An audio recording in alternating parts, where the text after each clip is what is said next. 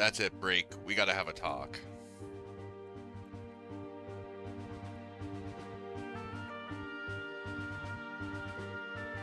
First try espers are not allowed whatsoever. Mainly because it brings up PTSD from long lost runs. Yo, Ash said hi. Welcome on in. Hopefully your stream went well last night and you're having a good day. Dial, hopefully the day's treating you lovely.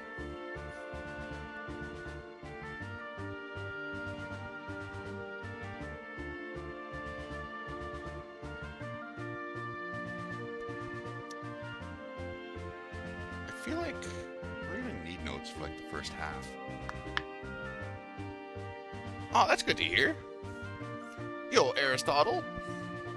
How be yous? Oops. I still have to remember my chair is wonky.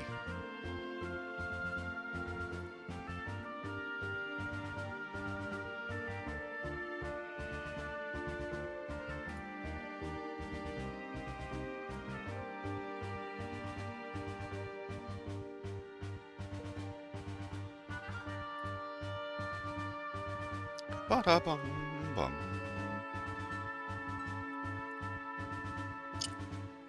Yo, Ultros, how you feeling after last night? You seemed like you were feeling no pain, good sir, for a while.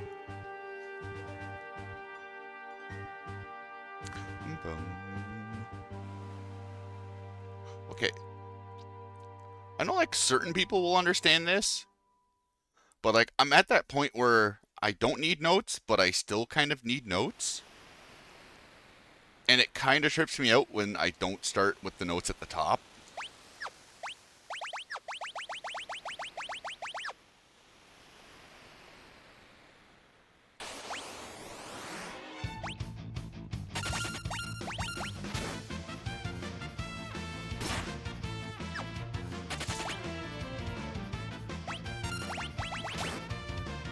So we're having fix. Yo, Aristotle, thank you very much for the $25. Greatly appreciative. You didn't have to. Nice. Yeah.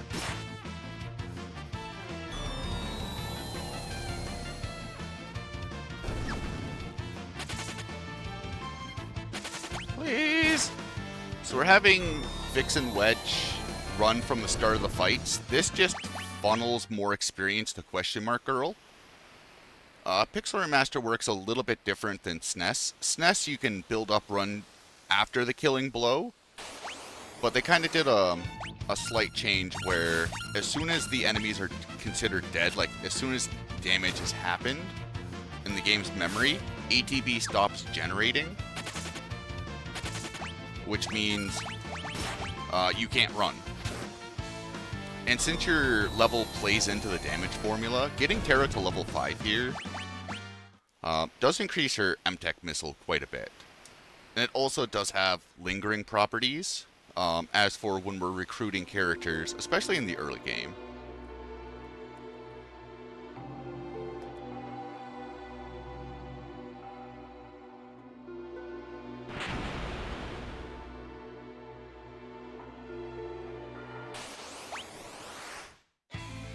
Nice, good starting ATB.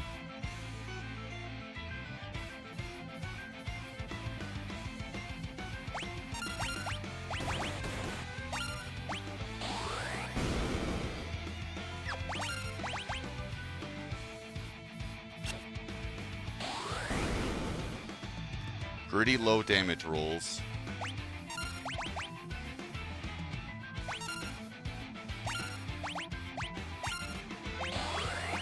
So this will kill.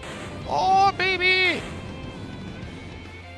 So kind of, if you get the, I guess the one cycle kill is kind of RNG dependent. Why are you doing this again?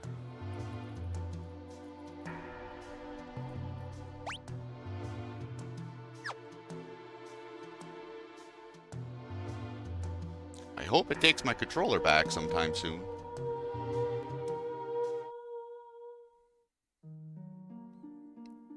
Actually, the 16 by 9 version of Pixel Remaster isn't super horrible. No, it does show more of like the background, which can be definitely like a 50-50 decision kind of thing.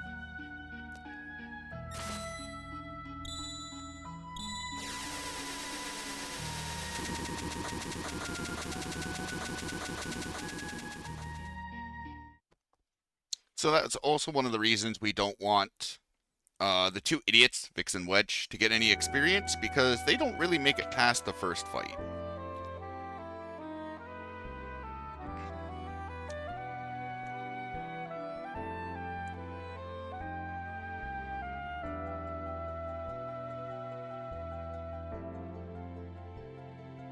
You have to remind me, what's that reference to? I was drinking, though. I think it was Sitar, but I could also be very wrong about the gifted sub. I am applying that they went to the great farm upstate to be with the other Magitech riders. Ba-da-bum, ba-bum. Ba-da-bum. Ba-da-bum. I don't think did Dragoon gift any subs yesterday? Half.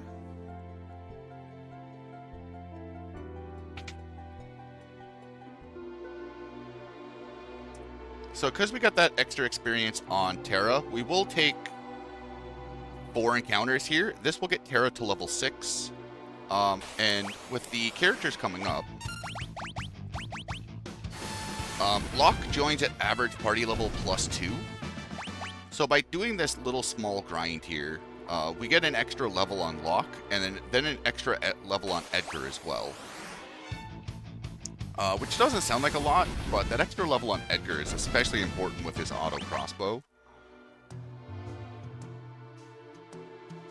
It does make the South Figaro Cave and Mount Colts quite a bit easier. It makes it a lot more manageable.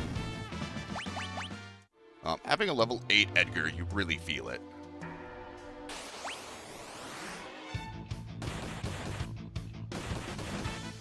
Yo, Grumps, how you feeling today? Are the arrow roots still doing the work?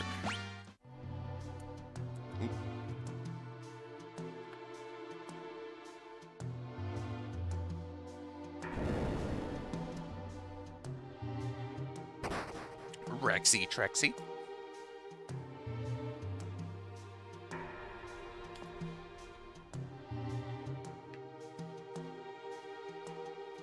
Ba-da-bum-bum.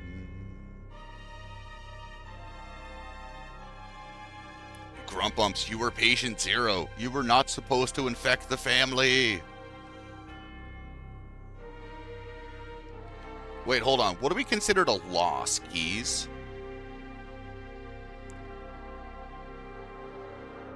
Like if I don't PB? Because I'm going to be lucky if we finish the run.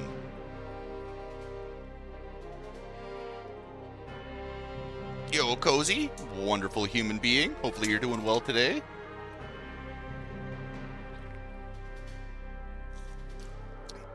Oh, we're not resetting. We're running this directly into the ground. This is very much a one and done. I don't have time in life for resets. I'm already going to kick myself in the ass for streaming twice past 5 o'clock.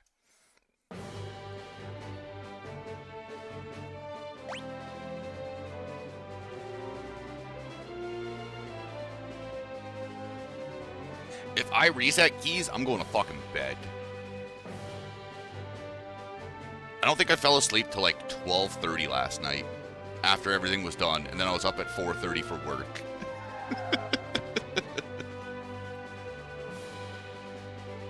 I'm definitely running off of adrenaline and Monster energy drinks.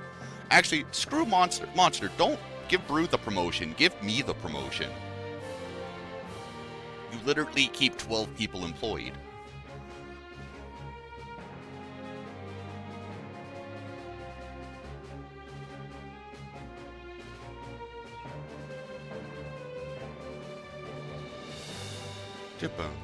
Bum.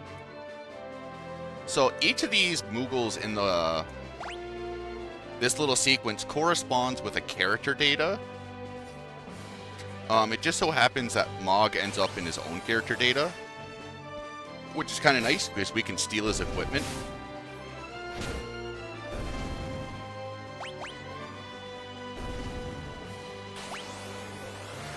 And the Mithril Pike is a pretty strong weapon this early in the game. So it's not like in this route we don't really use it for attacking. But it is still a nice couple of hundred free GP. Alright, so Mog has 4 dances with Dusk Requiem. We're hoping for anything other than Cave-In. Oh, baby! Alright. This Marshall split is... I don't know what goes on with it. Like, we all seem to have this problem. Marshall split, you just lose time no matter what. Doesn't matter how good the walk is, doesn't matter how good the grind is, doesn't matter how good the Bull Mammoth fights are, you just lose time.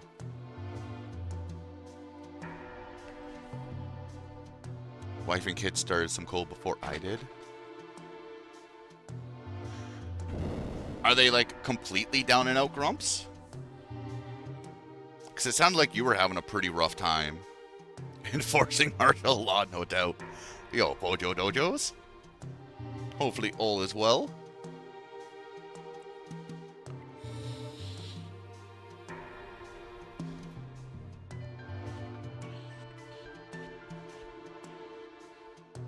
I'm doing good. Tired from the heat.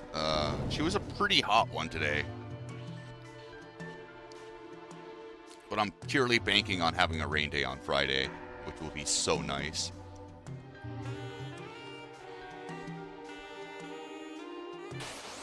Alright, I'd rather have an encounter here.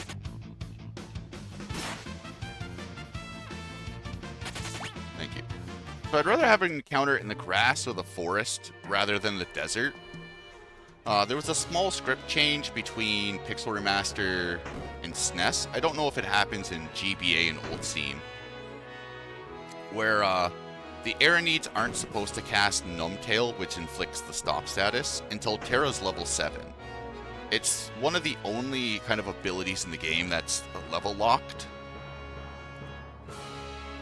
But in Pixel Remaster, they can do it right off the bat. So you can reset, but it does cost you about 30 seconds, even with auto battle just rolling through everything.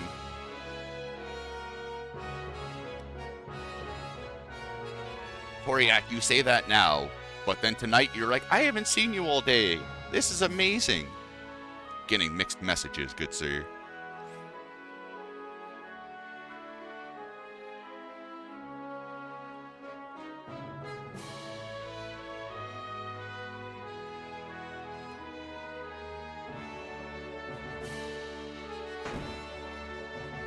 So the only thing we have to do to progress plot here is name Sabin.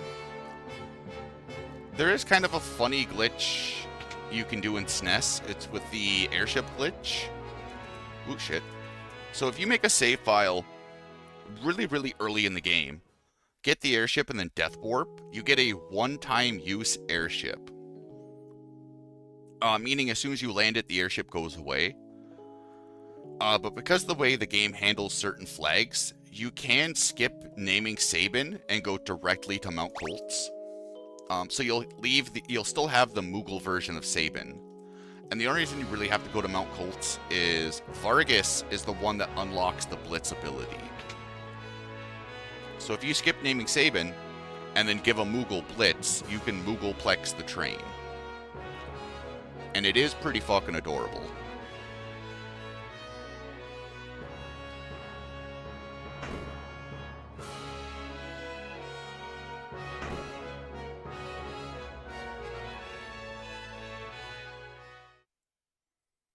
Are we going to tell another legendary scene of Scorpion watching with Terra and Locke? No!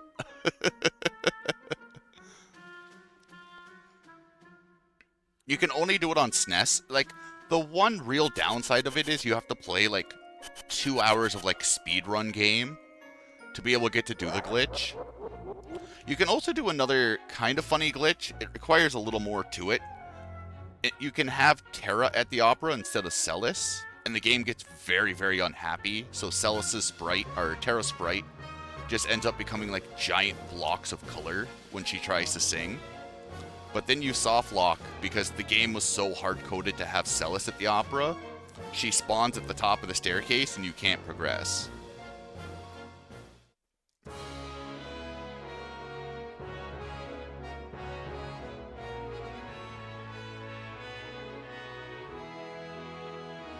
So there's like kind of like a lot of just neat, silly things you can do if you're willing to put the time in like Death Warp Pack.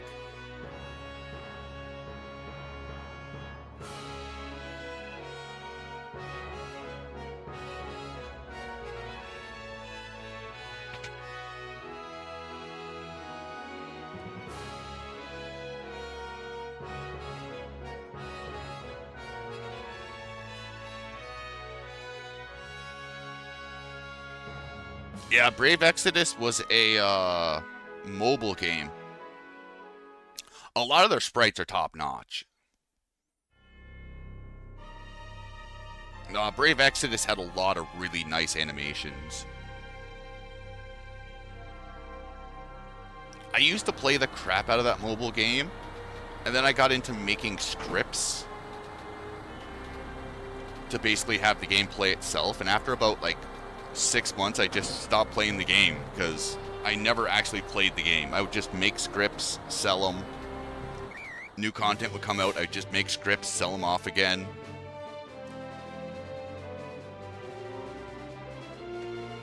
You know, night, how it goes, good sir.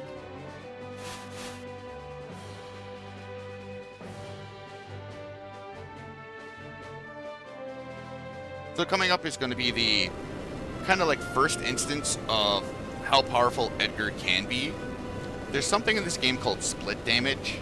So if you're attacking more than one enemy, everything that you attack more than one gets 50% damage. One of the reasons Edgar's auto crossbow seems so overpowered in the beginning is it doesn't suffer from split damage. So whether you're hitting one enemy or 6 enemies, they all take 100% damage. Which is pretty huge, especially casually, because you're going to be leveled up quite a bit more, which is just going to increase that damage. And then once you throw things like a Hyperist or a Gigas Glove into play, things get kind of dummy very quick.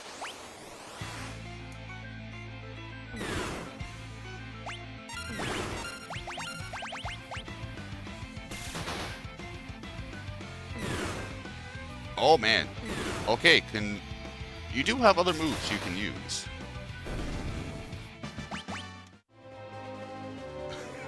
They really didn't like Terra. They just really wanted her out of that fight.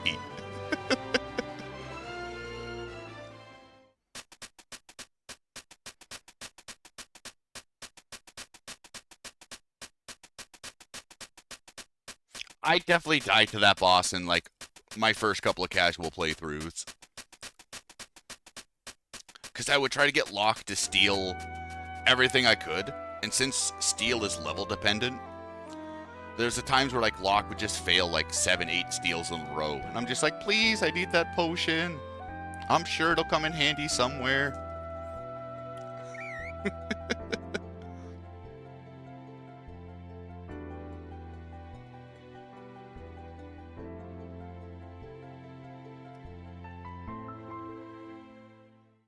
So here kind of starts a little bit of, we're going to be fighting everything we see. At the end of Vargas, we are going to be abusing the extra levels on a party recruitment a little bit more.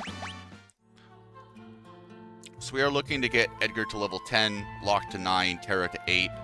This will make sure Sabin joins at level 11. This fight also gives us enough money for 3 sprint shoes. And this will make sure that we really just cut down on the amount of menus, especially in Kefka's Tower. But it's also very handy during the scenarios.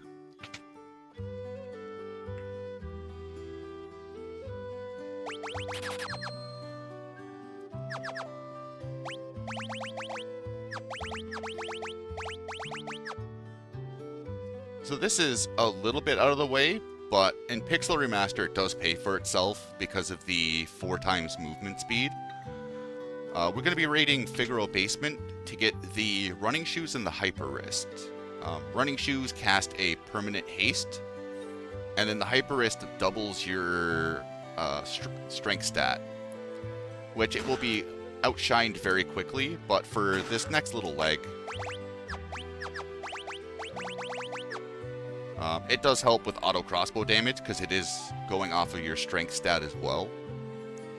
And then just because Edgar's slow boy, having haste on him is always a good thing to get his turn fast.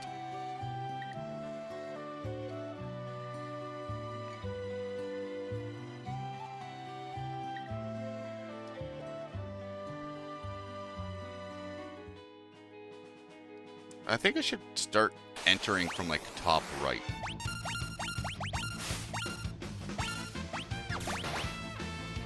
So I can use magic here.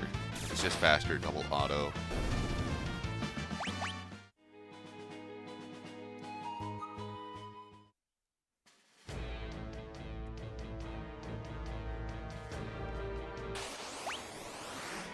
Nice.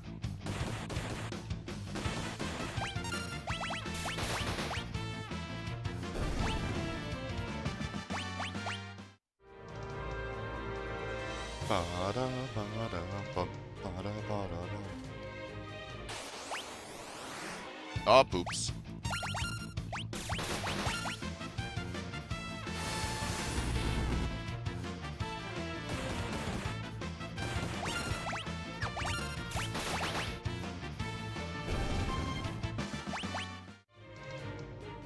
You love to see the bull mammoth, and you love to not see him at the same time. Until like Terra's level 7, you can't really reliably kill them in one round.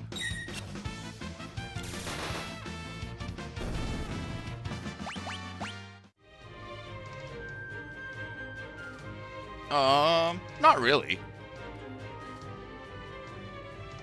Most of the time it's just whenever I actually remember to mod people, but I think I over-modded people. So now we just have like way too many mods and no troublemakers. And if there are troublemakers like Sitar, I just mod them and then life is easy.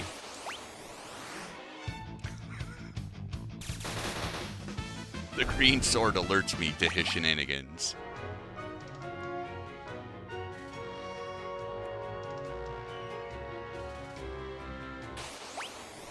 Nice. So, it's nice we kind of got one of these big fights. I'm really hoping Locke gets out of dodge.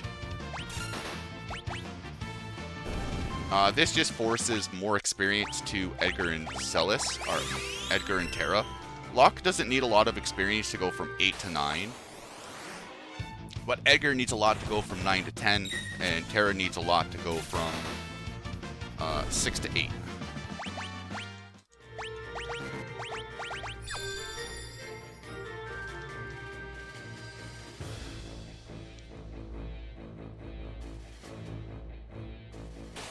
But is it a wrong comment?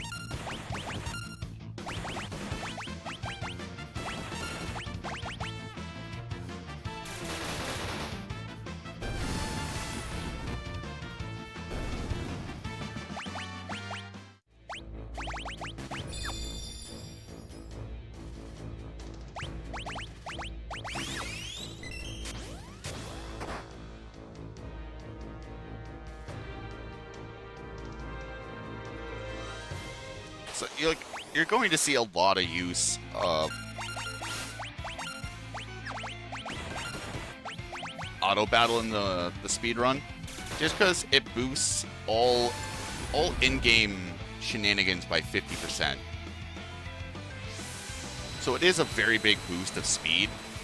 So a lot of the strats are revolved around trying to use as much auto battle as possible.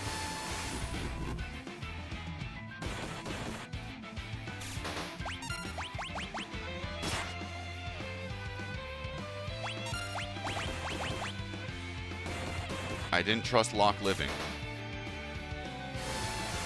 I don't know how to do that, Toriak. I don't know how I did it yesterday. I don't think the game knows how I did it.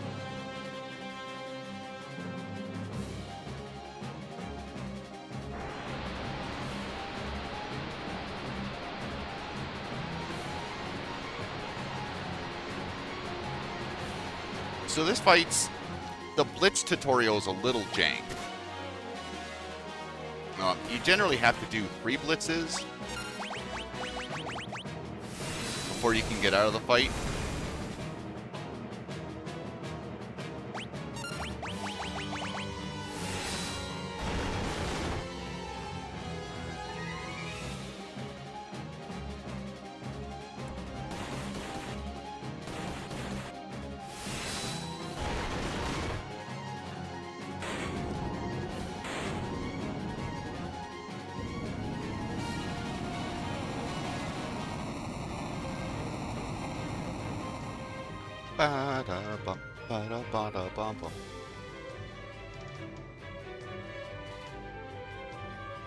Don't want you to download the ROM.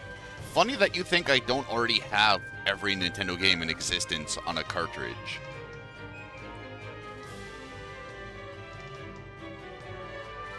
By the power of Pummel, I compel you. Maybe that's why Vargas got angry. It's looking for Pummel and it's called Rising Fist.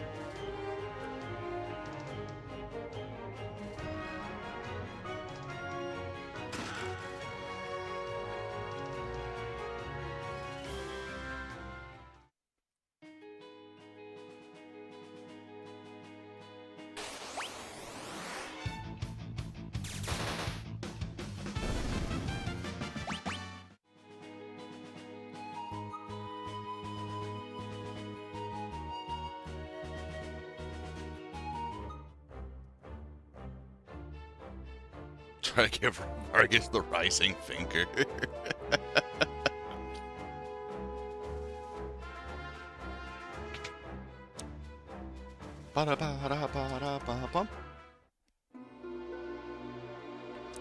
So in this version, we'll be going for the gauntlet, so we'll be saying yes to Bannon as soon as we talk to him.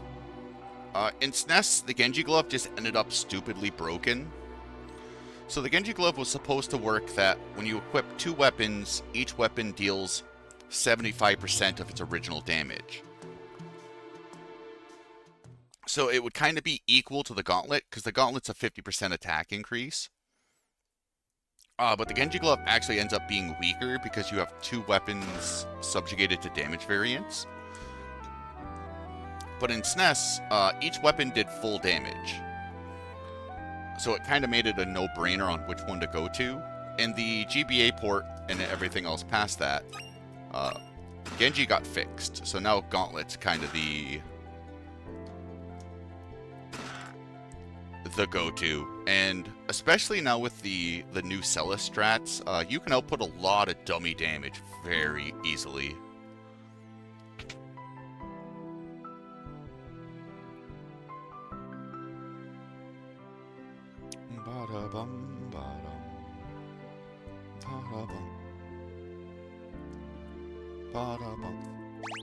Oh, I didn't want to say no. Please, can I say yes, please? I want to get to the river, please. Thank you. I blame Dustin here for not slapping the milk bags.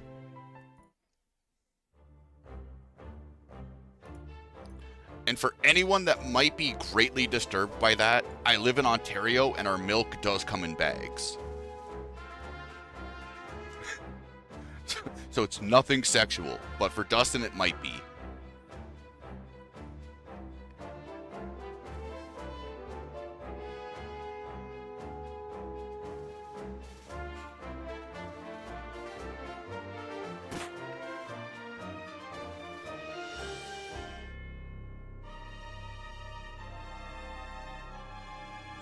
No, Dusty found out like 20 months ago that there are some provinces in Canada that have milks in bags instead of like giant jugs, and we completely broke that poor man's brain.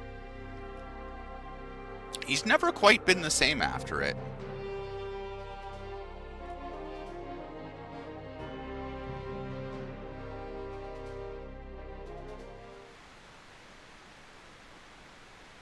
Yo, Zygor, you're almost on time. You're like 10 minutes early. Let's not destroy the universe.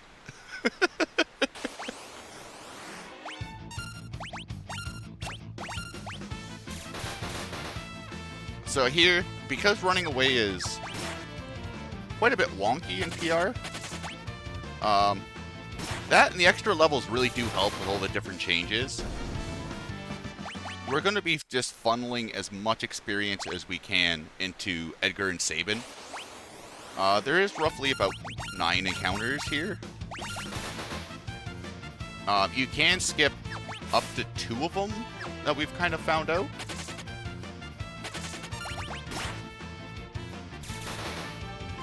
Each skip saves about 20 seconds.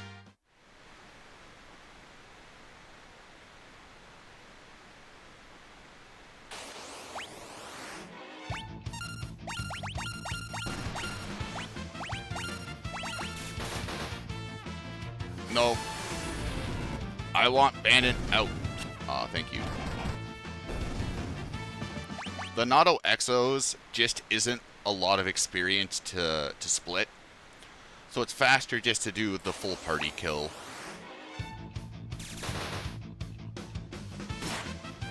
Unfortunately, these encounters are random. So you really have no control over, like, Encounter 2 is kind of a guaranteed double Pterodon. And then everything else is kind of just a wild crapshoot.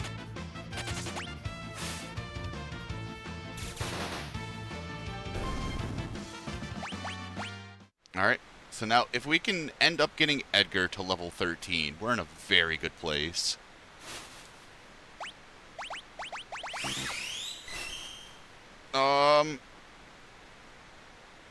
After Tentacle, I might put him on Defend before Tentacle. Before the Tentacle turn, just to be safe.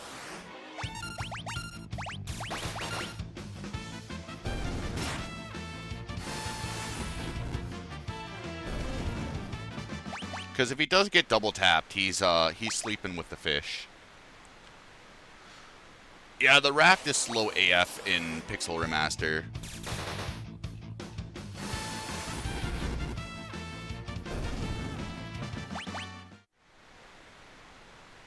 Alright, now we gotta rearrange some equipments.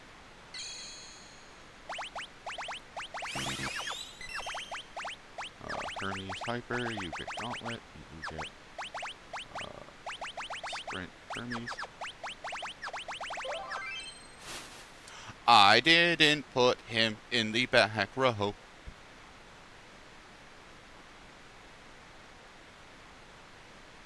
Poop. Alright, I think I skipped one encounter.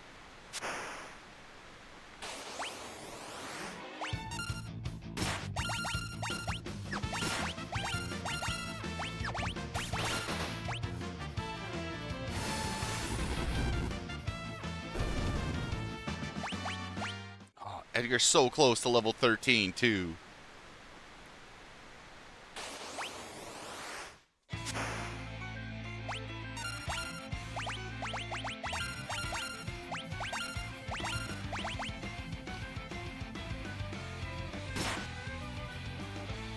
Oh no, he's in the back row. We're good. So we give Edgar the Giga's Glove Hyper Wrist to really just maximize as much damage as we can get out of his auto crossbow, because auto crossbow can't miss.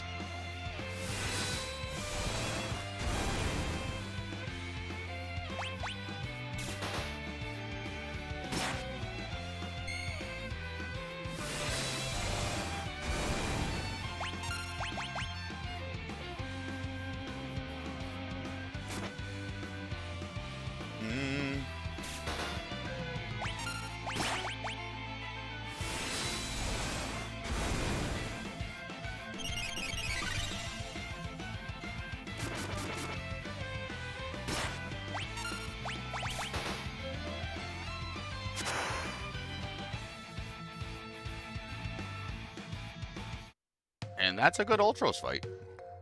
Ba-da-bum, bum, bum, bum, bum. Bum, bum. The fight's semi-scripted in PR, which is nice. It's better than what we had before, where it was just, you just hoped for the best and hopefully Bannon didn't get crit.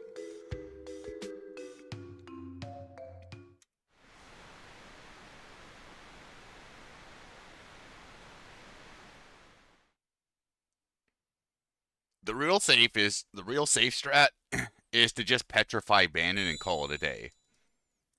As soon as someone can find out how to do that, we're golden.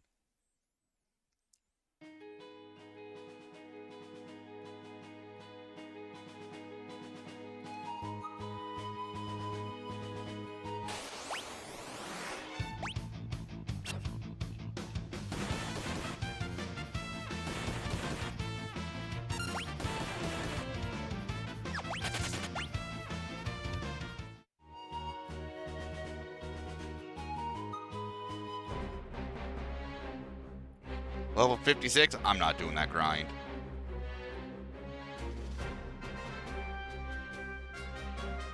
I'm not doing it. You can't make me.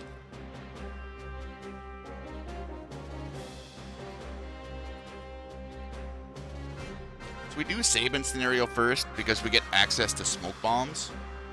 Smoke bombs just allow us to flee battle instantly, so we don't have to worry about clearing the attack queue with ATB waiting and then trying to get everyone to run before the enemies get another attack.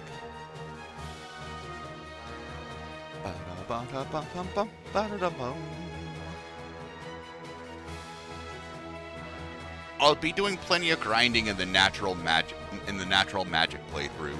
I think that's good enough. Moustache Man, the samurai. Moustache Man child, I believe in you. Because Igor got here very early. And he never does. Here's this song now. Yo, Dragoon, thank you very much for gifting the sub to Mustache Man. Oh, alright. Mustache Man got the sub, but he gave me the Phoenix down. Hopefully you're doing well tonight, Dragoon.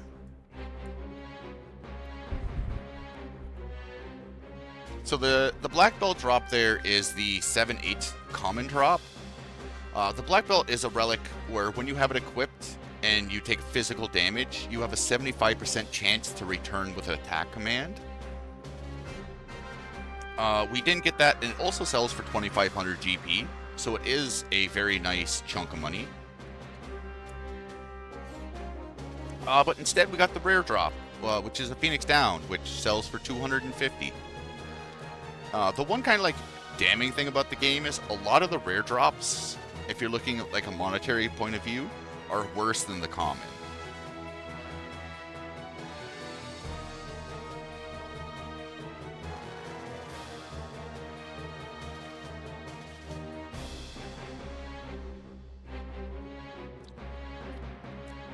So we're down 2,500, which over the course of the run isn't the worst thing.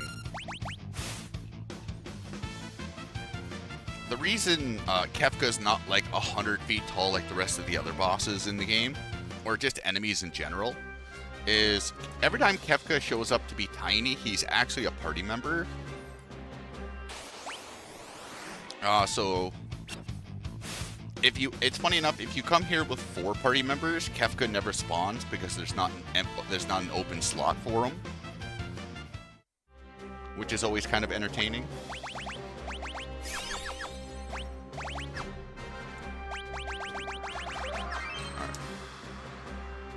I don't trust this fight. Alright, I trust this fight. I don't trust this fight. Ow, it hurts! Stop it! The pain! Owie!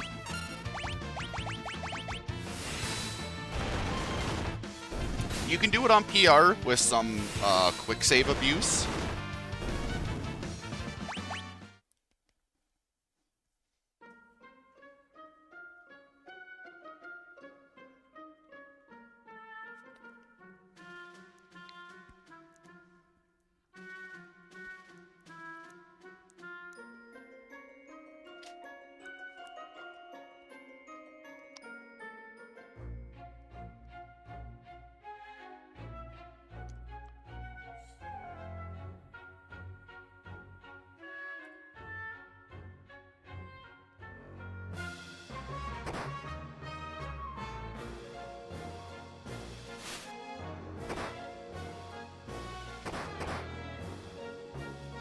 Insurance for the kiddo is always a good thing.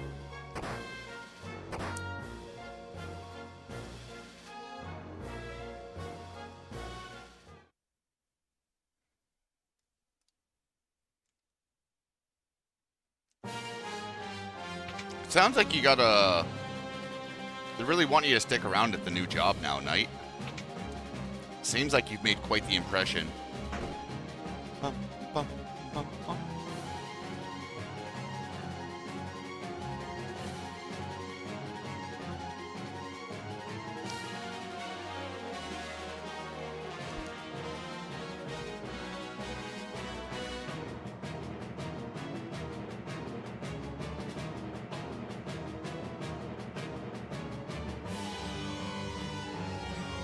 Shit.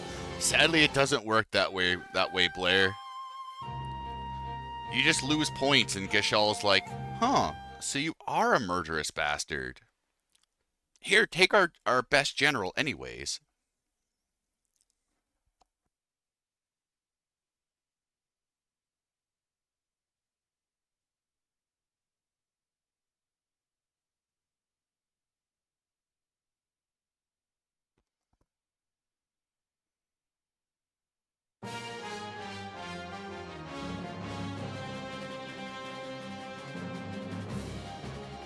Just don't do anything silly while you're under the sauce.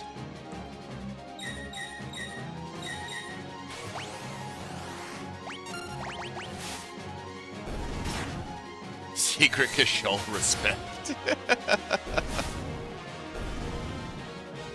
Also not used to having sprint shoes here, so that's a little wonky.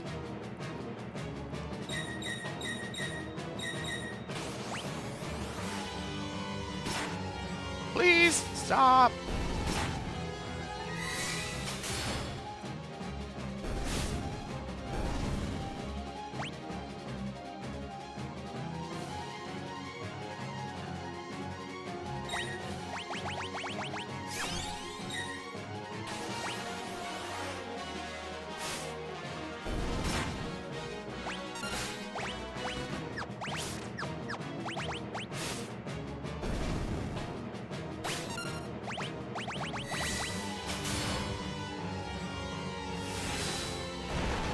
Was that a crit?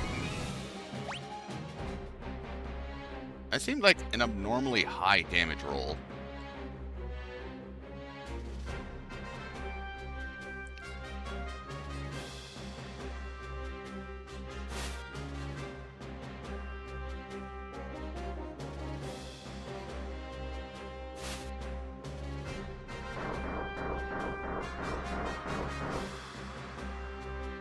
Ba-da-bum, ba-da-bum, ba-da-bum.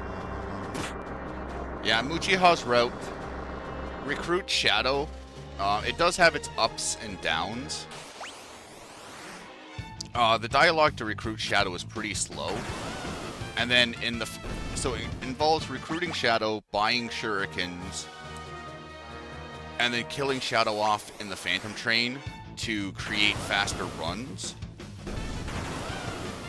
Where with this, it's definitely a lucker's game. Because you're hoping for the black belt drop, but even if you get the black belt drop... Why is this always a back attack? Even if you get the black belt, you're still hoping that physical evasion doesn't interrupt things.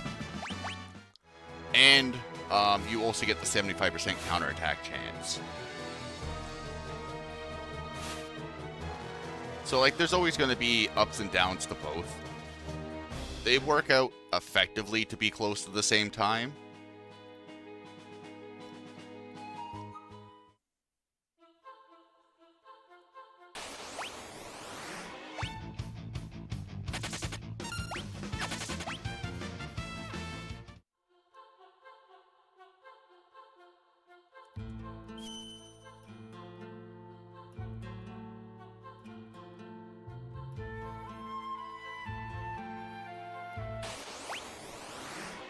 Oh, nice.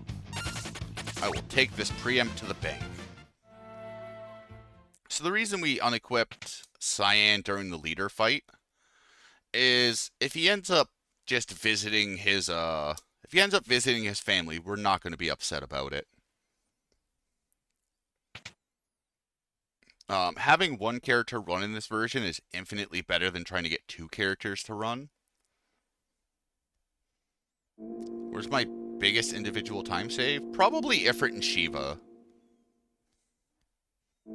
We had a pretty rough middle game. We lost like 2 minutes to Ifrit and Shiva. We lost like a minute to the Cranes from a Trapper death.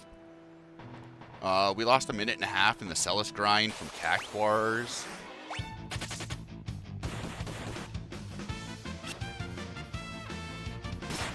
Can we get a... Thank you.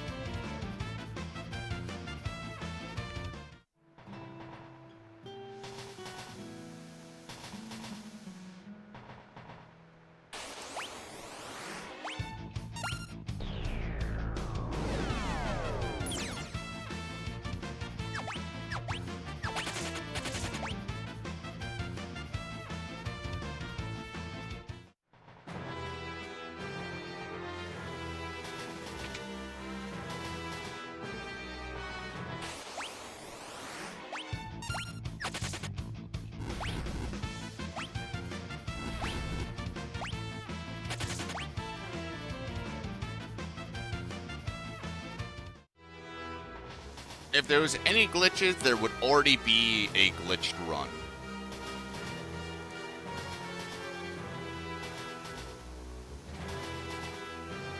So, since there is no glitched run, there is no fun glitches. There's no time-saving glitches to be done. You can glitch the shit out of the game still. My favorite is Magitech Terra level 7 in the World of Ruin on a Chocobo with 2 ghosts. And then Party 5 is in Kefka's Tower.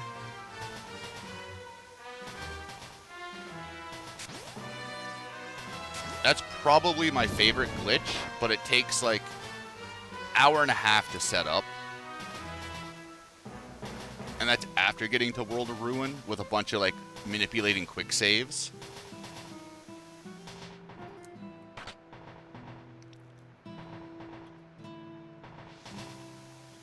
So in that sense, the game is pretty well locked down at the moment. Like it can always just get busted wide open. But currently, there's no glitches available that like significantly save time. A lot of the glitches are just for kind of like shits and giggles.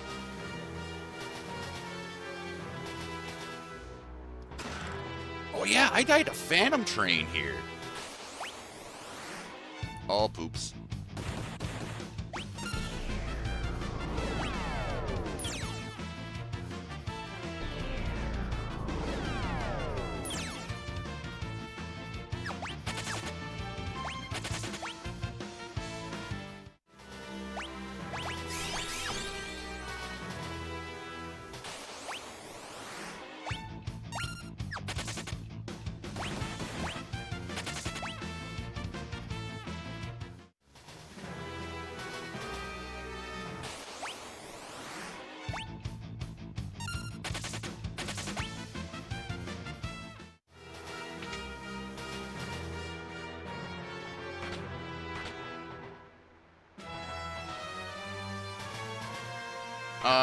There wasn't a wrong Esper equip in the old Steam version, but you can give Umaru and Gogo Espers.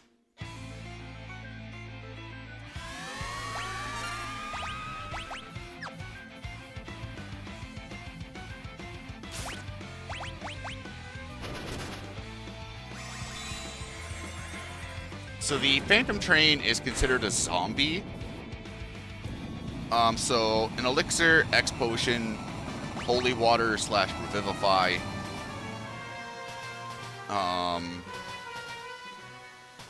Phoenix down will all just instantly kill it. You can suplex the train. I tend not to when I see Diabolical Whistle, because it's usually sad panda times after that. There is an interesting interaction that happens between Sabin with the Black Belt and Phantom Train, because they can keep triggering counterattacks off of each other. So the Phantom Train will use Wheel, which will hit Sabin, and then Sabin's black belt will counter, which Doom Train has a 33% chance to counter him.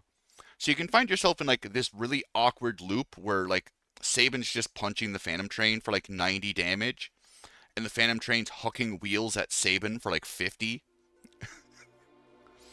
Usually Sabin dies. Usually Sabin doesn't live through those encounters, but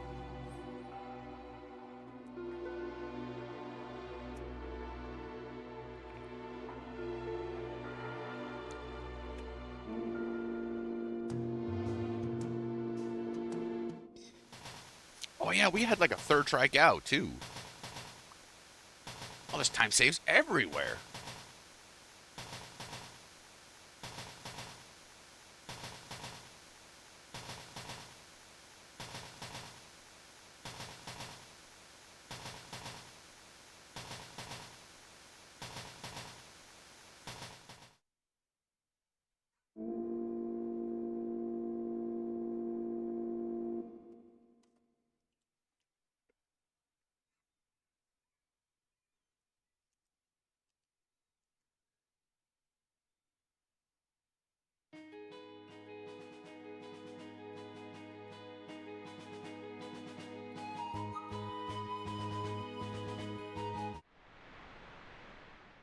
Gao definitely seems to have a buff from the normal like 5/8.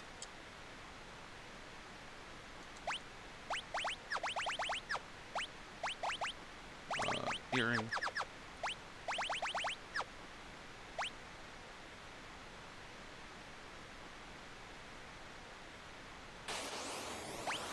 So Rizzlepaws is on a timer. In the SNES, it's usually about 68 seconds or 10 seconds after the battle music has looped. In PR, you kind of just defend and hold auto battle for an unknown amount of time. For me, it's usually like 5 Cyan turns.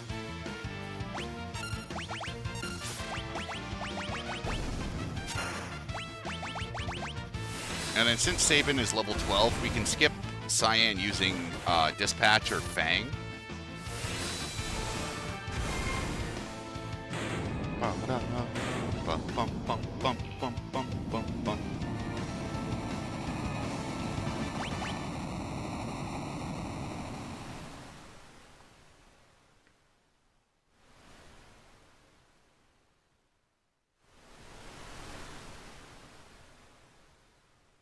And now we wash up on the coast of Brazil.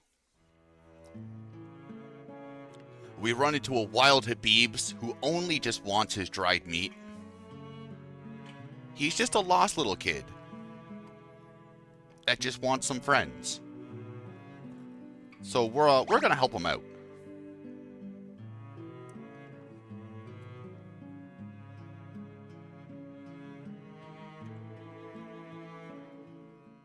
Don't worry, Habibs. We'll be back for you soon.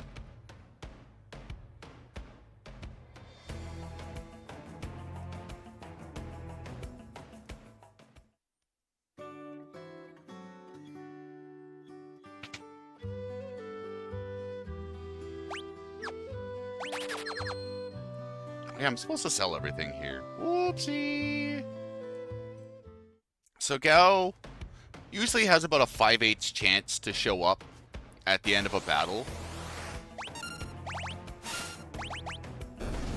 It feels like they changed it in Pixel Remaster. It feels like it's kind of closer to 3/4.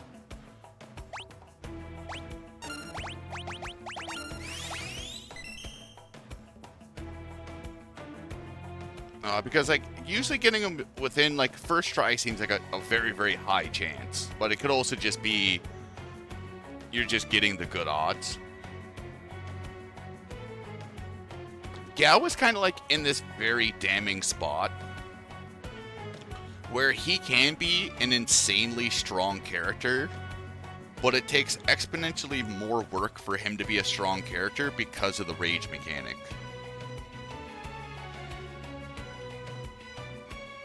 Like you can also like you can do some very, very legitimate builds, and you can do like a lot of meme builds with Gao. I still remember my best Gao moment. Phalix 1 was doing the the 4-character Fiesta, which is basically FF6's version of the 4-job Fiesta. You got 4 randomly selected characters, and you could only use those 4 characters. Now, obviously, like, if you didn't have a character selected, you needed to do save and scenario. You could use whoever. But, in his run, it was Gao versus Guardian, and he used the Rhinox Rage, which played perfectly into my NPC fetish. So it was like an hour-and-a-half gauntlet of Phalix trying to use the Rhinox Rage for Gao to cast Life 3 on himself, and also deal enough damage to kill Guardian. So, like, it was just a magical 12 seconds of where Gao would get his turn, and you don't know if the battle would end or not. Just because, like, Guardian's got way too much HP to just burst down, even with, like, Cat Scratch or, what would be the equivalent, like the Behemoth Strike Punch or something?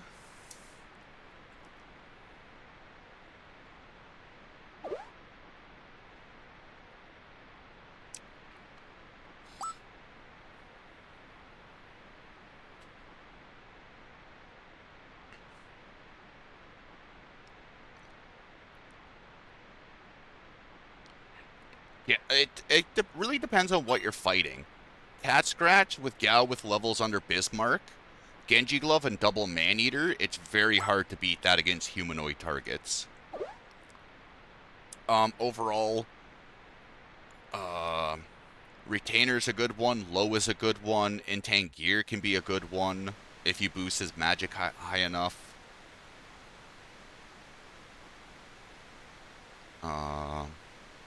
Not really like Dark Force.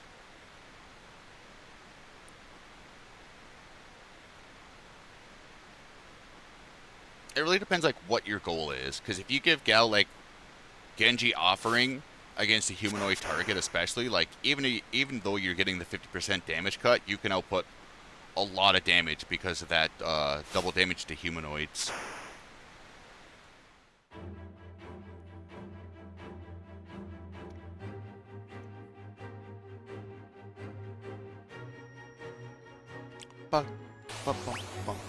Yeah, you also got like Wind God Gao.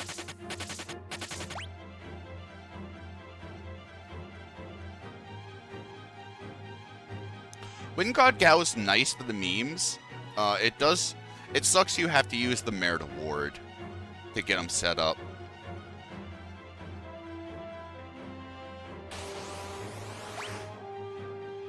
Oh, baby.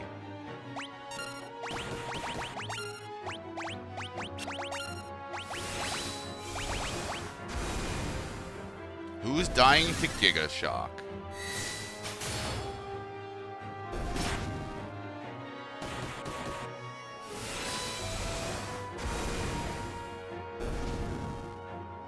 Cup, I imagine I have smoke bombs since the beginning of the run. You can get around it in the GBA version, from what I've read, by having it in the last item slot.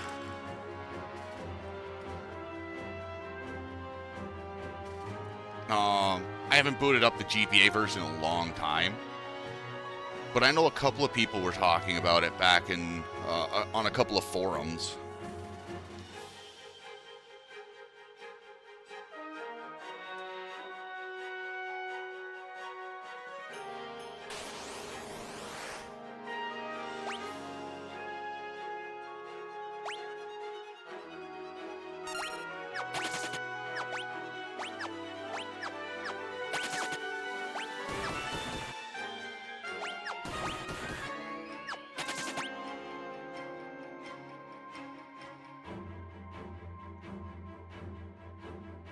I really like the 2014 port. I'd much rather do like the Dragon's Den on that than GBA. GBA, just the visuals hurt. They hurt to watch.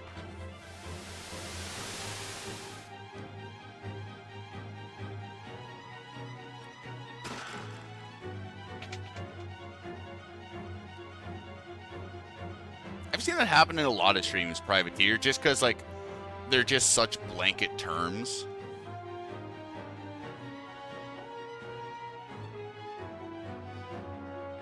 Mobile gamer. I played on PC. It was called the old Steam version, Cup. Silly noodles.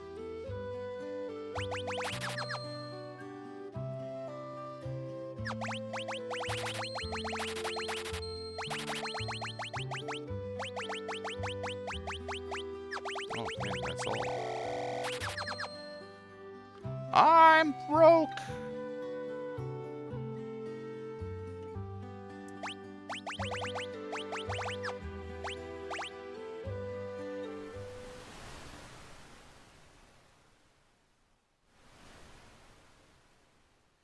So there we sold a bunch of unwanted high value items. Ethers sell for 750, tents sell for 600. Sadly, no black belt. So we bought Magus hats. Magus hats are something we'll be using to like the very end of the run. Helmets really don't level up much in terms of defensive stats. And they give +5 to the magic stat, which is very, very huge, especially later on when we get access to higher tier spells like Pearl and Blizzaga. So they're going to be a hard carry from like very early. Magic boosting equipment is just very easy to find in the game compared to physically boosting equipment. You wouldn't be dude enjoying how SM2 is breaking Boots' spirit because of the speedrun pains? I mean, I'm happy it's breaking his spirit in the terms of like, it's making him like, Brood's got like a good spirit when it comes towards that game, especially for being heavily executed. I'm not happy to hear that it's causing him pain.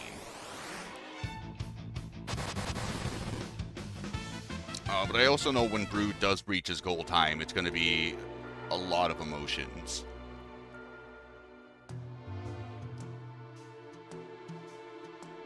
But, like, I don't wish to see anyone that speedruns in pain.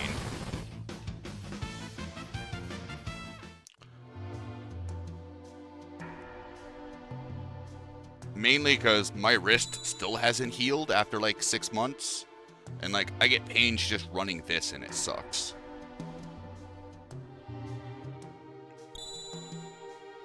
So, like, I can't imagine, like, something in Brood's place where you're going through that for, like, 7 hours.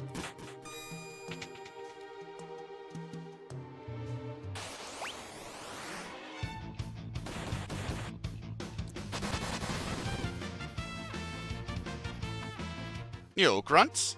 How's the day treating you?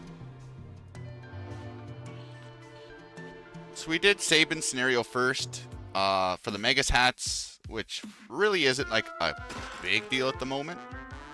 But smoke bombs were key for doing Sabin's first, and it's very hard to really argue doing anyone else's first just for that reason. We do Terra scenario second for a couple of reasons. That chest we just picked up in the Moogle Cave is a Rune Edge. The Rune Edge, if a character has access to an MP pool, will take somewhere between 12 to 19 magic out of it and guarantee a critical hit. Which is going to be very important for the next character we're recruiting coming up. We also need a bunch of equipment off of this party.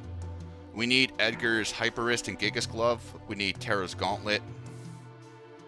So we got a lot of really powerful items that we're going to put to good use. And for basically no work, one person is going to become just the destroyer of worlds.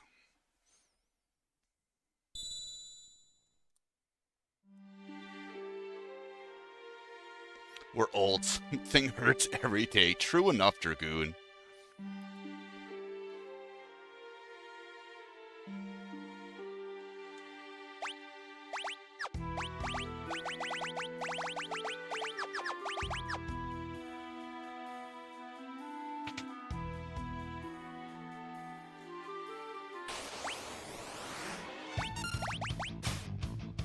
Dang it. Come on, Locke. Woohoo, Plum Tat!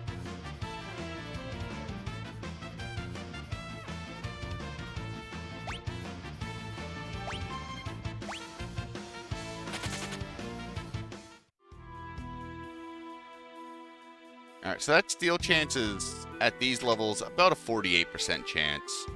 So missing one or two isn't the worst thing in the world.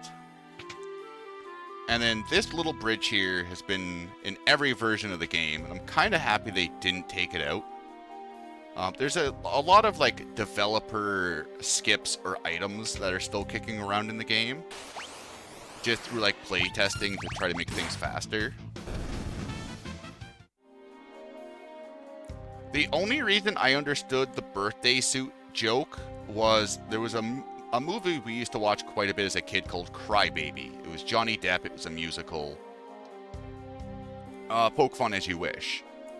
And one of the scenes was like Johnny Depp going to visit his uncle, and he was sitting in like a steel wash basin, like washing him or giving himself a bath.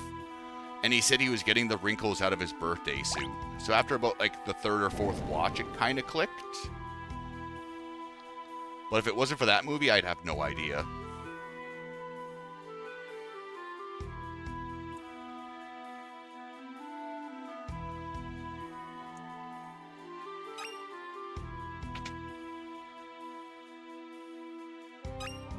Well, see, Cup, my body has to hurt because I don't have a soul. So I really got no other choice. Or I just go pain-free, which we know that's not going to happen.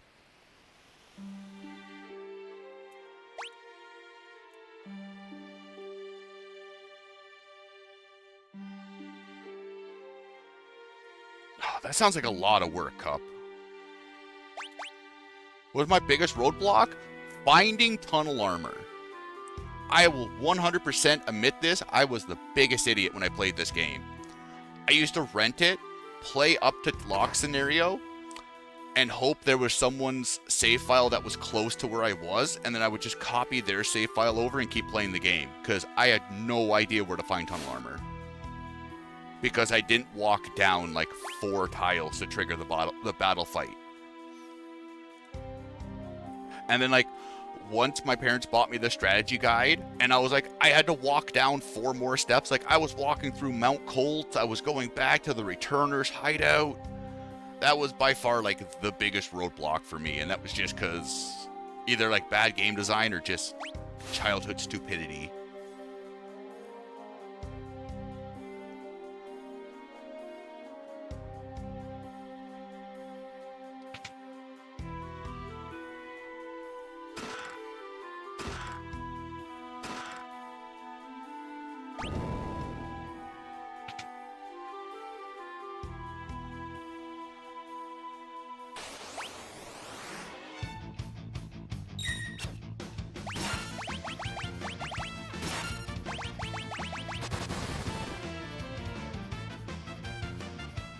Blitzes were something where like I kind of monkeyed around, and if I got something to work, I felt like a god amongst men.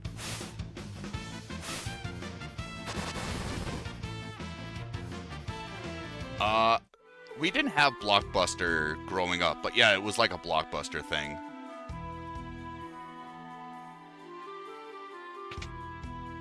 I didn't realize I could talk to Ifrit and Shiva to trigger the fight. I wound up leveling to... Oh no, Wellendor. Well, at least you very handily took care of the fight, though. Yo, Fel. How goes it today? Navigate around Zozo without get... Zozo was like a pretty big difficulty increase for sure. Like, the Hate Gigas could cast Magnitude 8 upon death. Veil Dancers had Tier 2 spells. Like, Zozo was not joking around.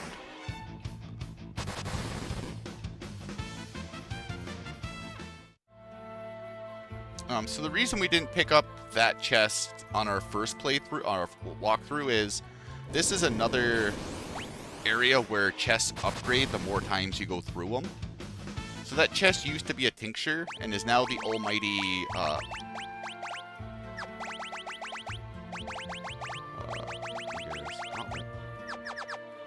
Almighty Thunder Rod. And the Thunder Rod is going to be quite useful in about an hour or so.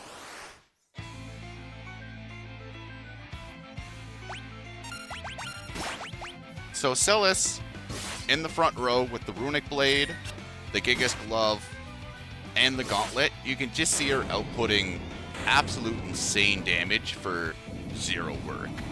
Normally we would use the Thunder Rod on this boss fight. But with this strat, it's more beneficial to save it, use it on the cranes later on. Rods, when you break as an item, will cast the tier 2 elemental spell, except for poison rods. They'll cast poison because they suck. It ignores the enemy's magic defense. It ignores reflect and shell. So they're just a very good way for a large amount of damage. When you start taking out some of the enemy's magic defense, it's usually almost like a double damage increase. Which is what a lot of this the run depends on. I say like near end of mid to like late game.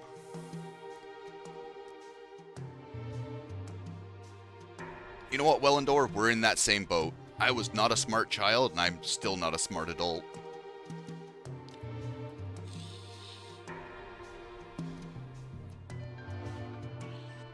Oh, were the puppies just having none of it, Fel? They just wanted to go out and play?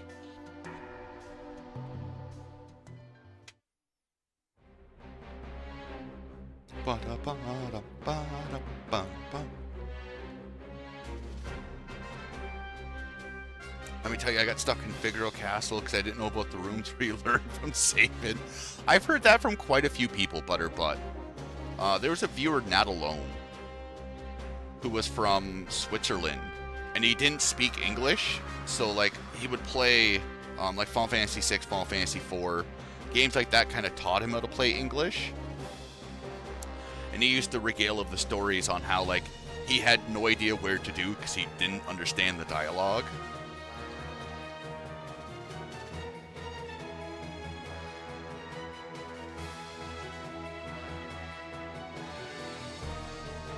But if it makes you feel better, I'm a native English-speaking person and I still can't read.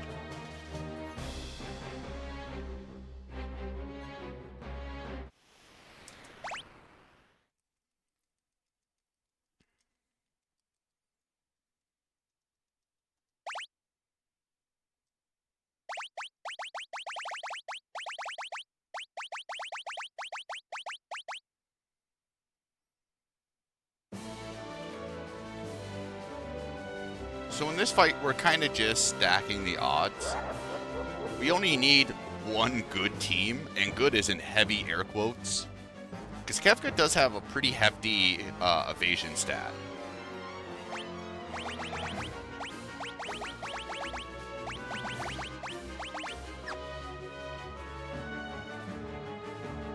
So we're just kind of going to camp out in this little cubby hole here. Until this green soldier walks past us.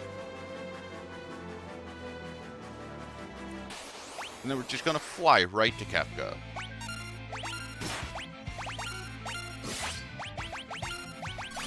So we're kind of just going to let Sabin, Gao, and Celeste take care of the fight. We end up picking Lobo on Gao because it's one of... Oh, nice miss. It's one of the few rages that can crit.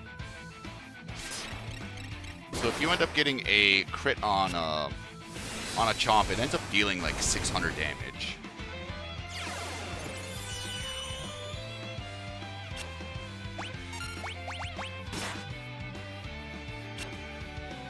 Alright, please, can someone hit? Please!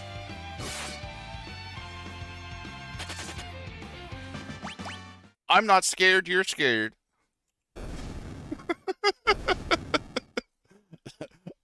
We've been getting some pretty Monka, Kefka, and Narsh fights lately.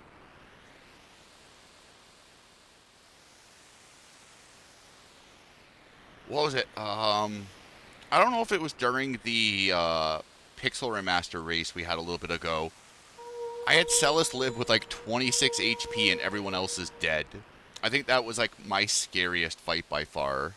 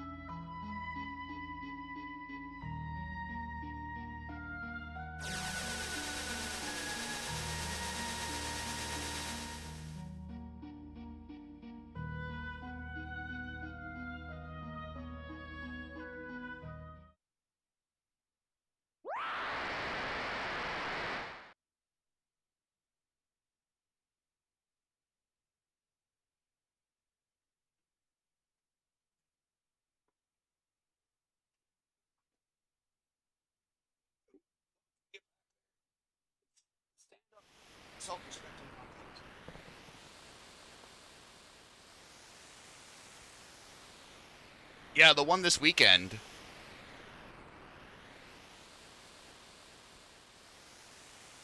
Where I had like a super Monka Kefka and Narsh fight.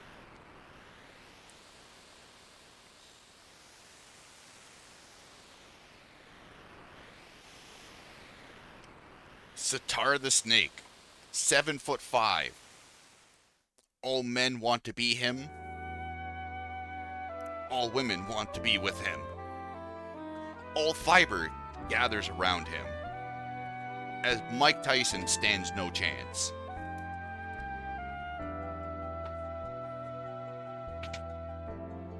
Oh damn, Sitar's throwing down some lyrics.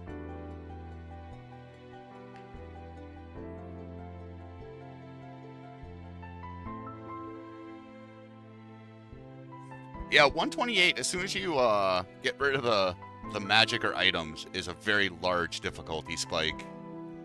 Just because of barrier change and overflow.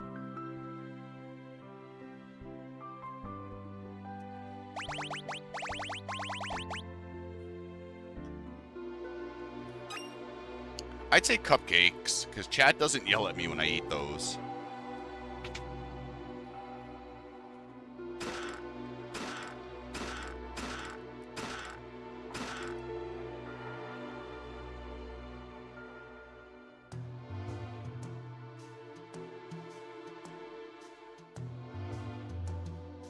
So the only reason we bring Locke to Kefka Narsh is just to get him set up with the sprint shoes for in-town movement. And as you can see there, you can kind of use them as a backup physical attacker if you need them to. You know, if you just need to miss a couple more times.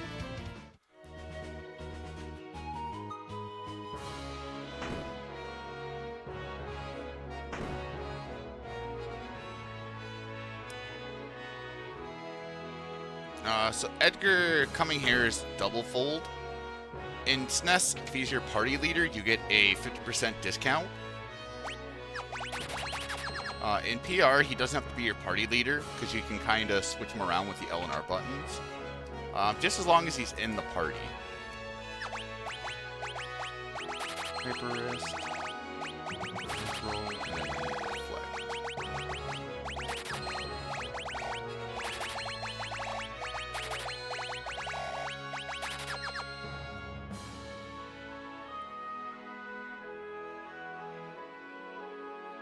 So there we bought 15 Phoenix Downs, 15 or up to 15 Phoenix Downs, up to 15 High Potions, and 24 Holy Waters.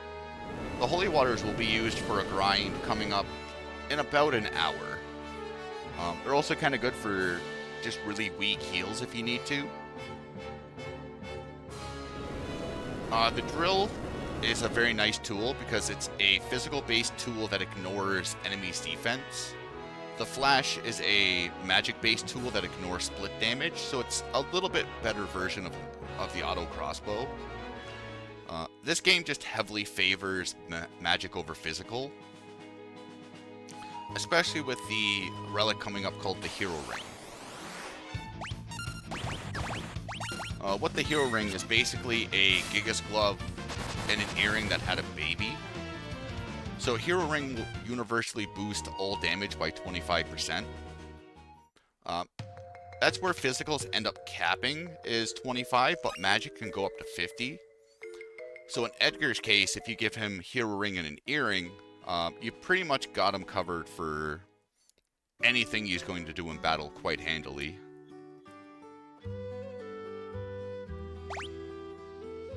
Yo, Zero Scar, thank you very much for the generous raid, sir. How did Final Fantasy III treat you today? Hopefully you're doing well in the heat wave.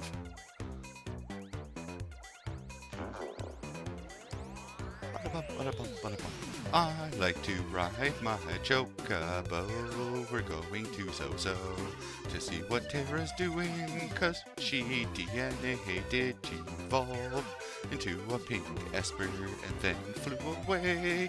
Gal is very upset with her right now. They thought they could be friends cause she was really cute. 3 times the cloud of darkness? Ah, business as usual, I see.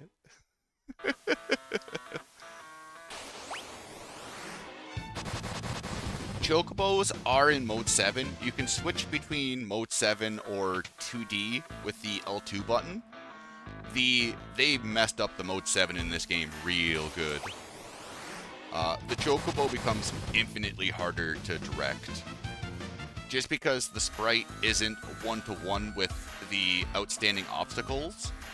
So you have to stay about like a Chocobo and a half away from a mountain as you're trying to traverse around the overworld.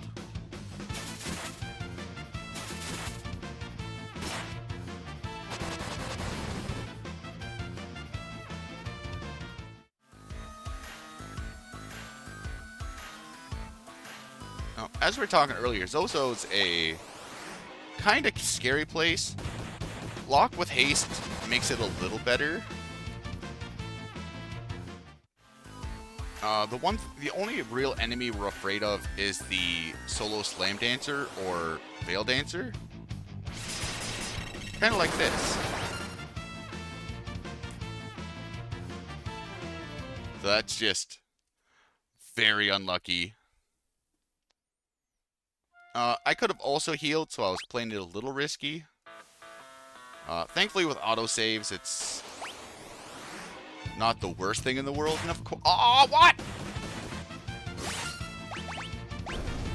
Oh, thank you, Celis, for saving me from unmitigated disaster. I appreciate you, love.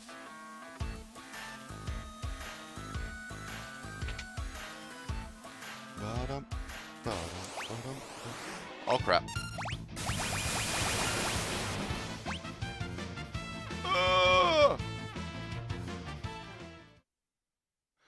Yeah, that's probably for the best then, Knight. Let's try to keep things civil.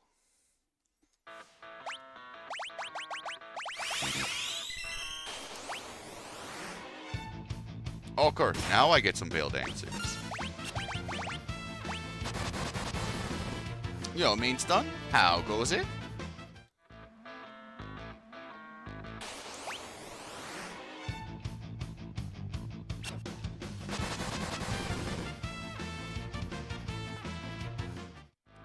Who would have thought Zozo becomes the next big time save? I did not have that on my bingo card.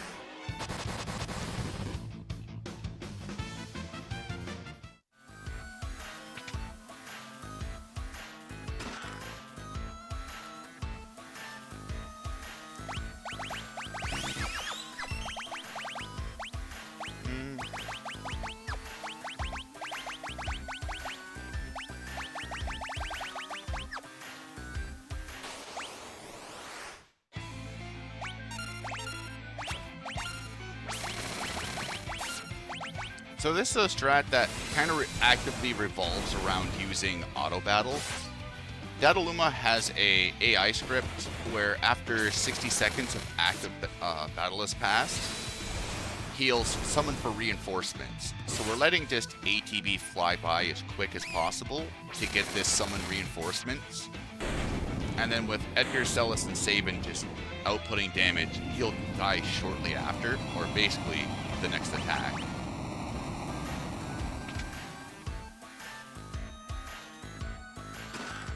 So far that fight's been pretty consistent. Oh, nice. GG main's done.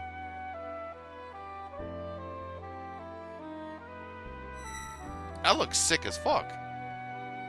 Our bingo cards do suck lately.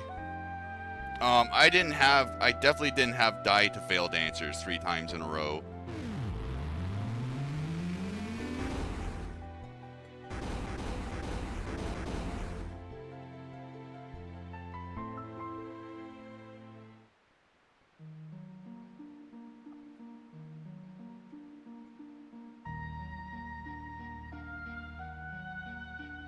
What about the dick drilling? That is just a bonus. Drilling the penis has not failed us yet.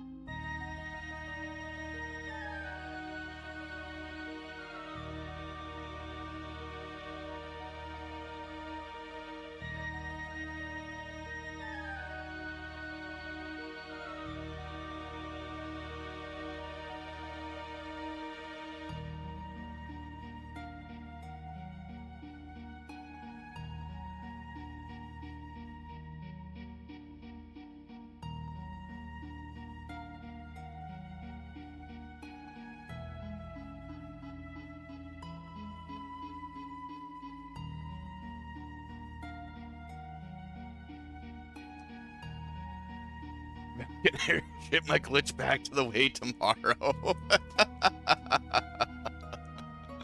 You know what? You can't go wrong with pizza and wings.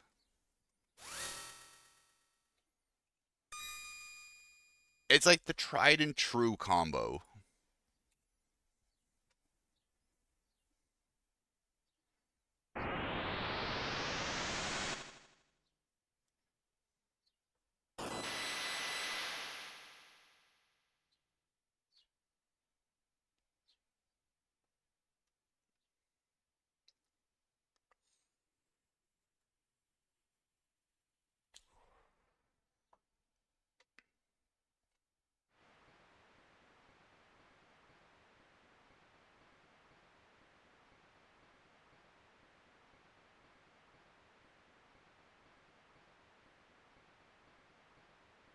Oh, shit.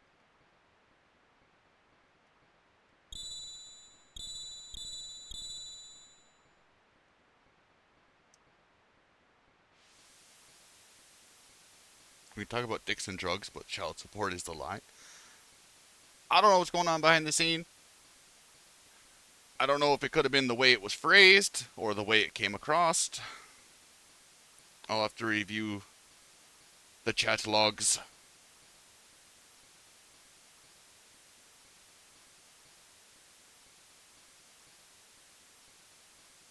But that is something I know nothing about.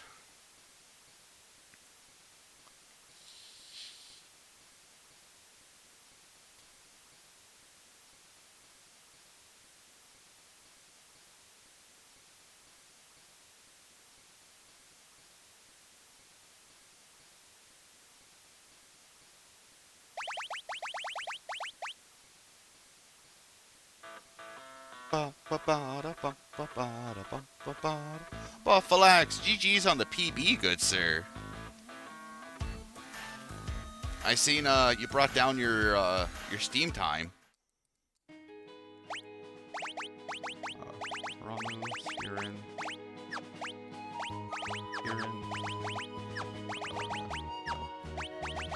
Sprint, Peace, Magus, Hermes Sandals, Earring, Optimal with Giggers Piper.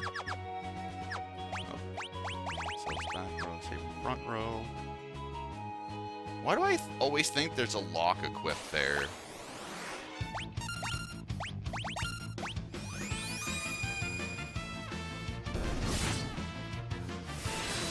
you're still not dead? Oh yeah, back row. So we bring... Edgar and Sabin are just super hard to pass up in terms of party member. Edgar is just extremely good AoE. And the drill is just very good single target. Aurabolt is extremely good single target, especially now that we got double earrings on Sabin, giving us that 50% damage boost. The only downside to Blitz is like you can't target where it goes. This is also just the one point in the game where we turn Sabin into a physical attacker. Getting the Fire Knuckle from Zozo gives us a very large just physical damage increase. So then combining with the Gigas Glove and Hyper Wrist, we really don't need much for his blitzes in the next area. It'll be pretty much all just physicals. Taking one encounter on the walk to Zozo to the Opera is generally preferred. The rats give 3 AP per battle, and we're looking to gain 10 AP so Locke can learn slow for the 24 fight.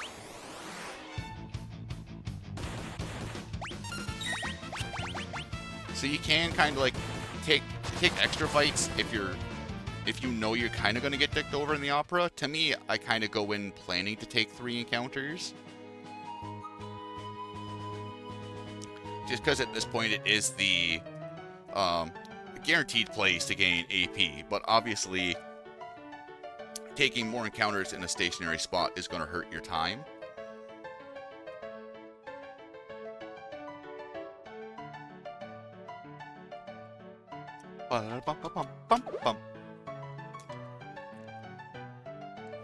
What route would you use in buff? Are you using like world record pixel remaster strats, or were you kind of just doing like a hybrid route?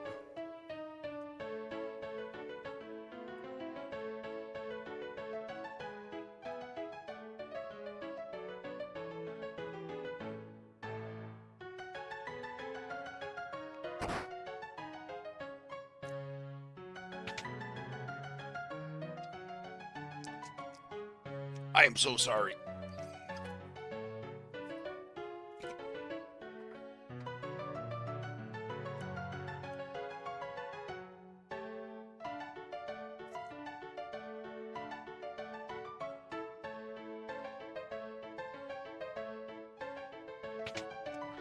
I do think this route could definitely save time in that category. I don't remember how good my Zone Seek was, but I remember after Banquet only being like I think I was a minute ahead of my SNES world record.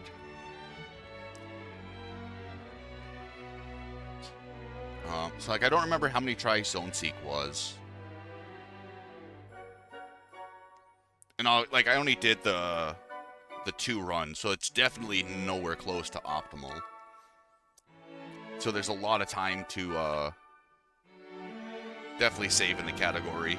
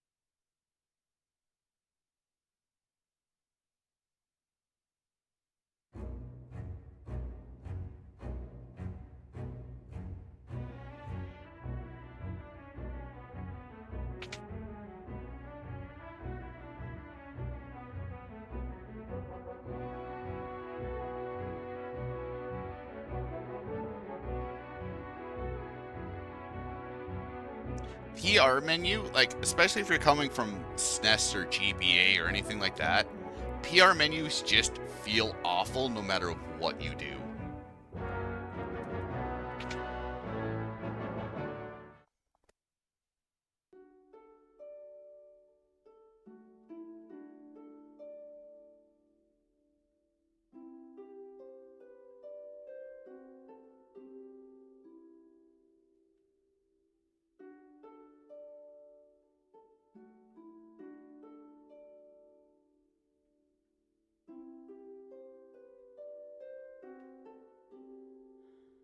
Oh, my hero, my beloved, shall we still be made to part? Though promises of perennial love yet sing here in my heart. I'm the darkness, you're the starlight, shining brightly from afar. Through hours of despair, I offer this prayer to you, my evening star. Must my final vows exchanged be with him and not with you? Were you only here to quiet my fear? Oh, speak, guide me anew.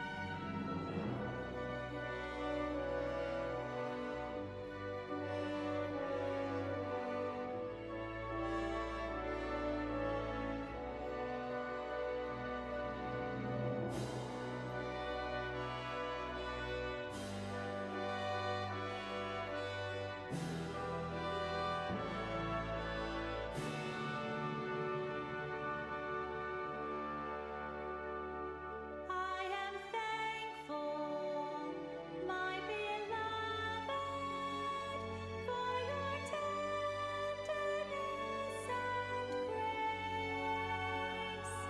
I see in your eyes, so gentle and wise, all doubts and fears erased. Though the hours take no notice of what fate might have in store, our love, come what may, will ne'er age a day. I'll wait forevermore.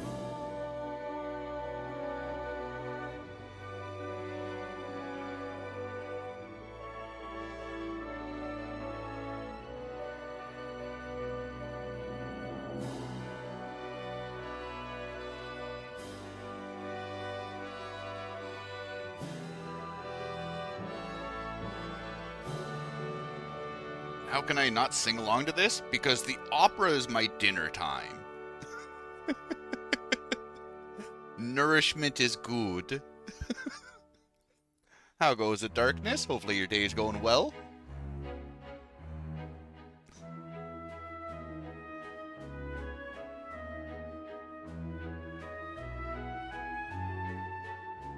Definitely listen to it in Italian, Nits. The way she rolls the R's is amazing.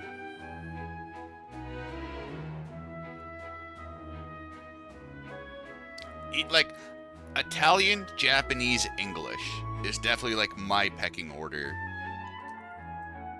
for the languages.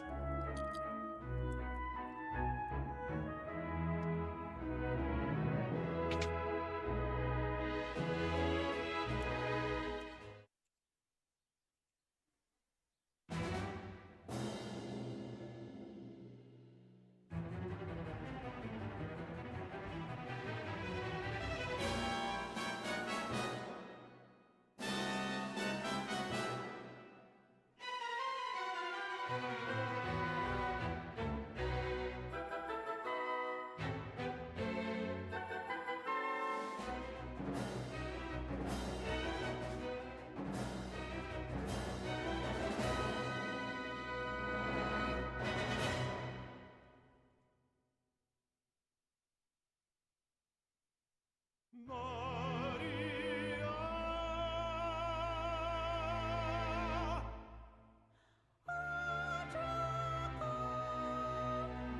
knew you would come for me, my love. Insolent rogue, knave of the western hall, you would address my queen to be Maria. Yes, sir, you have Maria's hand. I would die before that day comes. Then it's a duel.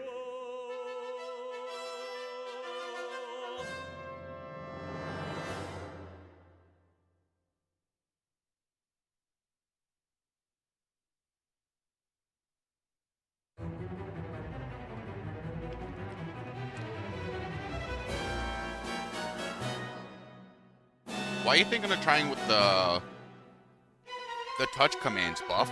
Is it just to reduce input latency?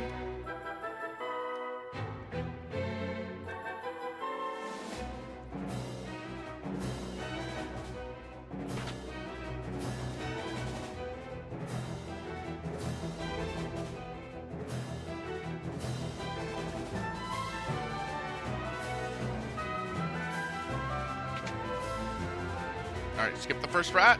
No. Not a 5-pack? Oh, baby.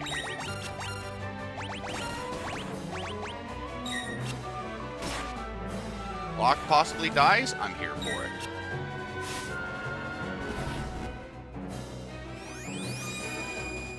So it's random if you end up getting a 5-pack or a 3-pack here.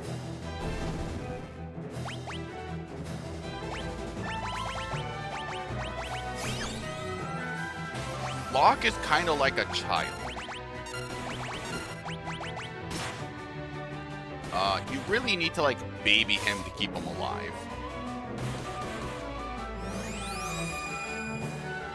Because if he ends up dying in these fights, you have to take another fight. So it's doubly important.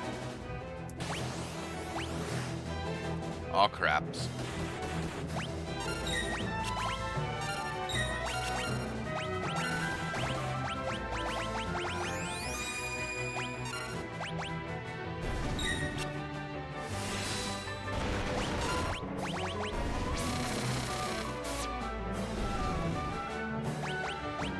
Alright, we got the sleeps.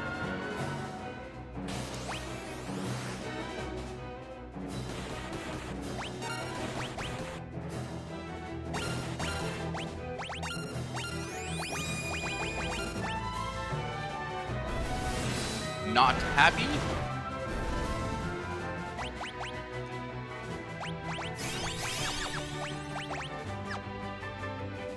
Getting an extra encounter kinda sucks. I really hope for 3-packs.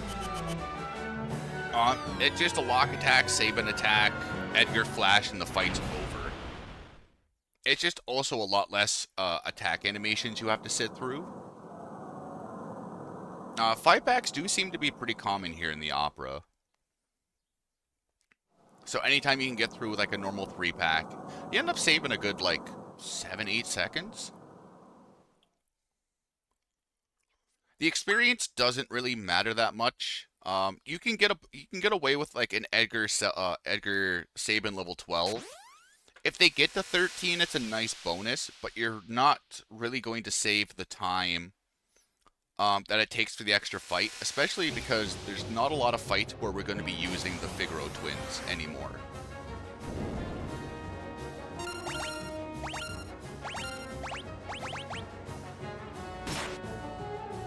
So here, we attack with Locke first to switch Ultros around. So when you attack an enemy from the backside, they take double damage. And then Ultros is also weak to fire. So Sabin with the Hyperist Fire Knuckle, and Gigas Glove, he's doing about 5.6 times normal damage. It ends up being like a very large damage increase, and Ultros at the Opera is a very, very interesting boss in general. It's got 2250 HP, but each time it moves locations in the Opera, like not just looking left and right, but like he'll physically move to different monster slots, he ends up getting an HP refill. This will happen up to 4 moves. So, and then after that, like his HP will never get refilled past that. But if the fight does go on past turn 3 or turn 4, it does just extend it by quite a bit. So gloves can't be double-fisted. So the gauntlet here, you actually end up losing damage power because you automatically equip a shield anyways. So instead of getting that 150% damage bonus, you only end up getting the normal 100%. Because you actually get attack power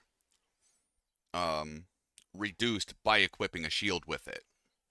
So there, when you if you go into the item screen and double click a weapon, it'll say if it can be two-handed or not. And if the weapon can't be two-handed, it doesn't really work well with the gauntlet. Where the Genji glove can pretty much be used by any weapon because weapons are naturally supposed to be equipped with one hand. Like the weapons will also say if they're runicable or not. So like Ultima Weapon, for instance, doesn't allow Celes to use runic even though it's a sword. But like the Dirk will, the Mithril Knife will, Enhancer, Fire Blade, Ice Blade.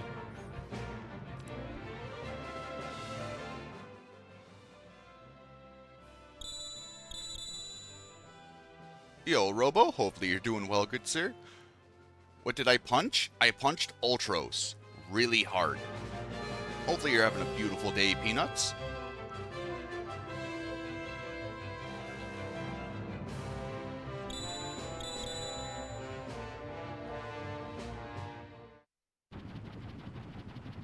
Oh, never mind. I lost 3 minutes here. What a fucking horrible speedrunner.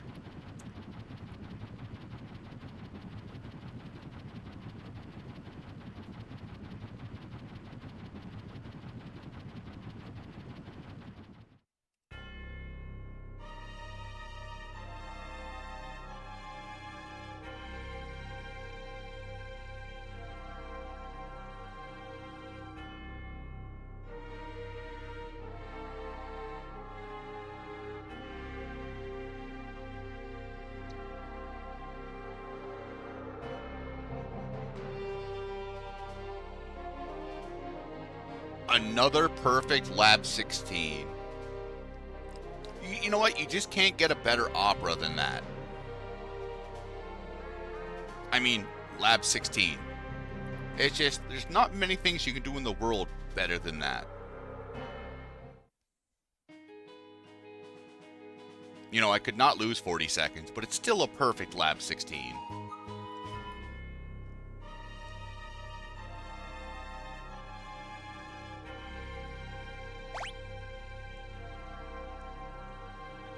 So coming up is what I would deem the shittiest boss fight in the entire speedrun.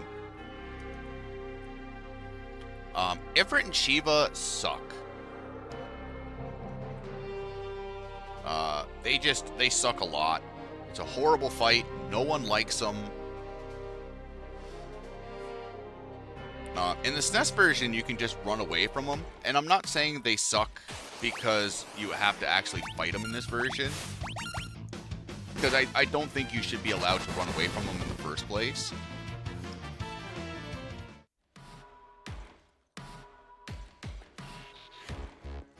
But it's just, with the way, like, you really get to see the Pixel Remaster's janky battle system at work in the fight. There's going to be long amounts of pauses where we're just going to stare in each other's eyes lovingly. Ifrit also has access to a lot of scary abilities right off the bat. Turn 1 party-wide blaze really sucks.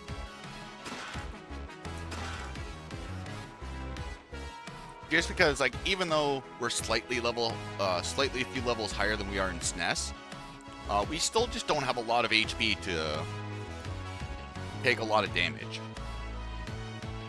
We are still very much in glass cannon mode.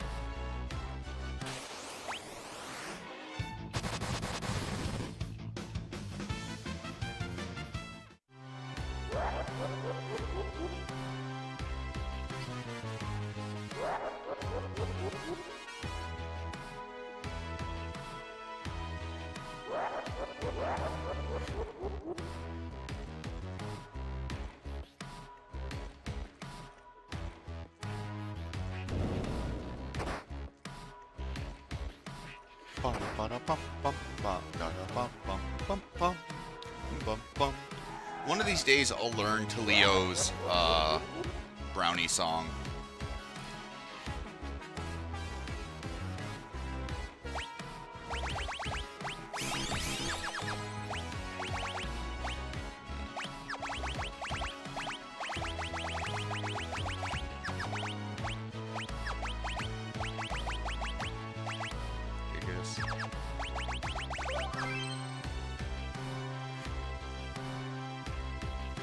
So we're going to be, Sabin will be summoning Kieran. Even though regen is going to be very low double digits. By low, I mean like 11.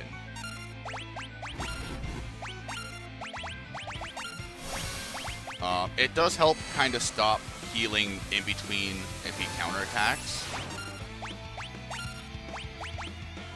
So here, we're just going to do 3 Blizzards from Celis. And then 3 drills from Edgar. Sabin's going to take a dirt nap. So you can kind of see in these instances here, the game's battle system just doesn't know what to do. Like, someone should be doing an action and they're just staring there lovingly into each other's eyes.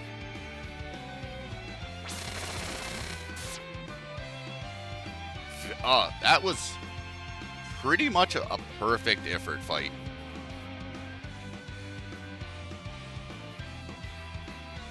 I guess if you just trash talk them enough, they play really kind.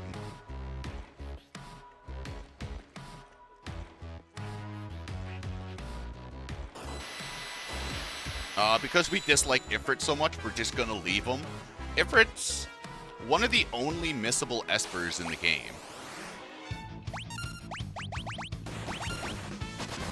Meaning, like, you can go back to Zozo if you didn't pick up Kieran or Stray Cat Sith or anything like that. Once you leave, once you get on the minecart, like, you never see Sabin again. Or you never see Ifrit again.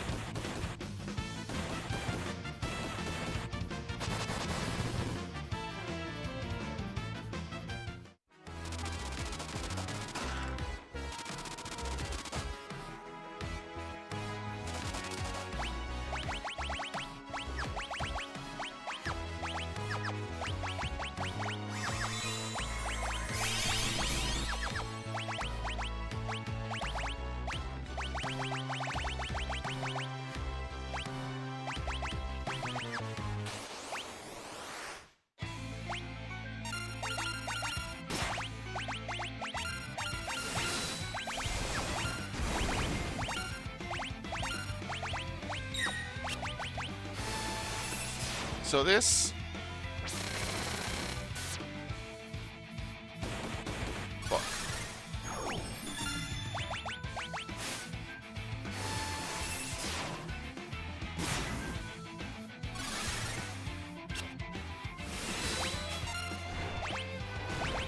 I'll allow it.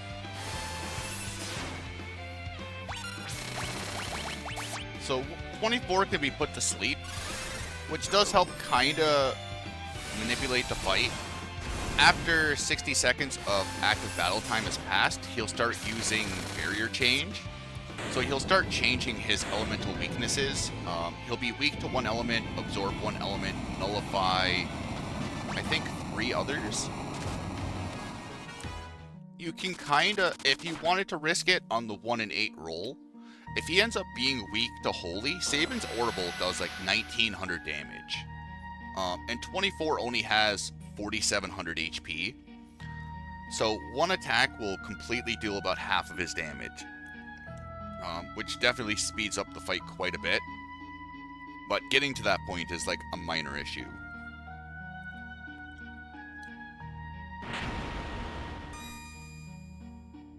Welcome back, Buff. Aurabolt is holy, yeah, holy pearl.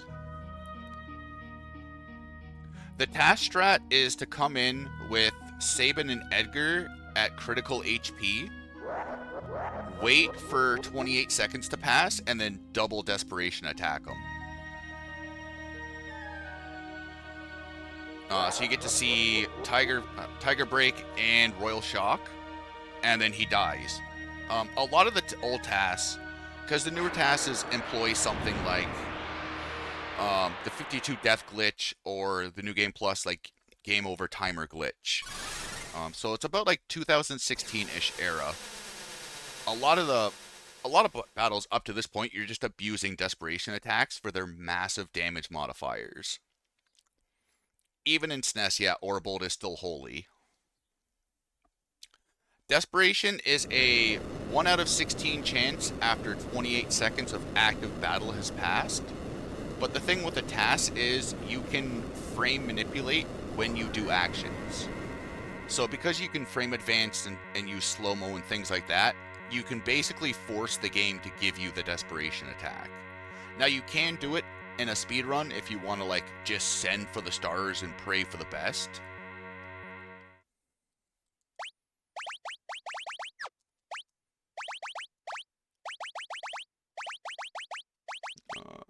Gigas, Gauntlet, Flame Tongue, Phantom, Bismarck, Double Toss.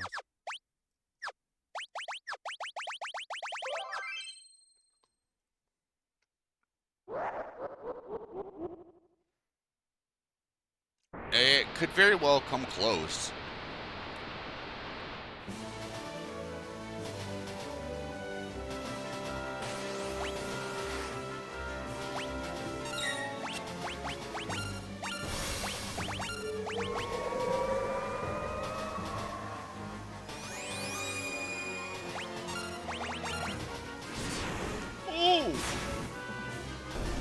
Well, that sucked.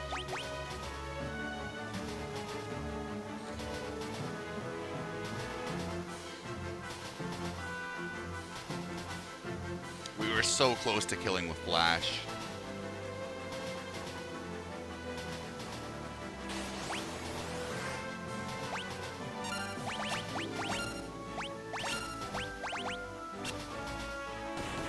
We'll reapply Phantom.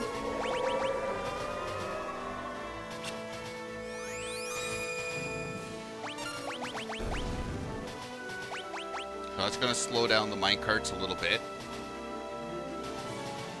These fights you can't run away from. You can't manipulate them, so you kind of just have to take with whatever's coming.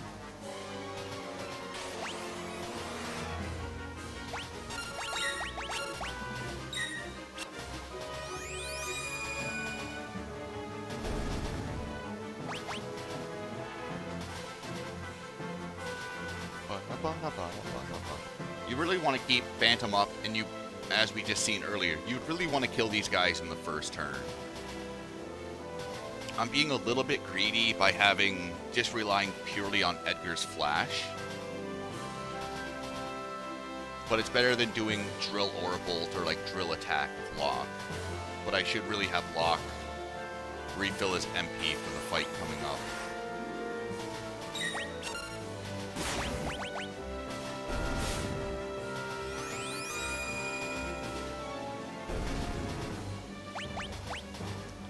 More so, just at least throw a potion on Sabin, because he's very much at risk of dying in the boss fight coming up.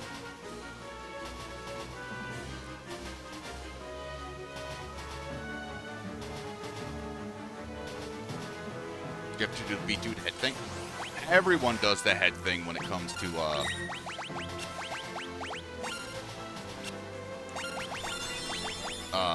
trying to calculate frames.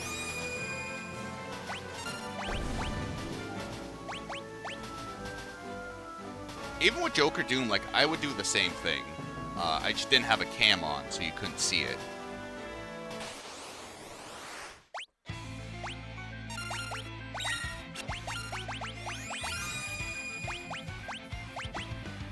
So 128, we're kind of just going to set everyone up.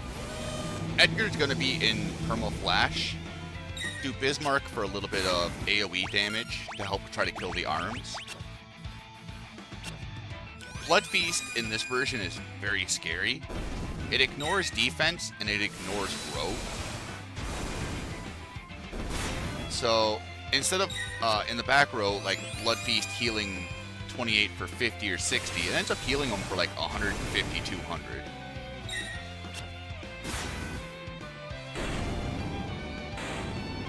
Where's the cam? Pat, I'm gonna be honest, I was talking with B-Dude about this last night.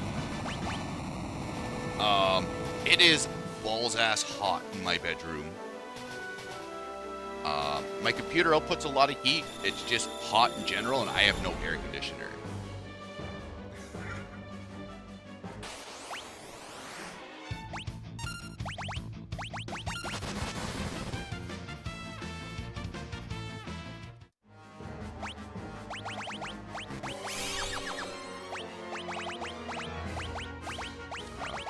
Thief 9.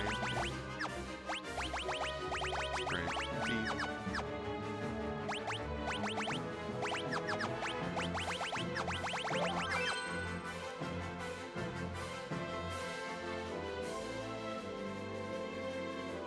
Well, I mean, I was trying to tell him without telling him.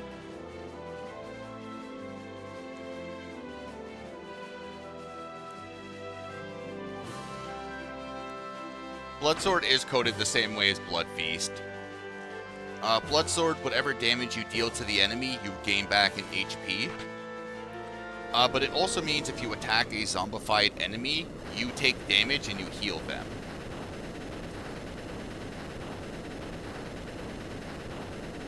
Yo, Brutes, how goes it, good sir? So we gave Locke the Thief Bracer. The Thief Bracer is +5 to speed, but it also doubles his steal chance. The crane on the right has a rare item called the Debilitator. It's one of Edgar's tools, and what it does is it creates a random elemental weakness. So if we happen to get so lucky, we end up saving 20 seconds. And we are not so lucky.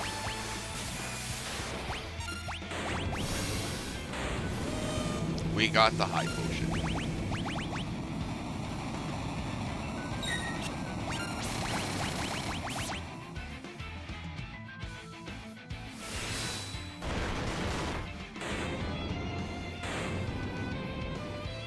And that's the cranes fight. We saved the Thunder Rod. As you can see, the right crane is weak to lightning, or weak to bolt. Thunder, whatever this version's called. So, even though Edgar just did like 2,500 damage, half of that comes from an elemental weakness.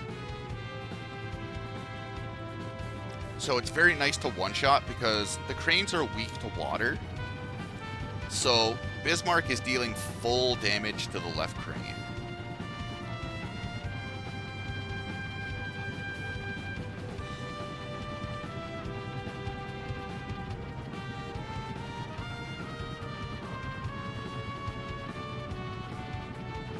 I don't know about the zombie on zombie thing.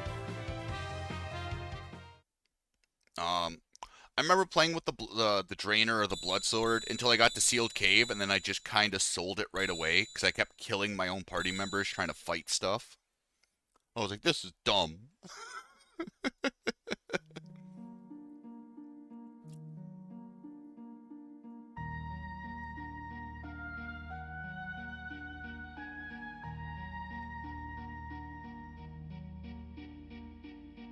The Espoward.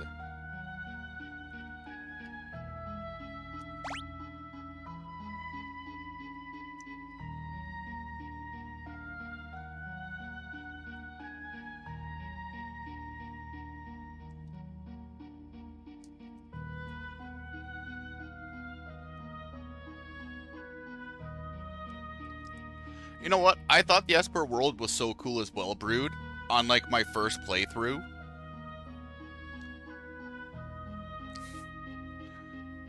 And now I'm like, you know what? The game could totally have done without this and added in like 6 text boxes.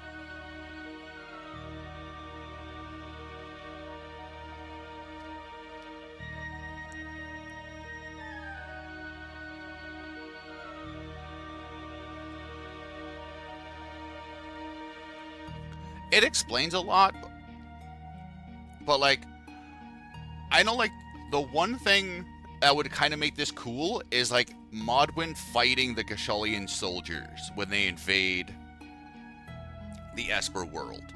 Like, have Modwin go out like swinging fists. Don't have Modwin go out by a vortex. Don't have Modwin get killed by air.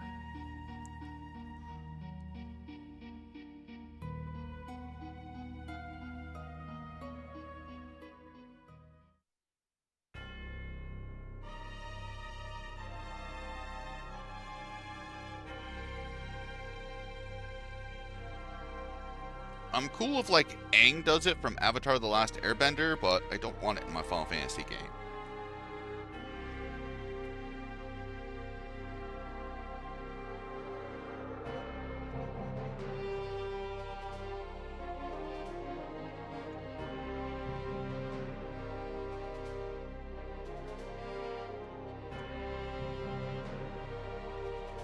If I can keep this going, Histar, we'll have a nice PB.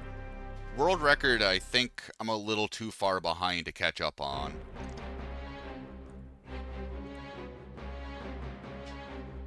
But I will say we have gotten, if we end up PBing, and even if not, like, we've been getting incredibly lucky with runs. Which I'll take.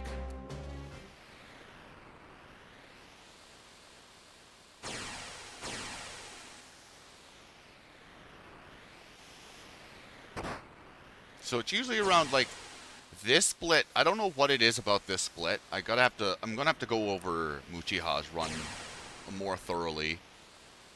But like I end up losing like a minute and a half to him between like Kefka 2 and like Thamasa.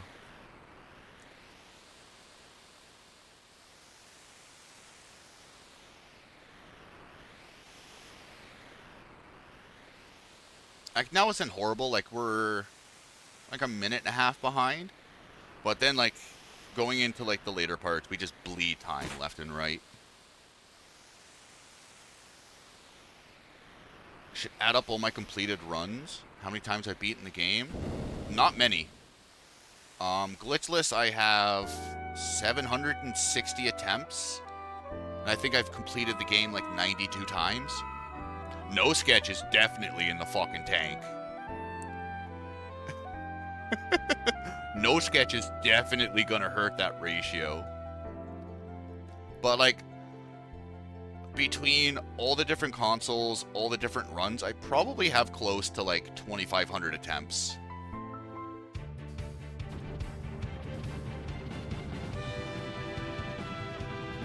But granted, like, it's hard to tell because like, there were some attempts like when I was doing the sub 5 glitchless grind, like, I couldn't afford a Terra Slime start. So like I would reset to that. So like it's the little Terra resets and things like that where it's like, do you really call that like an attempt?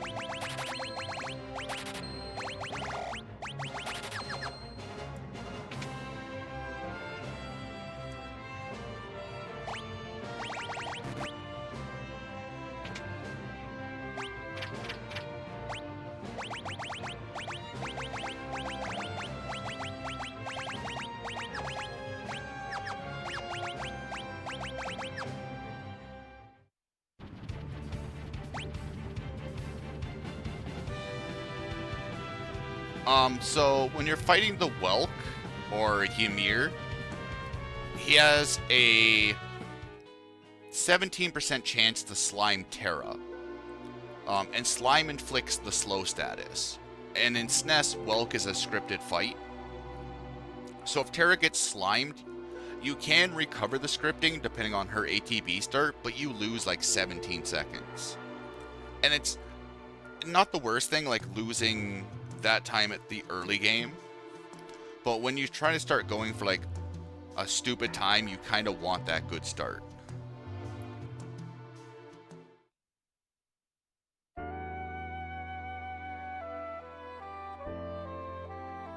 Attempts are also, when you're running like a execution heavy game like Super Mario Bros. 2, it's a bit different than an RPG. Just because RPG, like, the RNG can go your way and end up just saving dummy amounts of time.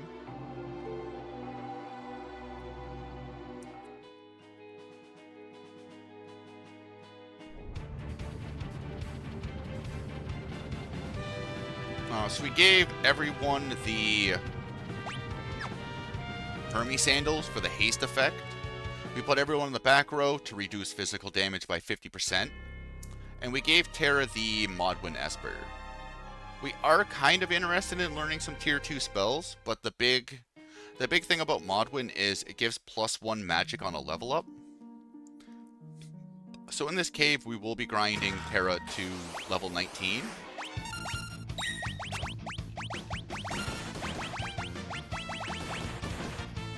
This will give her 8 additional magic.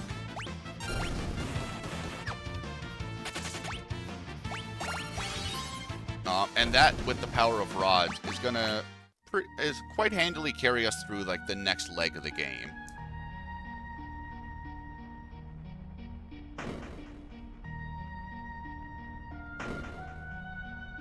In the SNES run, we can manipulate the auction house to give us Zone Seek.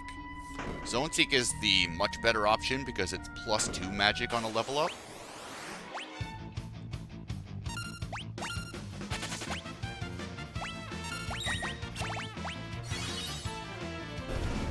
But this is definitely the more consistent route to go.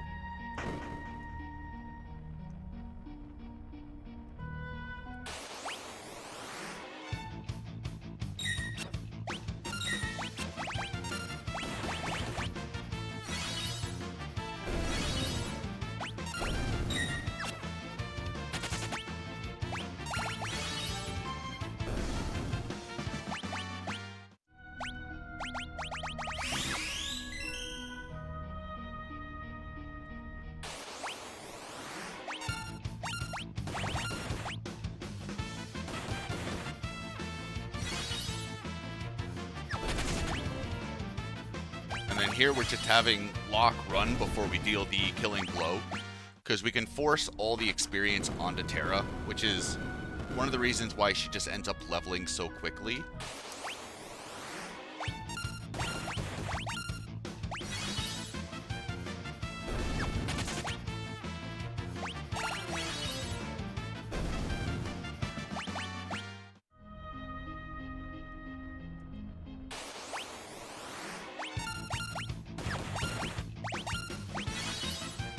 Can I get some free packs?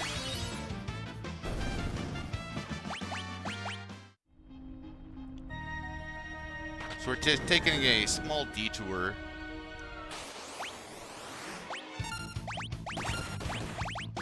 So this will probably be the last fight I have to take.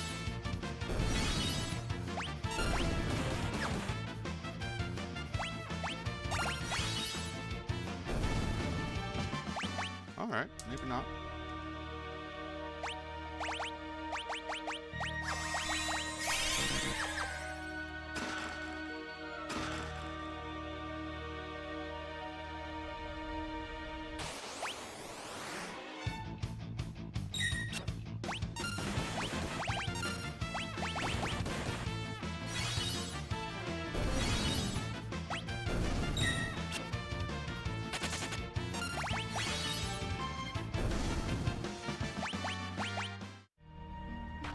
Alright. We got our levels. Time to run.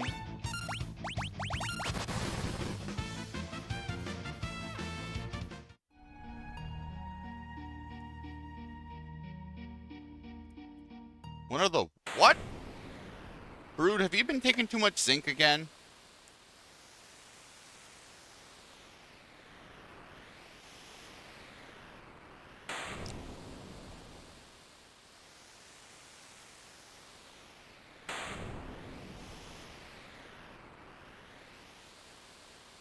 Scrooge just shotgunning back the 200 packs.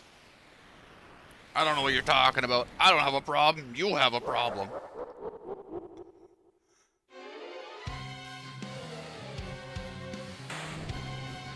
The other game I wanted to play.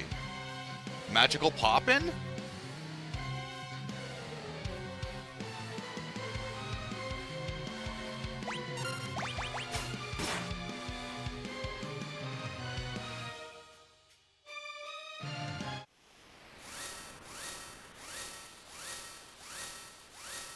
You know what? I'll give it to you.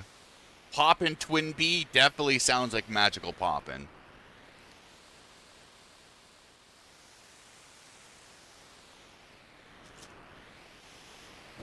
You know what? They're so similar, it's actually my fault for not picking up on it.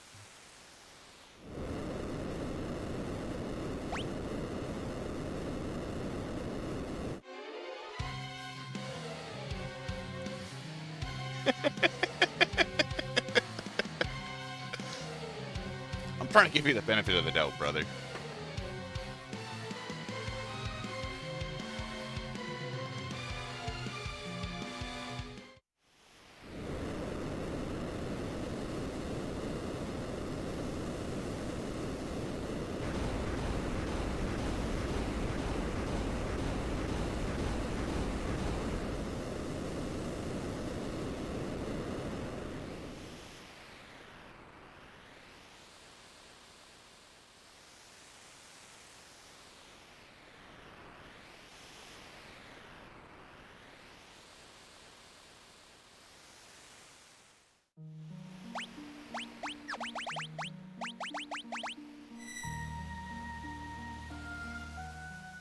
So we've pretty much done all the grinding we're going to do for the next leg of the game. The next time we'll really be looking for levels is on the floating continent. Until now, Terra's just going to be the kind of destroyer of worlds. But not as much so, but also yes so. I'm here for the brood roast. Yeah, B-Dude, I did end up... I played Magical Poppin'. It was like one night after a Phantasy Star 4 run died. And I love the playthrough of it. It's such a fucking cute game.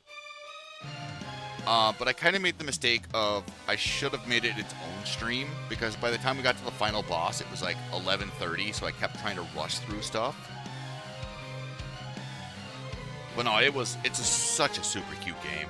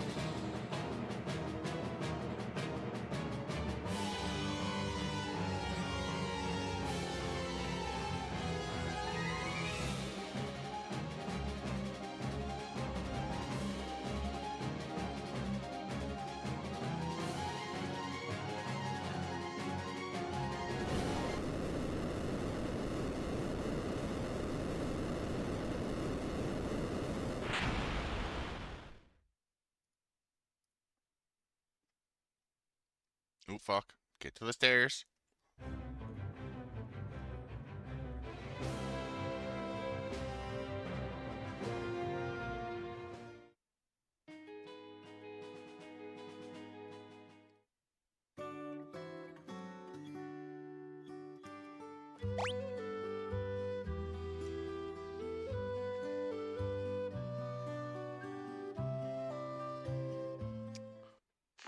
So for anyone asking, this is the Mode 7 Chocobo.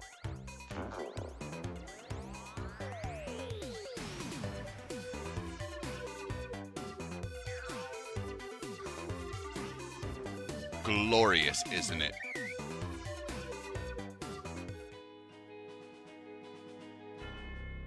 It's a giant pile of something.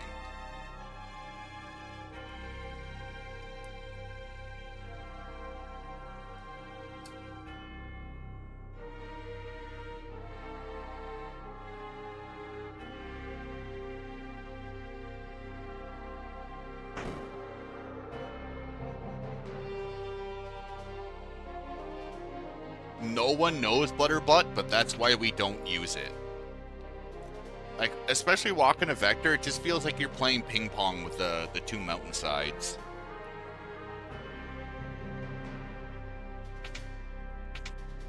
I think I should move this equip menu to the Warpstone menu.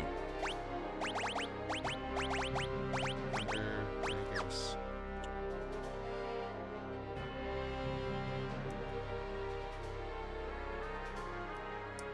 So this whole banquet section is kind of just a very strange minigame. Each soldier we talk to is worth 1 point.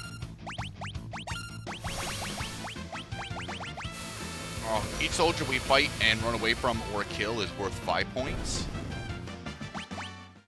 So the goal is to talk to everyone, and then when you're asked questions in the banquet, you get points assigned to which or how you answer. Generally is the more neutral you are, the more points you get. Our main goal out of this is two things. One, to open up the weapons base, just because there's so many good items in there and money. The second is to get the Ward Bangle. The Ward Bangle is the Charm Bangle. It reduces threat by 50%. So you can kind of just walk a little further before getting an encounter, basically.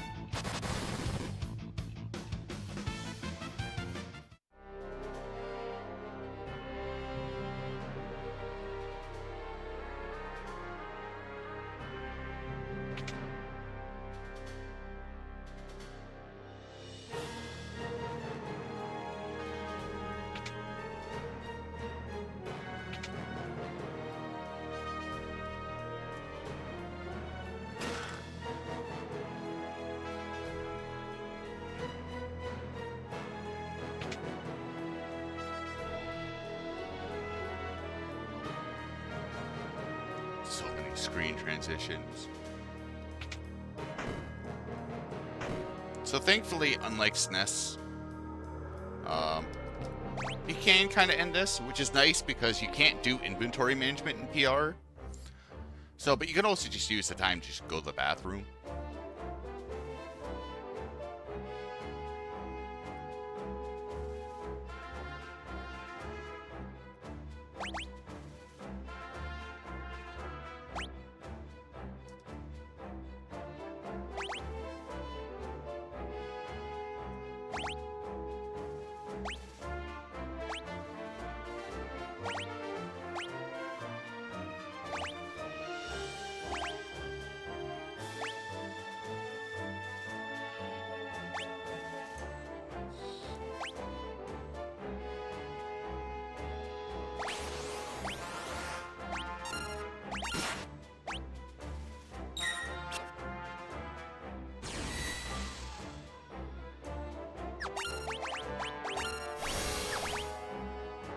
So this is the first instance of using Terra's Morph ability. Morph universally doubles all of Terra's damage, whether it's physical or magical. It also reduces all magic damage she takes in battle by 50%. And you notice the ATB bar turned green. That's her Morph bar. That's how long it'll stay active before she reverts back to her human form. In SNES, it filled up with the amount of AP you gained at the end of battle. In Pixel Remaster, we kind of think it doesn't work that way, but we also just spitballing on something like this.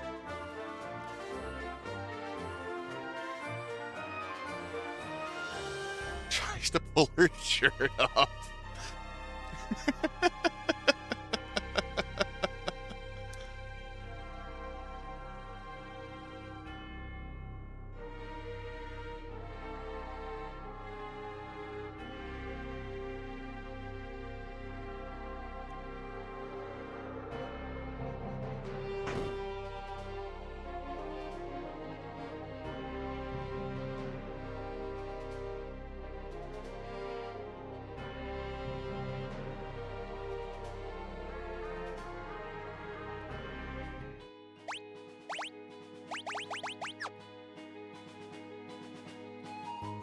So before we progress the plot, we are going to go raid the weapons base, because I want that booty.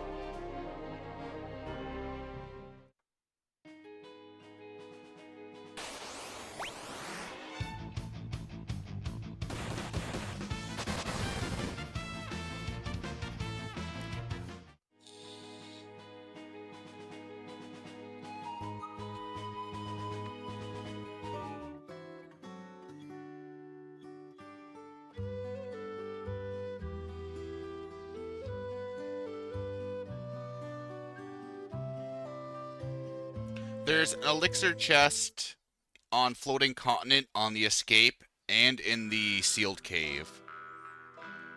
I believe there's also a couple in Kefka's Tower.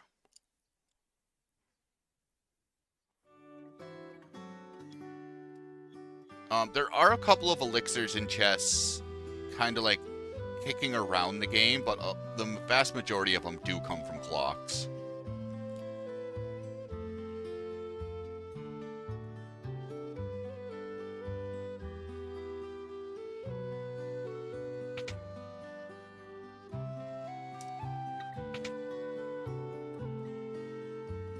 Be totally cool and not time consuming or frustrating.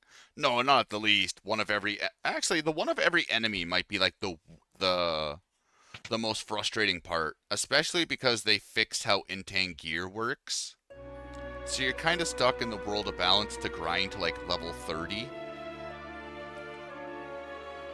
Because if you end up depleting Intang Gear's MP, you create a soft lock, because the game's hard-coded for him to use Meteo upon death. And when he doesn't have enough MP to cast Meteo, he just tries to recast it over and over and over again. It's definitely not a jank experience.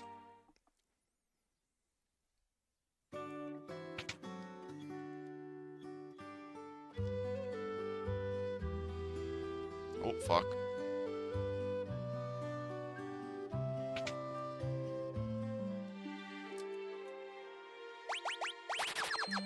Actually, at this point, it might have been faster just to bite in Thamasa.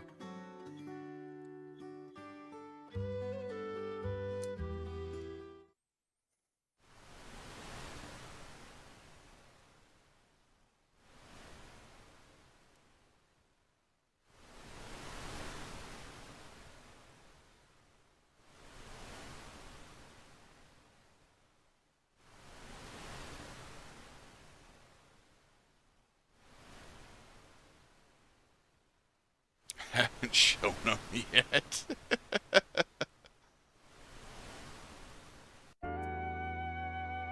So the Sniper Eye is a relic that guarantees a physical ability will hit, or a physical attack will hit.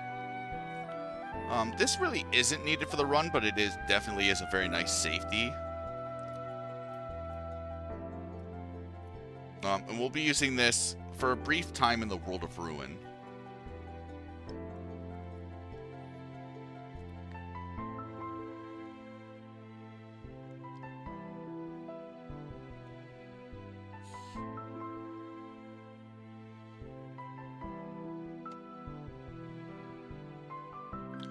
I've speedran this game.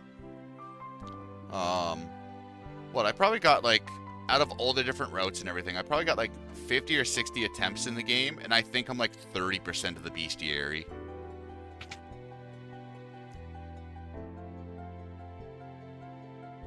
"2-0 all the way.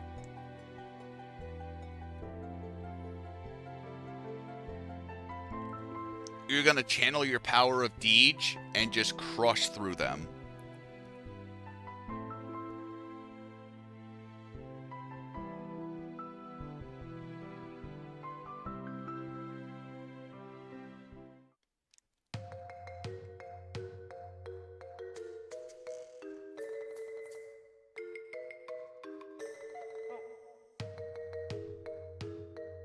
Ba da bum bum bum bum bum.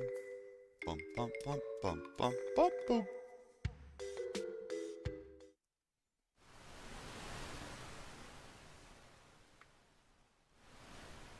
What inner power? Don't lie to me, Deej. I know you crushed the champions from last year like 17-0. I remember the stories of you telling me how you didn't even use your left hand.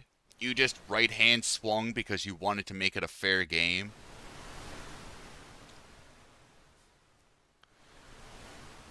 From like inning 6 on, you said you wore a blindfold and it felt like you weren't even missing anything.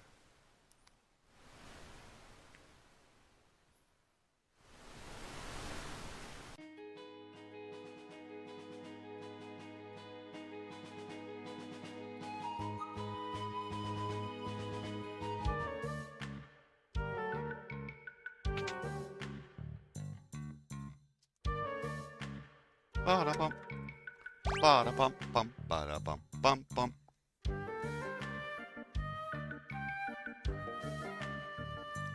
Being enough of the players that they can't run bases as fast.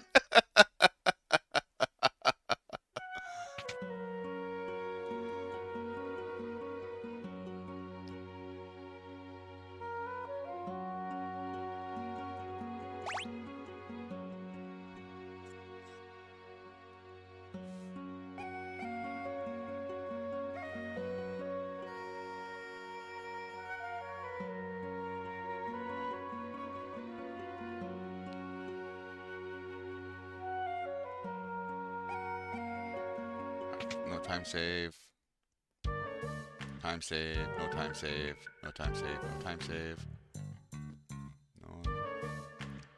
Minute. Minute. 12 seconds. 2 seconds.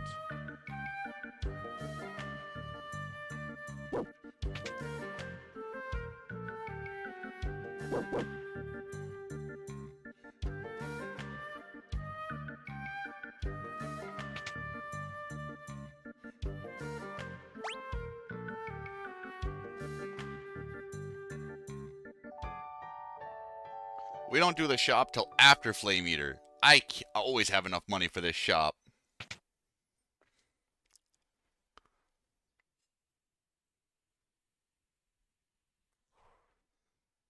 Look, Sketch is just a cursed run. That's all I gotta say.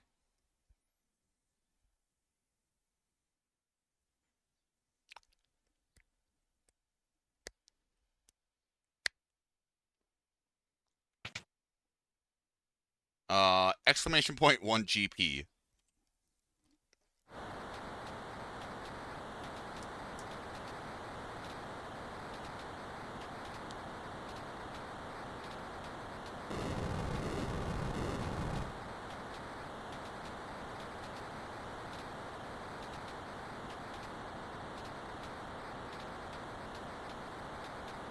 Screw you, 9-year-olds, get a job.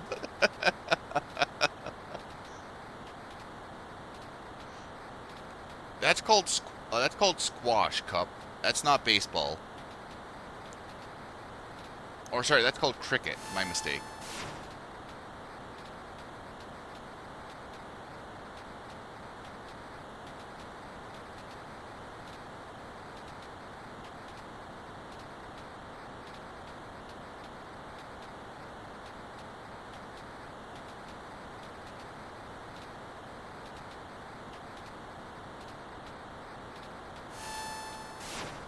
My dad put us in like t-ball, so he thought it would be a good like team building sport so we can meet kids. And like that's all me and my brother did was fill our glove full of stones, like the little quarter crush, and then we just put the glove full of stones on our heads because we didn't want to be there. That didn't last too long. It was glorious. We made my dad rage quit t-ball.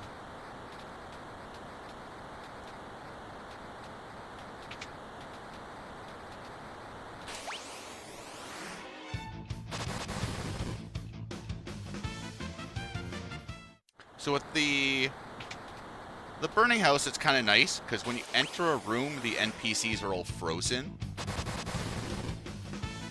So it kind of makes this consistent if you have good movement. That one fireball right there is about the only, like, real toss-up. If he goes down, you can kind of just, like, slink by him. If he goes to the left, you can kind of wait. I don't know what I was doing there. That was my bad. I don't know. I find it better. I hate waiting for the fireballs to just fight them anyways.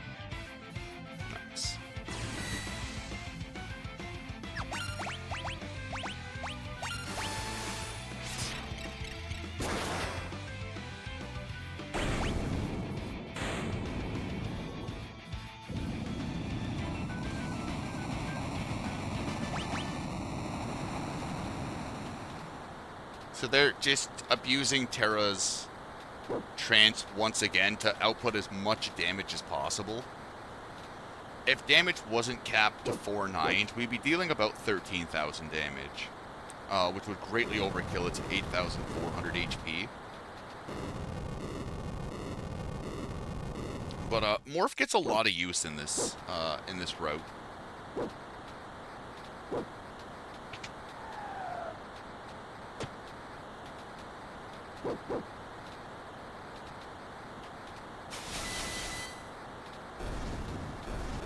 I almost did the bad.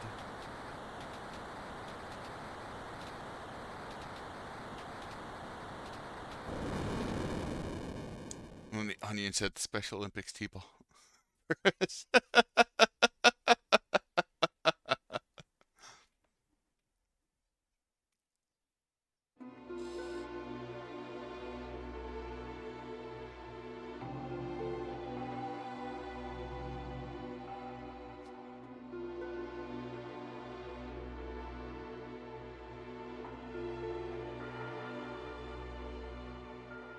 Alright, big shop time.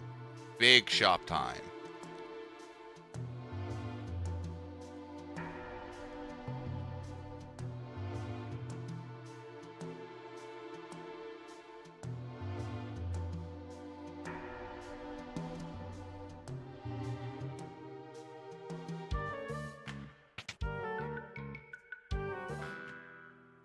Beautiful.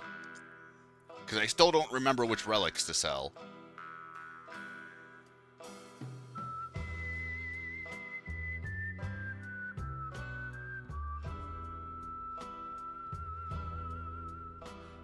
Alright, let's not forget to buy the Gaia armor today.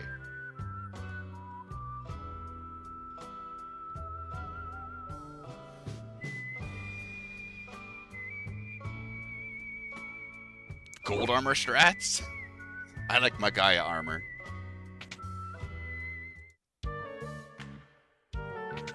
Alright, let's buy it first.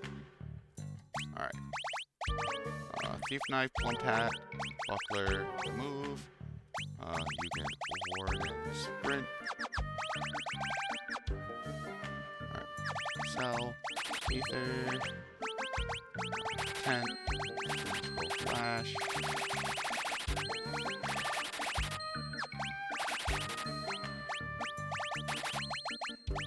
This headband. This. Gauntlet, Gigas. These Hermes. Angel. This.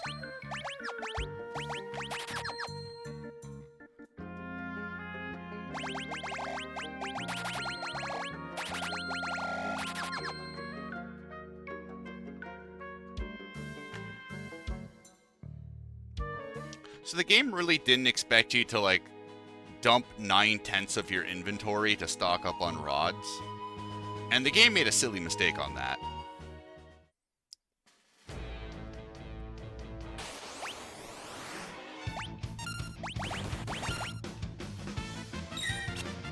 So we bought 12 flame rods, 10 ice rods, 17 thunder rods, and the Guy armor. The Guy armor is actually going to get quite a bit of use out of this.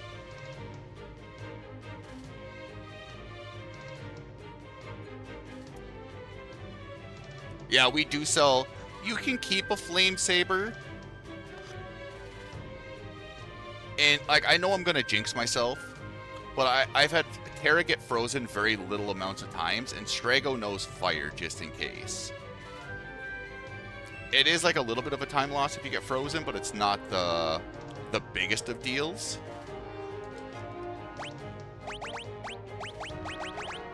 Let's go get this. Hermes. Yeah, but like Turbo is terrifying in that shop, but it's so nice.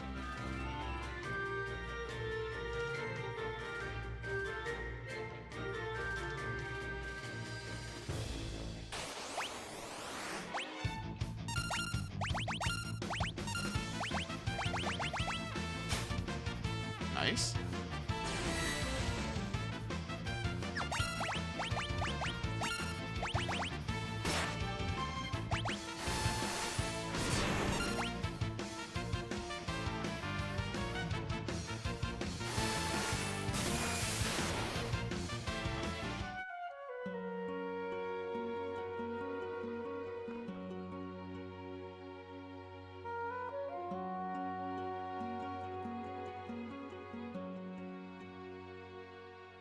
So after you dealt 12,000 damage to Ultros, Realm is flagged to show up.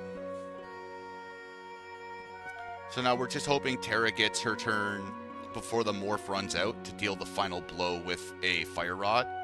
If Morph ends up running out, you can just throw an additional Fire Rod.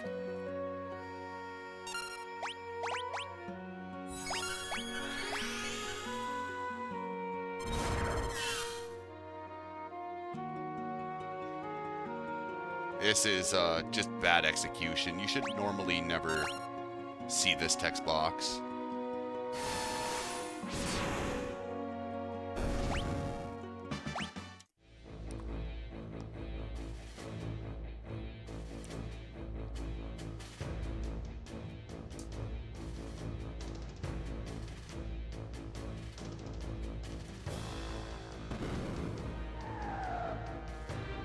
So like the worst thing here is if you get an encounter, just not to auto battle, because Lock's not on Smoke Bomb.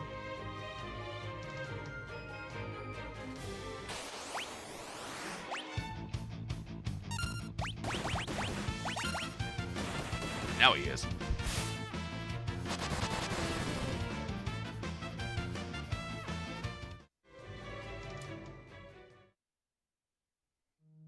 Look.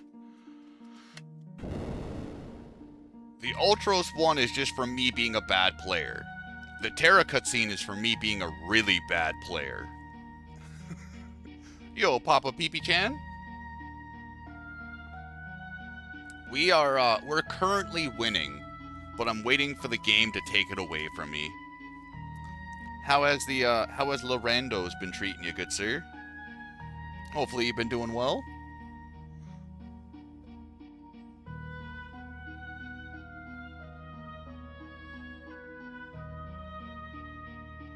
Yeah, I was about to say, she got gunned down by 2 MTech lasers. It was fucking glorious.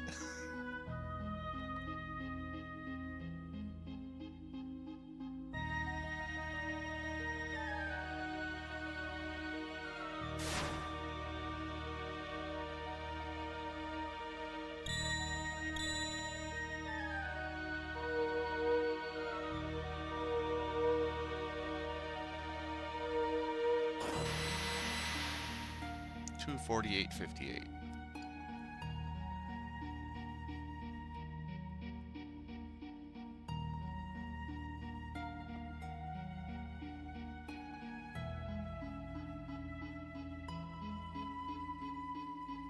B dude, can you send me Moose splits again. Like, not now, just whenever you got a chance, and I'm pretty sure it won't be like the OBS conversation where 5 weeks later we finally resolve it.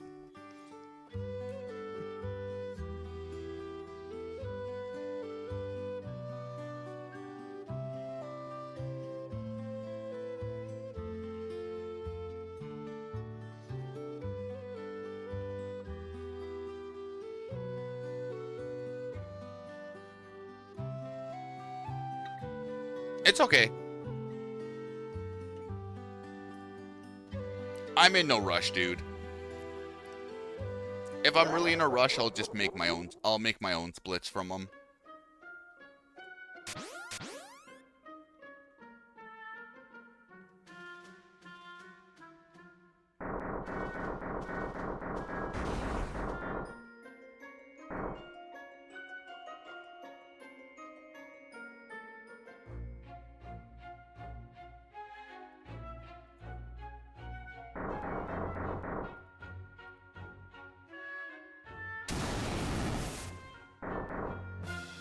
Yo, Hoopers! How goes it, good sir?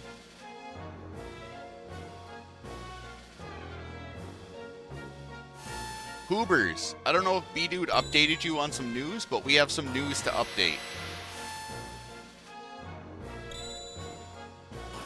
I'm not going to talk about it here, but it's about our favorite person.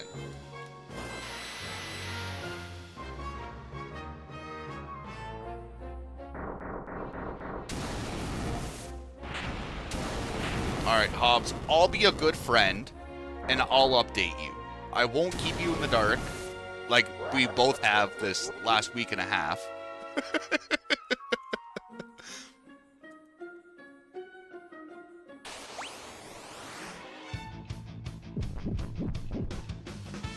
I'm joking, B. Hey, I blame myself on this as well, B-Dude.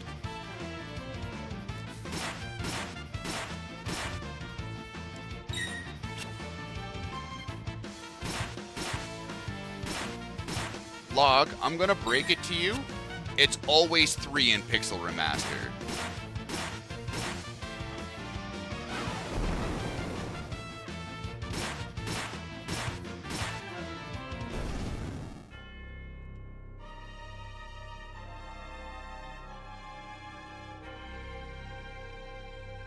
So attacks are faster than shock, even though shock is pretty cool in this version. In Pixel Remaster, they forgot to disable crits with the Offering or Master Scroll, depending on your translation. Even though you are fishing for the 1 in 32 crits, if you end up getting 2 crits, you save yourself a turn. I also kind of wonder, because our party average is higher, if just throwing a Thunder Rod would save a turn. But I think the inventory time would just absolutely kill that time save.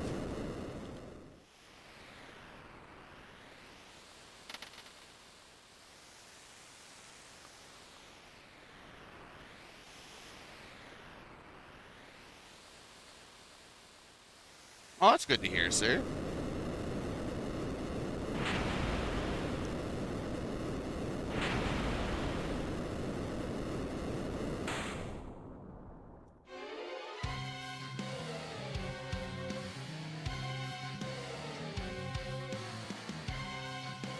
As far as I know, I have no idea how it works with auto-critting weapons.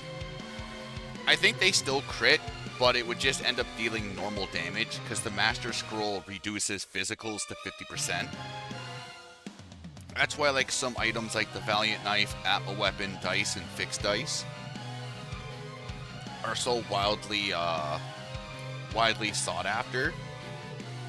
Because being able to throw them 4 times for full damage is very, very nice. Even though like with Dice, the damage is randomized. But yeah, like, with the Offering and Rune Edge, you're effectively going anywhere between 48 to 76 MP per turn.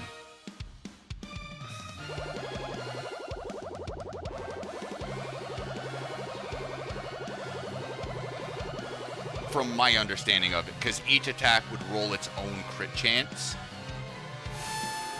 granted, I haven't played with the Rune Edge and like Master Scroll. Like that's stuff where it's like it just takes too long. And in Pixel Remaster, they took out the fun Katana Soul kill, so my interest to try it is even less. Because I did want to try it in old characters and Espers for shits and giggles.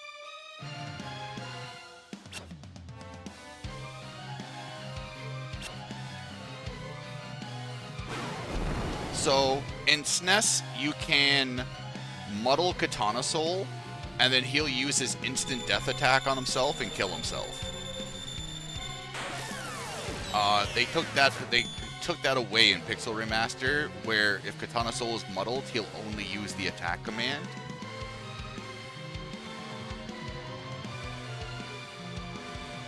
But I mean, if you have a relic that equips that attacks 4 times, it would roll for each crit. Like, you wouldn't just get, like, you wouldn't pay for 1 crit and then get 3 crits for free. Because the offering also rolls for elemental spell cast for each attack. So, like, basing it off of that. Because even things with the Hawkeye, with the 300% damage boost against flying enemies, it still rerolls per attack.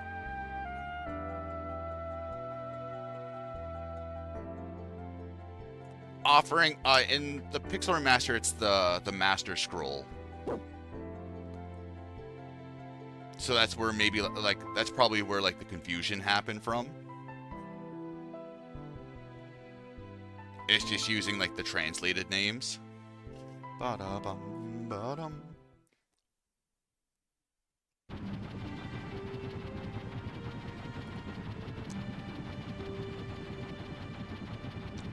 Do you know why? He doesn't have... I don't remember if it's his special attack negates death immunity, or if he's just weak to instant death.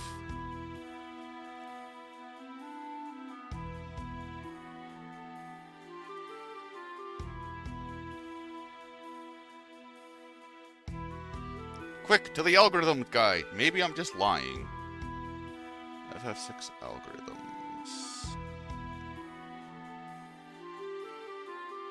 Where is offering?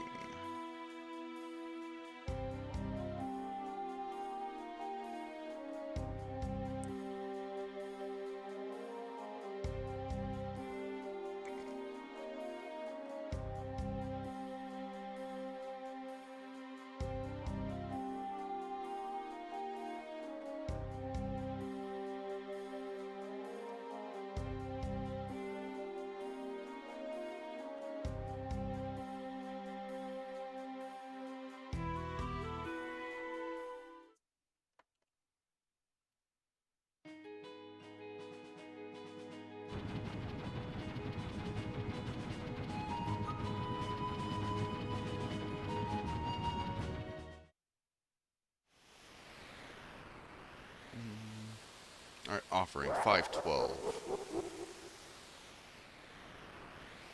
Oh, wow, is that the end? Oh, fuck that. Offering allows you to attack 2 times. Oh, it does disable auto crits. Never mind, get fucked, break. Allows you to attack 4 times. For each attack, damage is damage divided by 2. See step 1E in damage calculation. Disables critical hits, even automated criticals from weapons like Rune Edge. Makes all attacks unblockable. See step 3 in the hit determination. Disables magic from randomly being cast when weapons hit in section 3.1. Today I learned! Why? Because Muddle will change Katana Soul's attack from the party member to himself. When a character gets muddled, their attack, if they have one queued up, gets inverted. It's the reason why, like, Reverse Joker Doom in No Sketch works, because 7-7 bar is supposed to kill your party member. It's supposed to kill your party. But if you muddle Setzer and put 7-7 bar and then break it with an attack before he goes, because of the model being broken, it changes its target to the enemy. And it's a little bit of a different situation, but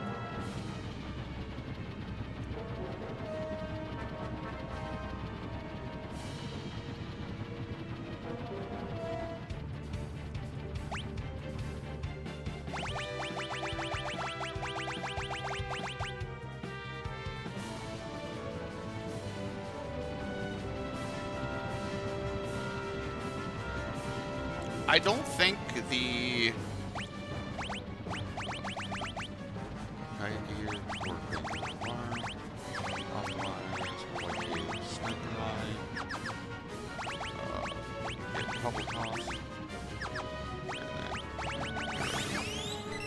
I don't think offering a Dragoon Horn stack, because isn't one for the fight command and one for the jump command?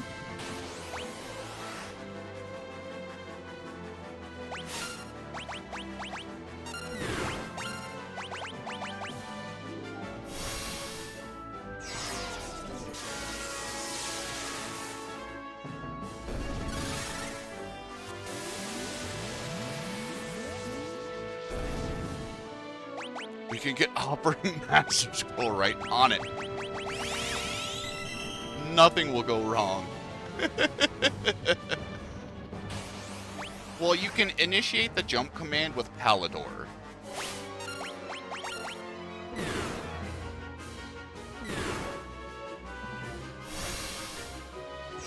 So you could do like Dragoon Horn, offering, summon Palador. That is like, that just makes it, I think, an extremely more niche case.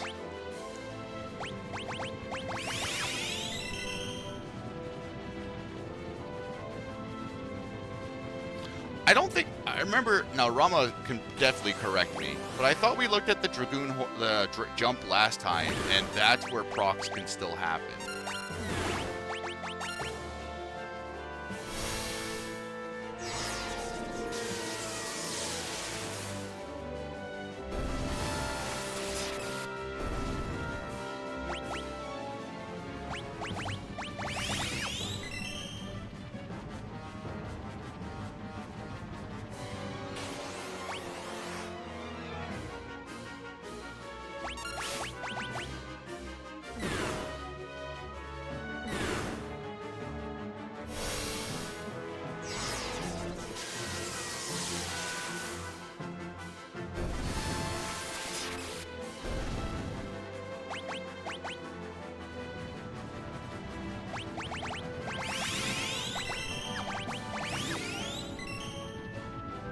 Okay, so maybe that's where I was getting confused with the offering.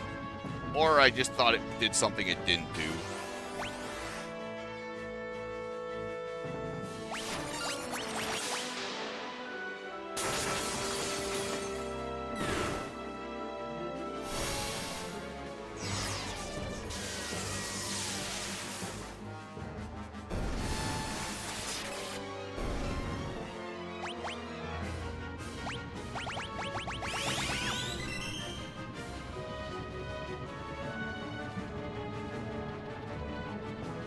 Alright, someone send the bat signal for Dark Slash.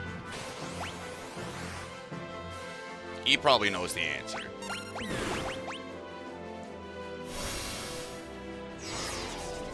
Bat summoning Dark Slash 88. Where are you, good sir? We need to ask you dumb questions.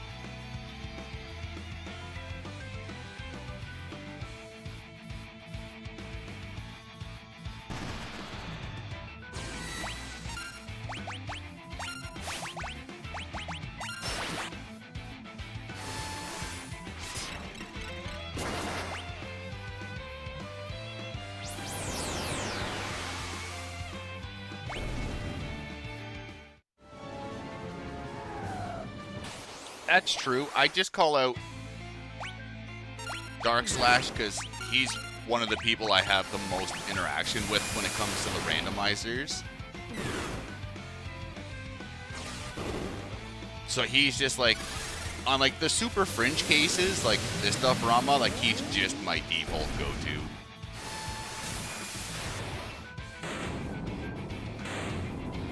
Damn, we lost this much time? I thought this was a pretty decent Air Force. Apparently not. Am Sag.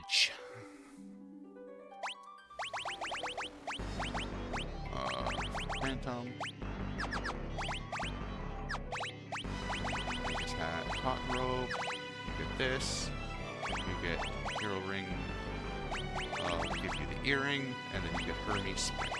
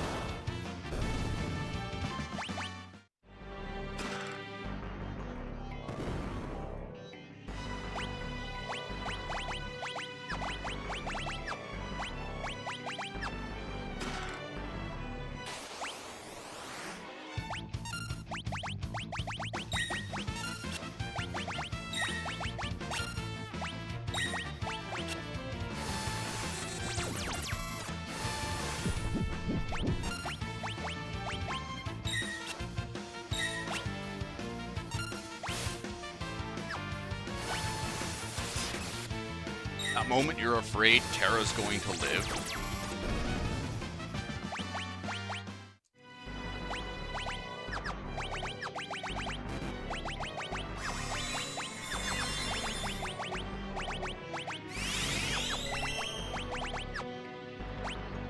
Yeah, I put her back, bro.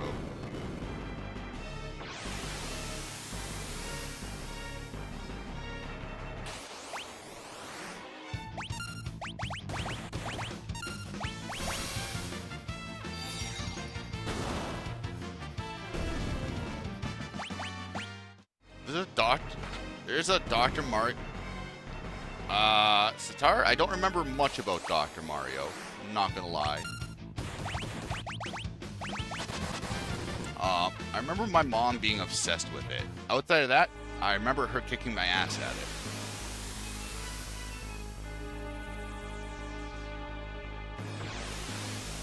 And outside of that, I don't remember much of anything else.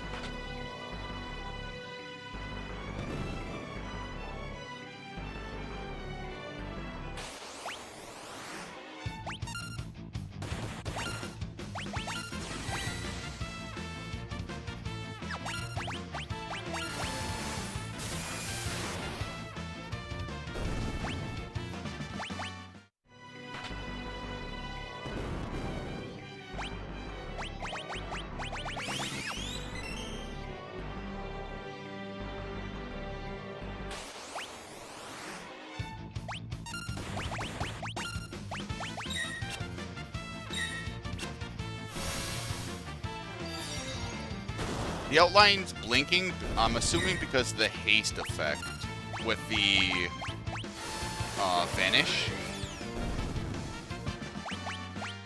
Or it just could be that they turn the characters actually invisible to show that they're invisible. Can I please not get you anymore?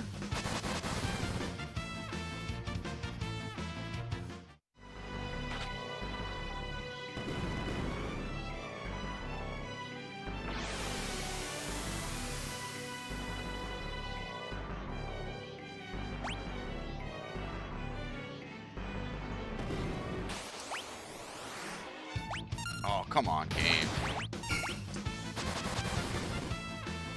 I don't want to farm for EXP. Please, Atma, give me not a dragon. Thank you.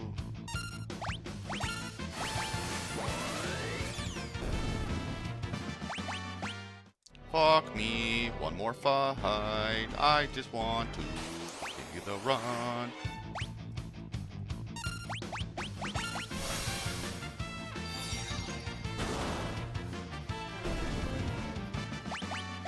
Thank you. Down. Hyper.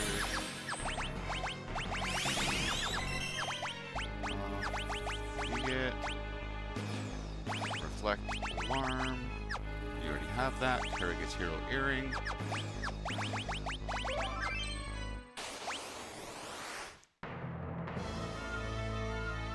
Alright, Atma, I need you to die incredibly quickly.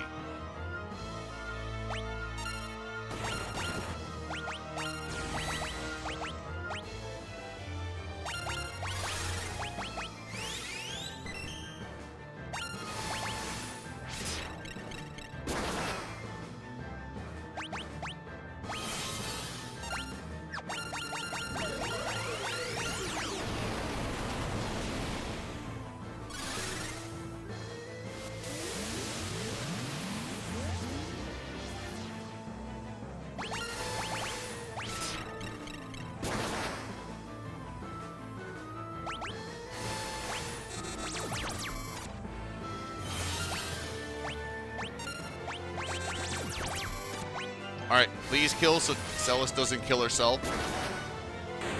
Thank you. I forgot Bio would have targeted her because of the cure spell.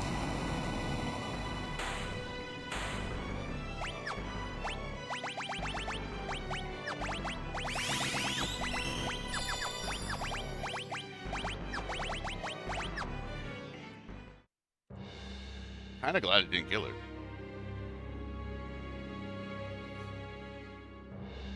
My mom, like, I don't talk to my mom. I haven't talked to my mom in numerous of years. But, like, she loved, like, the Tetris Dr. Mario games. She would just play them, like, incessantly. And it was always kind of amazing because, like, I remember struggling at, like, level 10 Dr. Mario. And my mom would, like, be clearing, like, level 50 with very little sweat.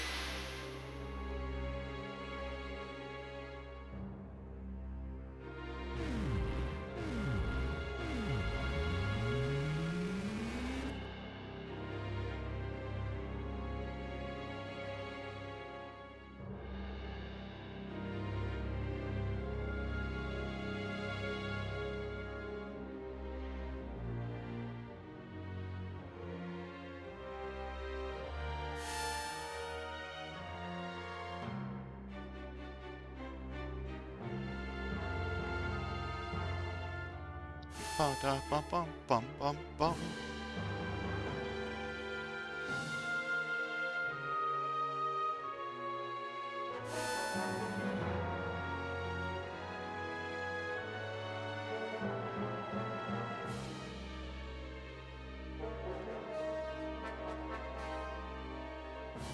Yo, Krim. Day's been going pretty good. Hopefully the day's treating you well.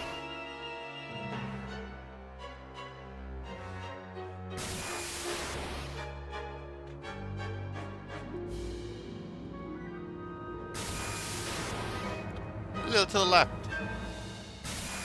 Almost there.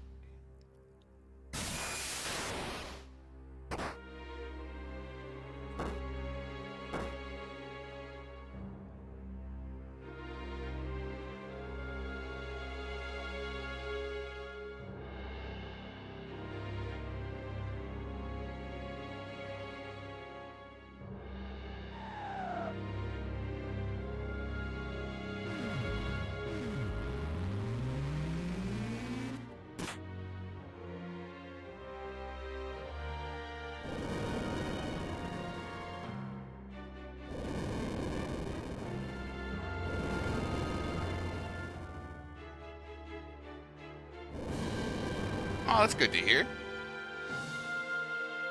Hopefully you're staying cool if it's hot where you are.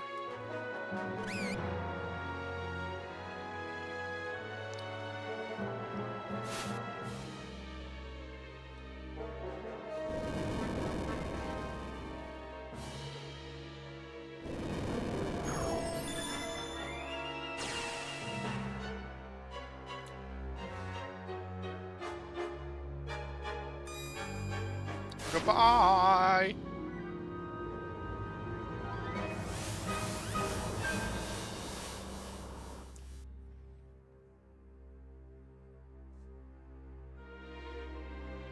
-70 degrees, -32. So like 14?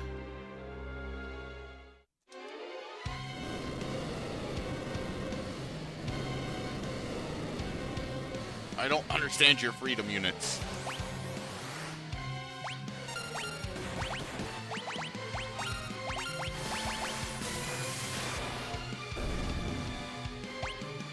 Oh, wow.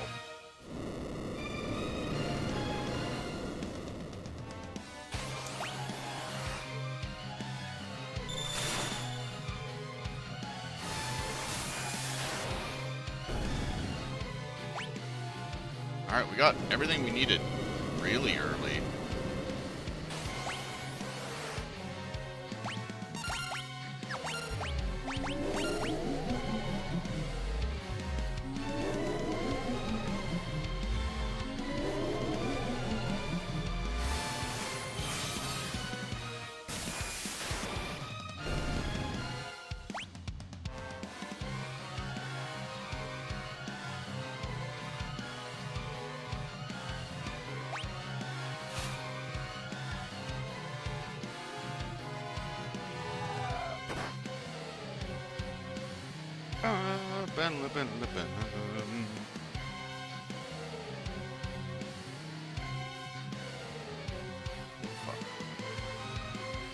That was a good waste for nothing.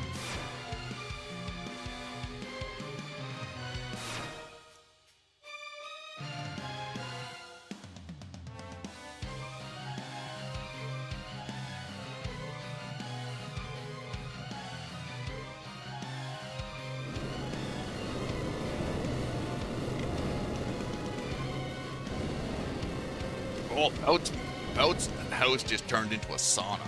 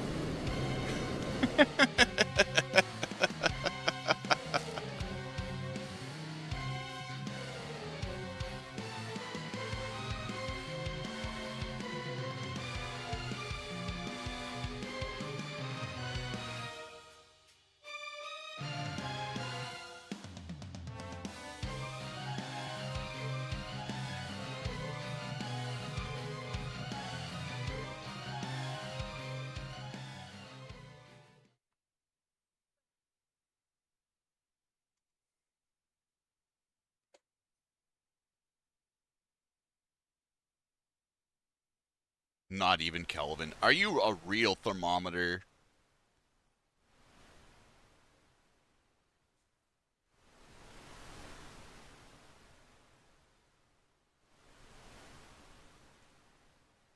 Slap at the milk bags.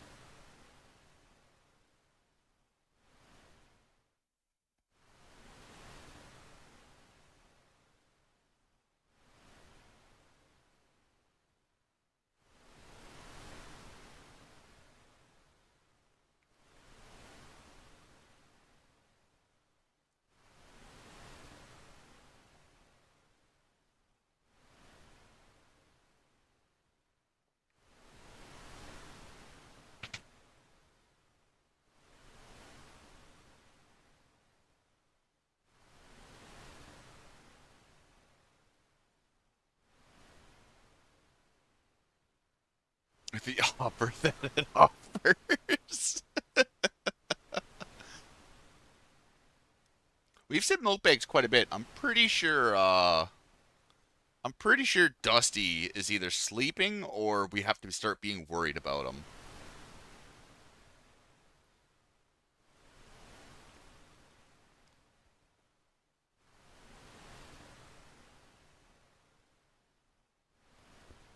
I think it was Pyro Vicurian that was talking about where he is in the States, like they have milk bags too.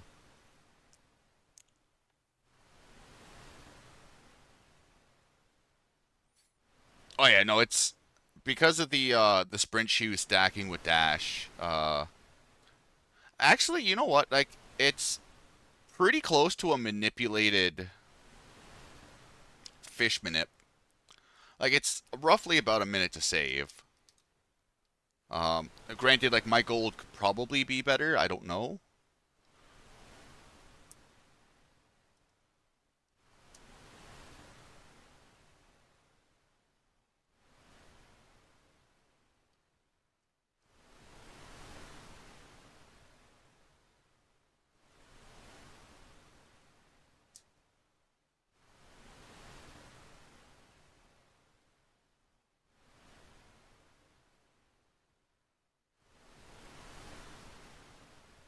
Getting some pretty crappy beaches.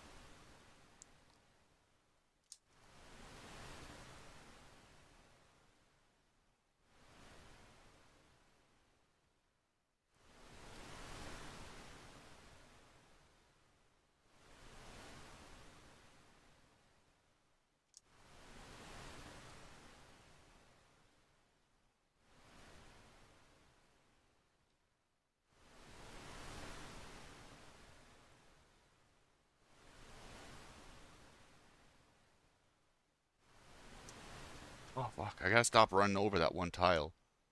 Sid, I will ram these fish down your throat. Just make me stop feeding you, please.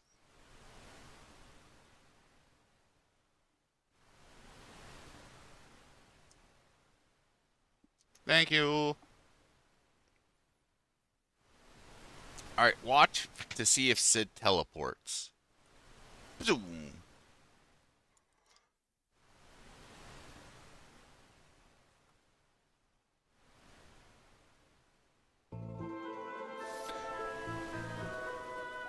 It ends at the Minnesota border. We don't have milk bags in Iowa.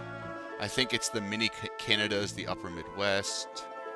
Drinking at least one bag of milk and I live in Vietnam. Oh, damn, Peanuts. We have milk bags in Wisconsin.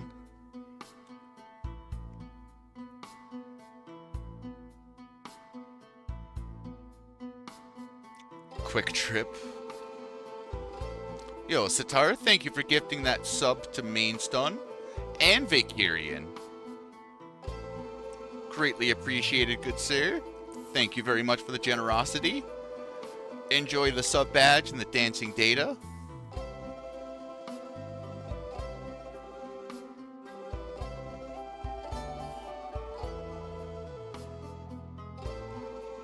Yo, Dragoon, thank you very much for the tier 3 sub.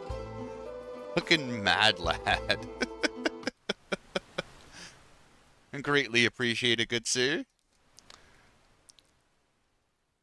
I will try hard to make that tier 3 worth it with extra emotes.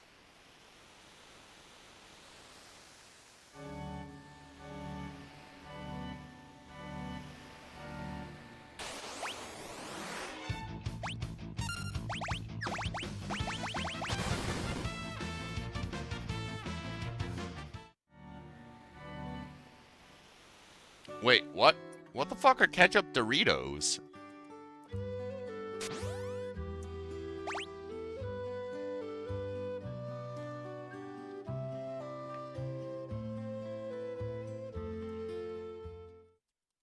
I know of ketchup chips. I've never heard of ketchup Doritos.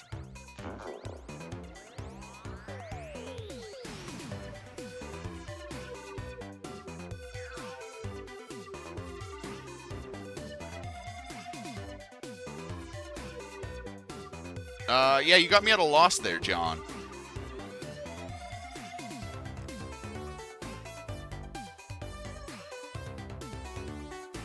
I have no words for you, good sir.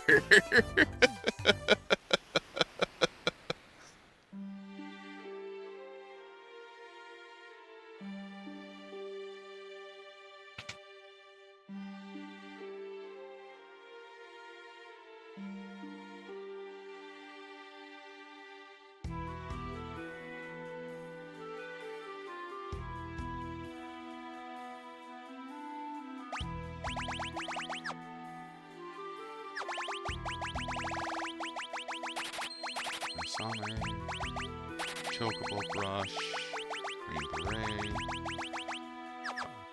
Oh shit. Enhancer.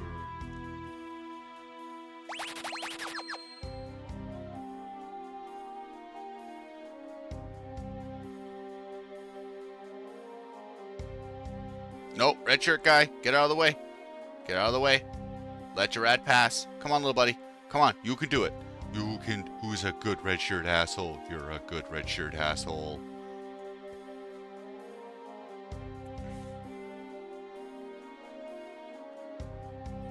You know what? I'd be down for an Ultra S Dorito.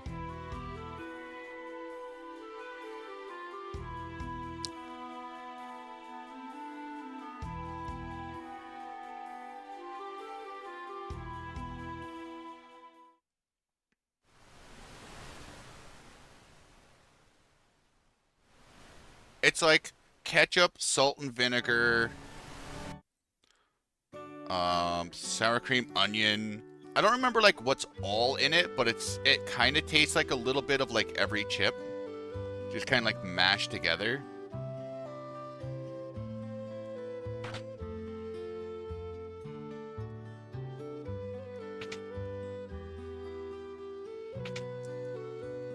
I think he's using the loaded baked potato as an analogy. I could be mistaken, but I know there's definitely ketchup in there somewhere.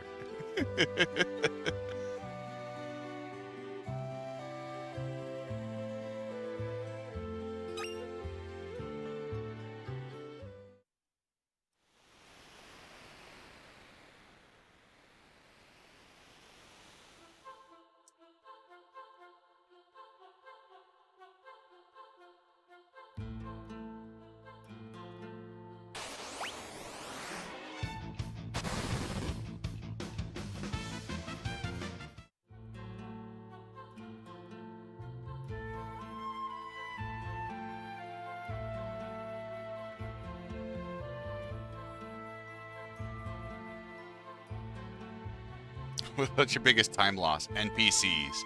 They can be a bitch. I know Canada had milk bags because it was cheaper when they were transitioning away from glass. And I think it's just some places picked it up and some didn't.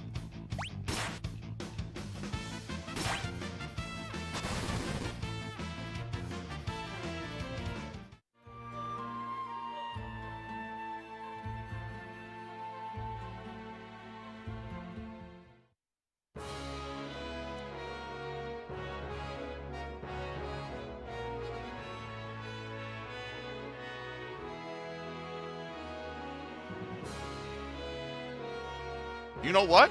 I have no idea. I've heard about beaver tails, but I've never actually seen or had one.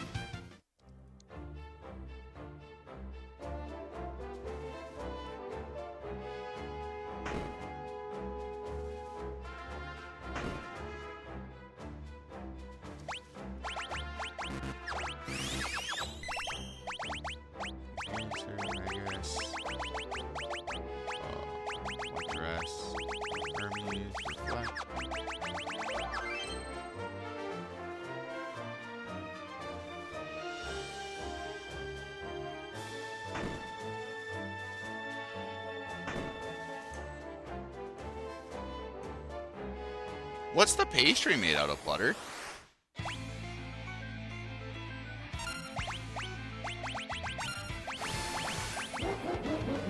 Is it like a millefeuille?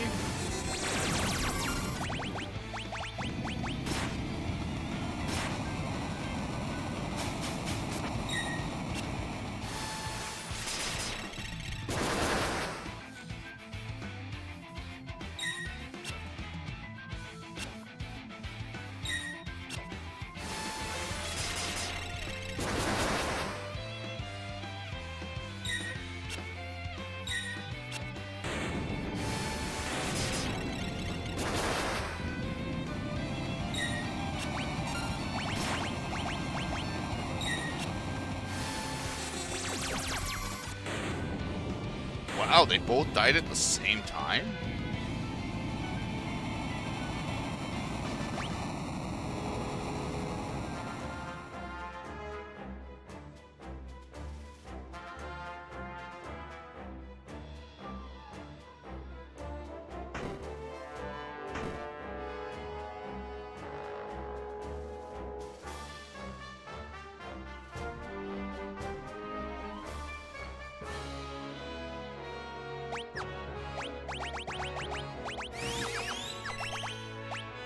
Hermes, reward, remove, sprint. The one nice thing in that fight is they always, not always, but they try to slow Celis, and with the running or the Hermes shoes, all the stuns are gonna miss, and then on top of that, the entangles are also gonna miss. But that was still an increasingly tame fight.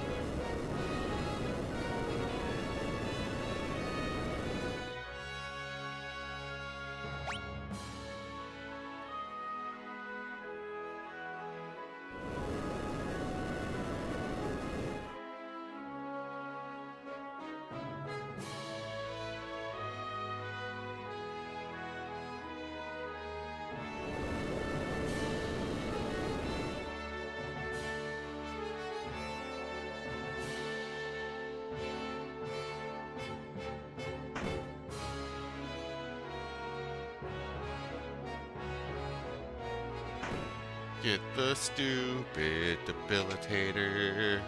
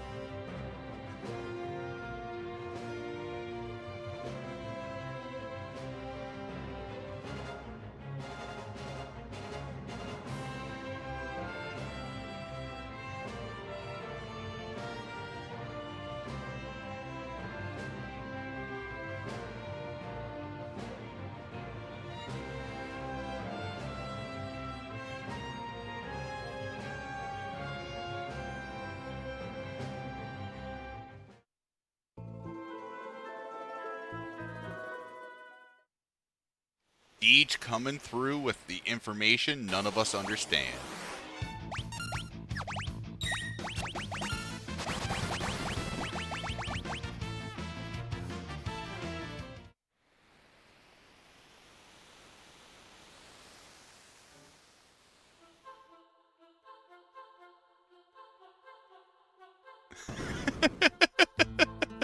North Rex is like, I got it.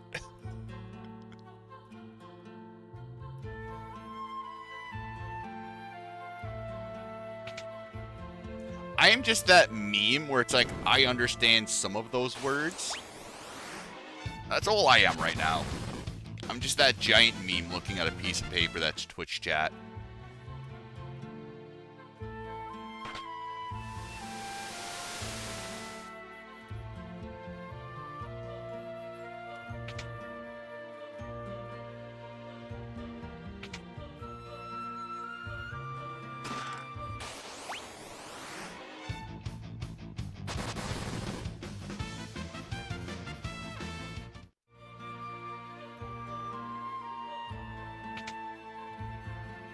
I hope you're not asking me, Deej, because I have no answers to anything.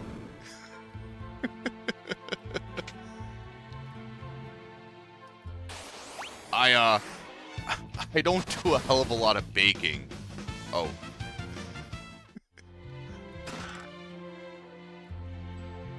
Yes.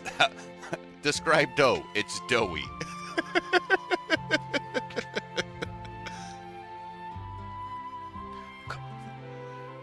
Bat calling Chris. Bat calling Call Me Bam.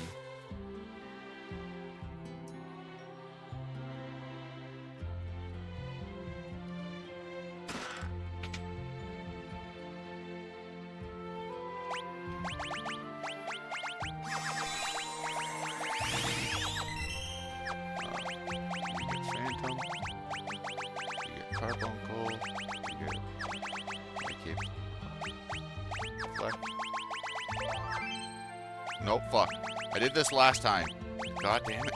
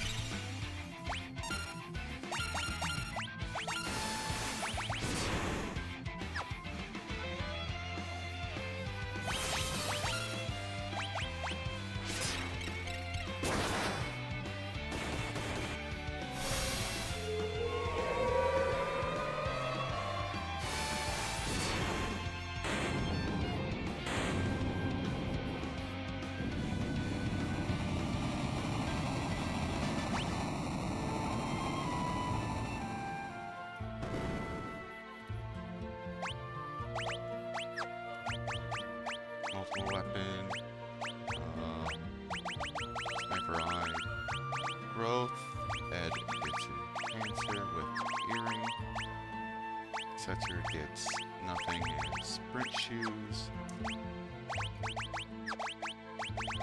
Maldwin with Bismarck. That menu was horrible.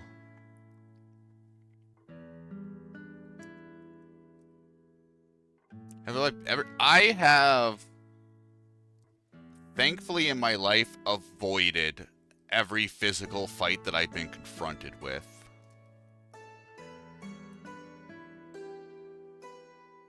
I had a friend that, like, when we used to go to the bars, would pick a fight with, like, the biggest guy, and even when he ran his mouth, I still managed just to talk myself out of it. By mainly just putting my hands on the table, and I'm like, I am not going anywhere. Feel free to beat him up.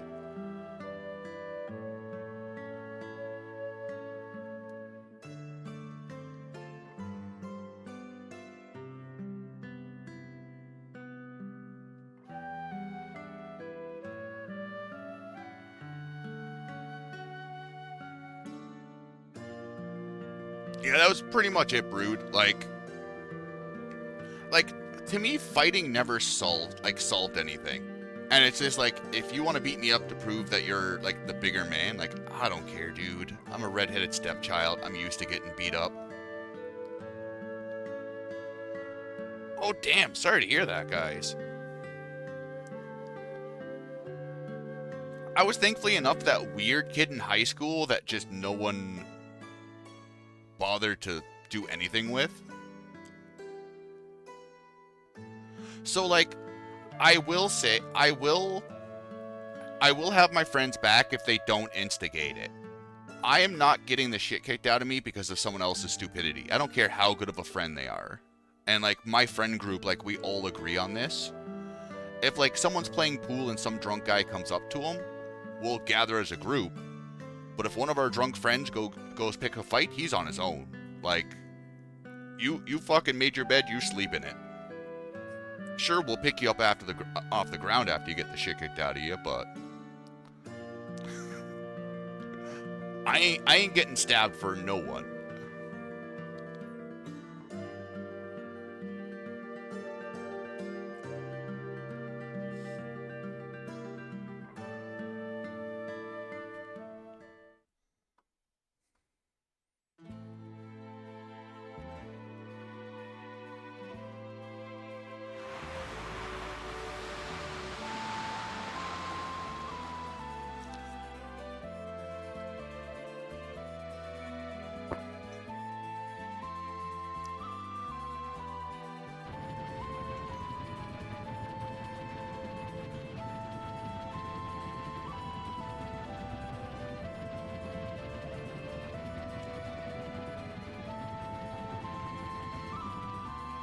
Synapse, Lord of the Minions. How are you doing on this sweaty evening?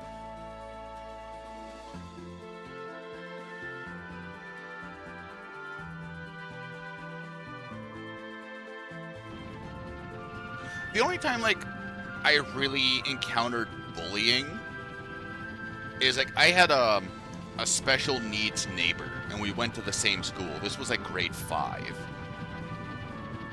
And, like, a bunch of kids used to pick on him. So, like, a couple of us would stand up for him because, like, we were friends, and we would just be like, hey, stop picking on him. And then the kids would just walk away.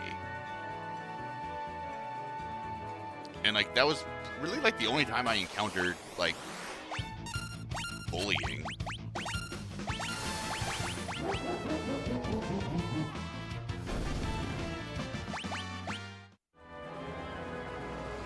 '81?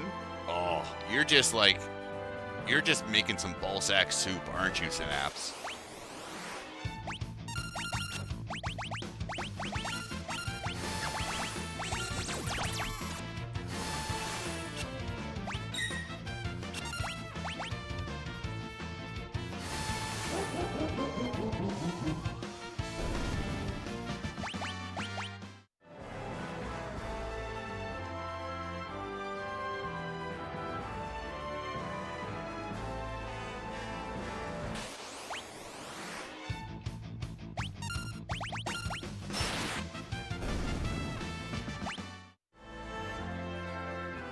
One cactuar.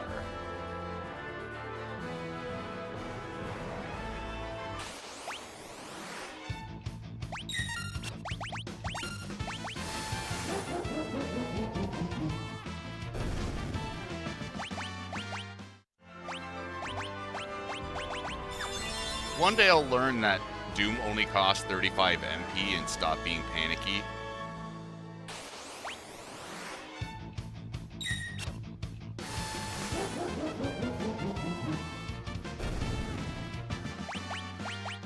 Alright, time for Ed to die.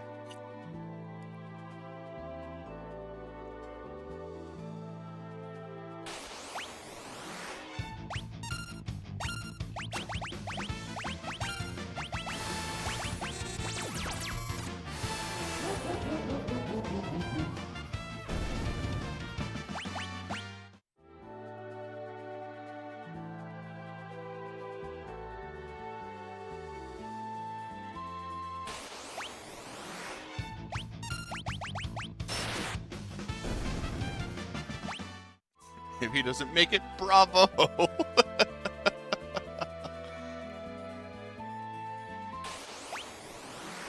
Oh man, no, don't tell me we're in the cactuar block.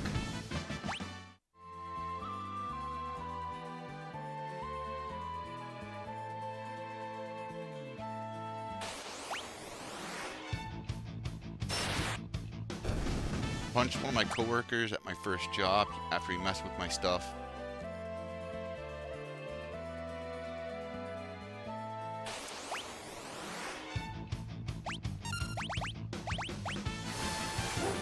That fucking sucks, Malico. I granted you shouldn't get physical, but there comes a point where, like, Buddy should have been responsible for that.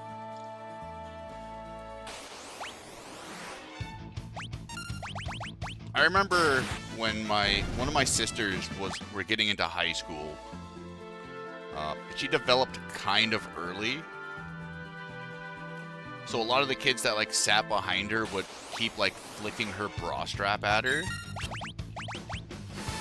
So, like, she would complain to the teacher didn't do anything. Pops talked to the principal didn't do anything. So, like, she came home just, like, crying one day. And Pops is like, if someone does it, just slug him in the face. So Buddy did it the next day. She turned around, fucking cocked him in the nose, broke his nose. Pops got called into the school. They're just like, how are you going to discipline your daughter? And he's like, I'm taking her out for ice cream.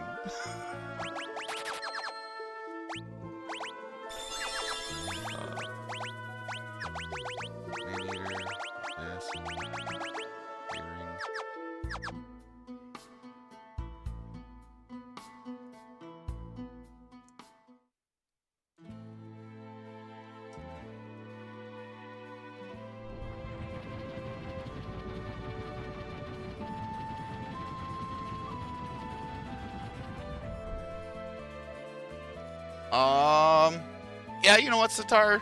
I'll give you the benefit of the doubt. I don't think you'd blatantly just punch someone for the hell of it. I don't think you'd punch someone for a free ice cream cone.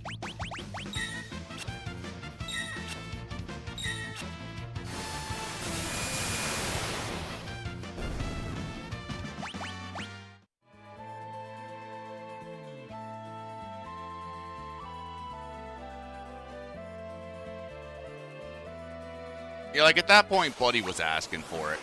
I don't care who you are, Malico. Like, when you're that blatant about it, it's not like... Even then, like, he had no right to touch your personal property.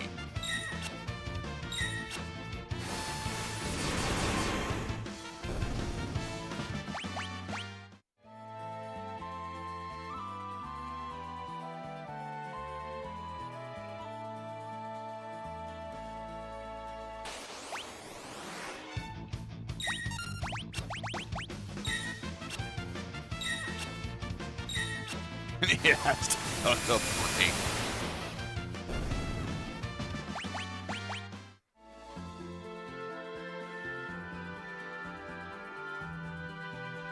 Was he also wondering how to beat Bubble Man in Mega Man?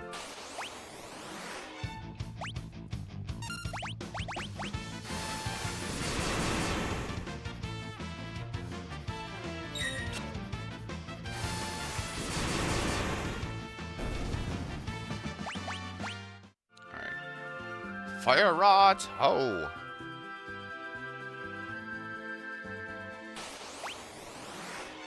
Lightning rod, ho!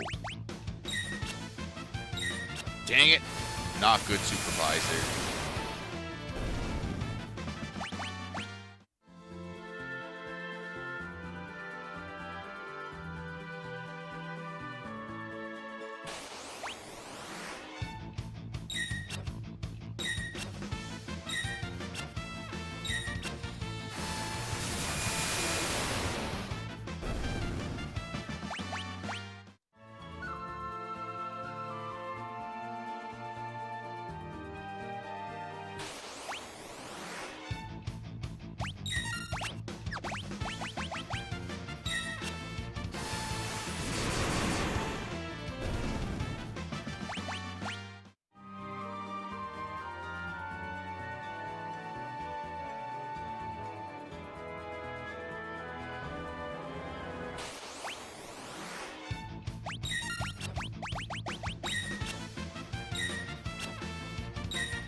Can I just get, like, nothing but tumbleweeds so I can just auto-battle to my heart's content?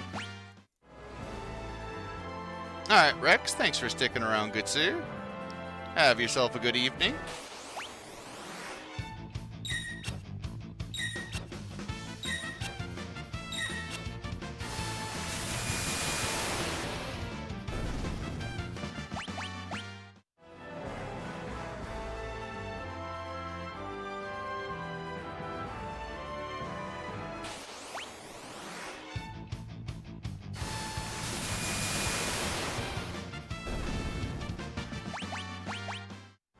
Alright, one more level.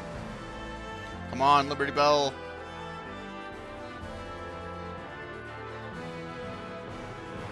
Liberty Bell?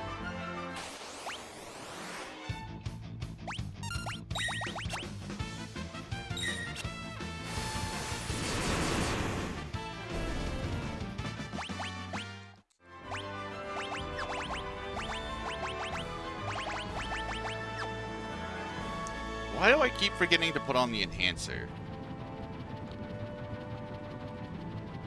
I know why. There was a safe strat. Would Tyrannosaurus Forest be better? I'd say no, because you're still dealing with Brachiosauruses.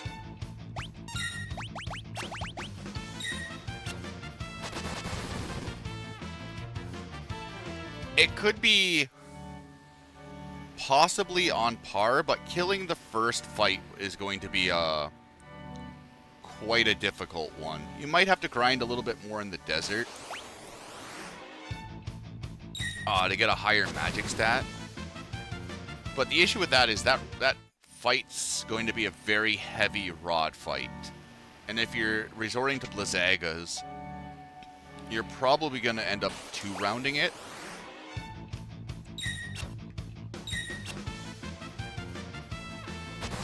In what order I should consume them? Popsicle in the beer.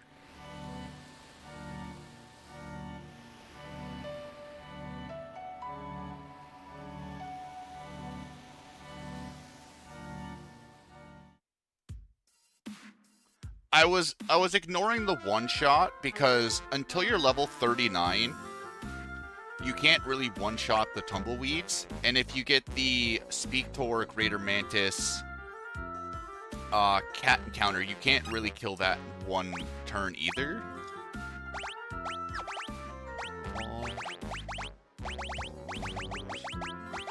Hero, White Kate. Just to try to keep like fair analogies.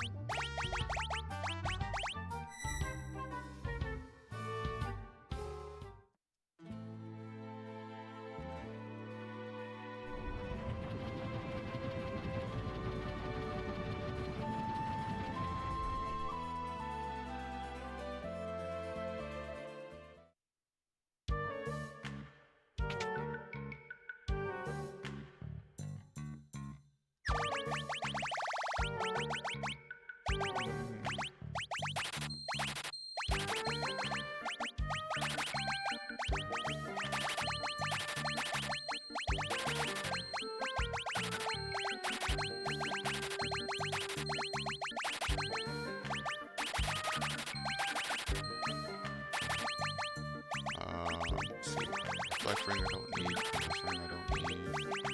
Elemental I don't need.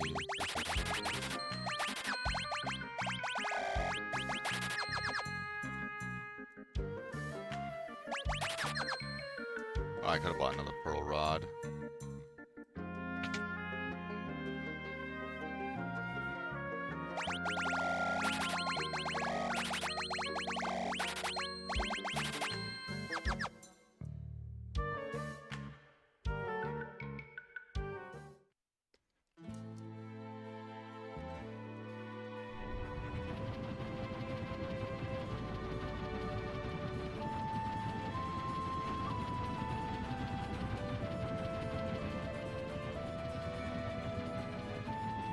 Get me into Kafka's tower pretty quick.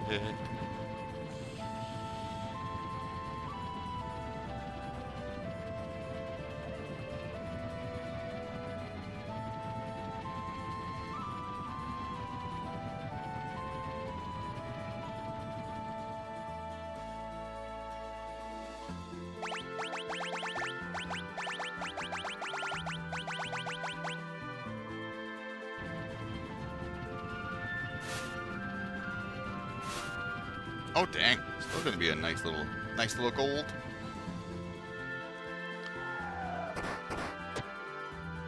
You're gonna take this duke. What if you had a power outage? I go shower and try it again tomorrow.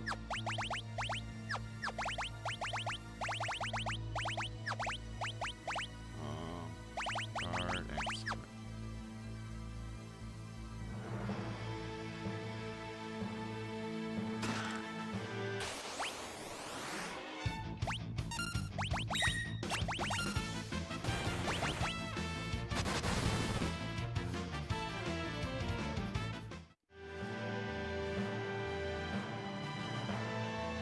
I have a Milwaukee battery-operated light.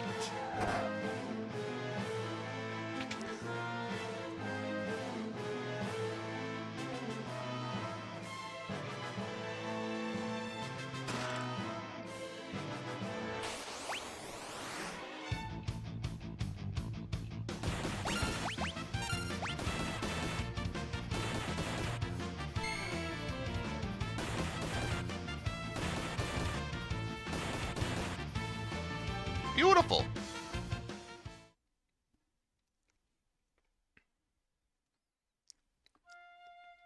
You win this round, Kefka's Tower.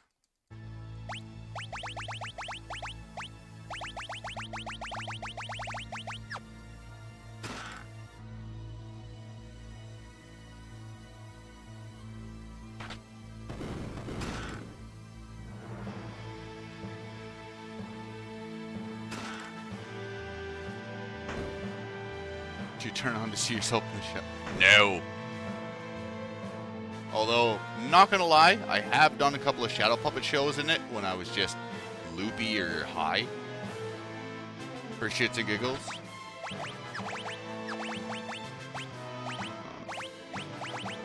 Cancer, Ward, and Sprint.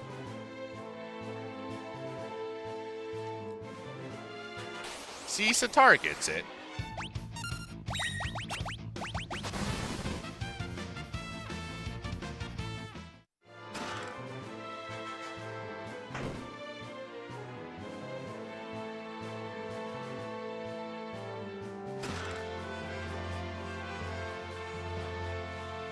It's not. I gotta use the bar of soap.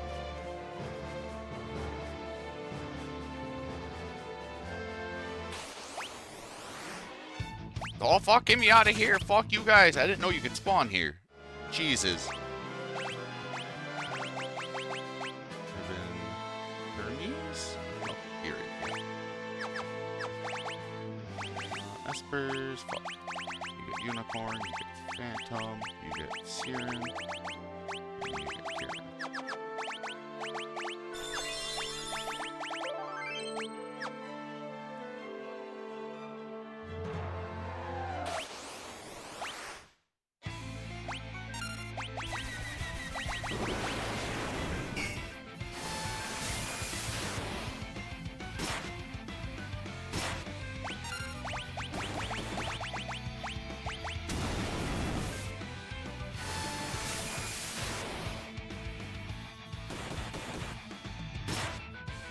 Yo, Bam Bam, how goes it?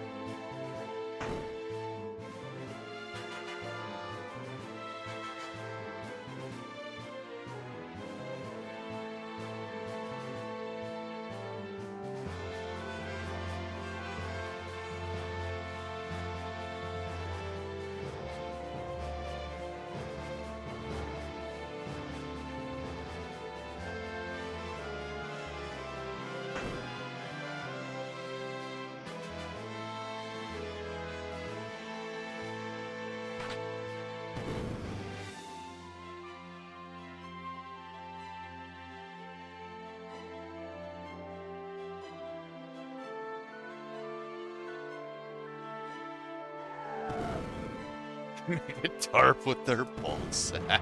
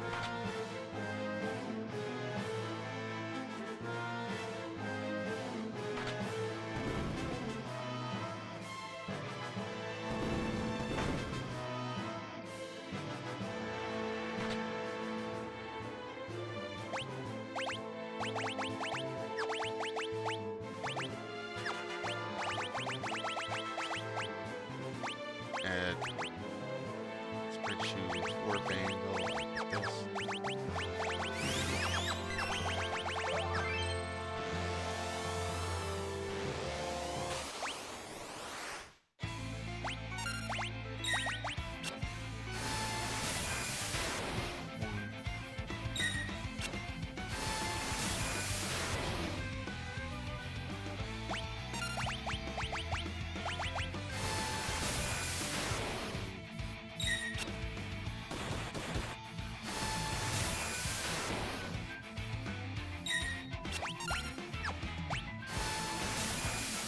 Why haven't you done...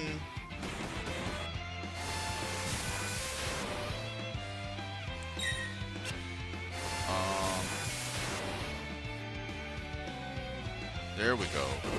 Wait, what?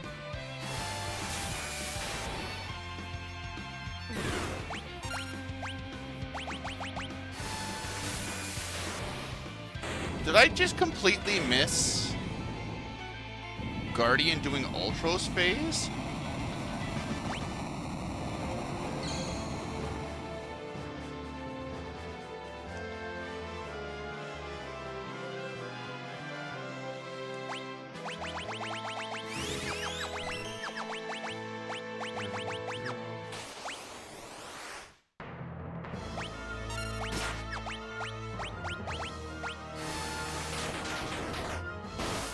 It was like right at the end we got what was it, like Air Force or whatever script.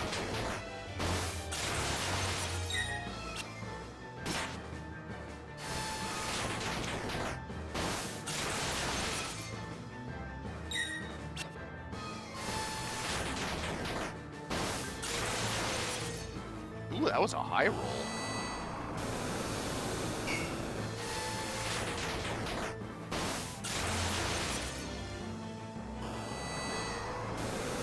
Celis, you do have the ability to block some of these attacks.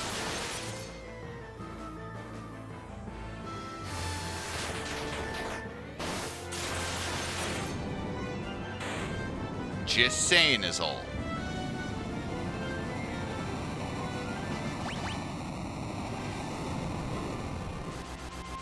She did block Meteor, I'll give her that. You're correct, well Indoor.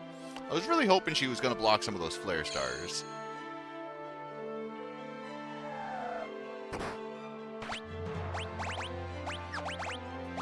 Force Shield, Magus Hat, Minerva, Elixir.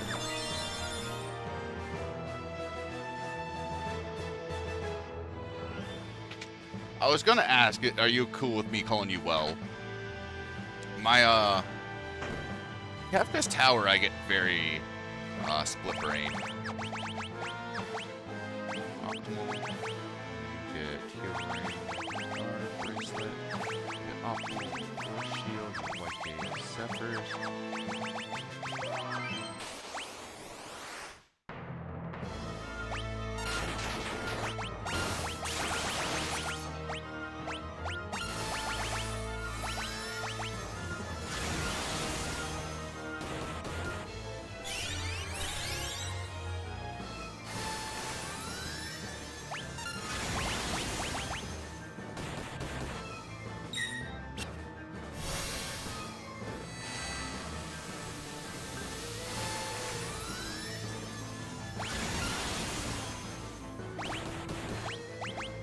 Have you tried not counterattacking everything?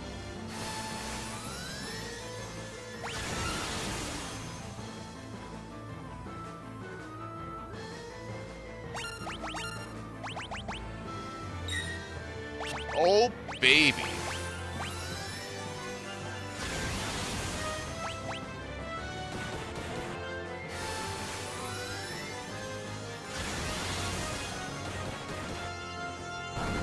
Oh, poops. Oh, baby, you fucked up. Give me my GGs. Oh, fuck.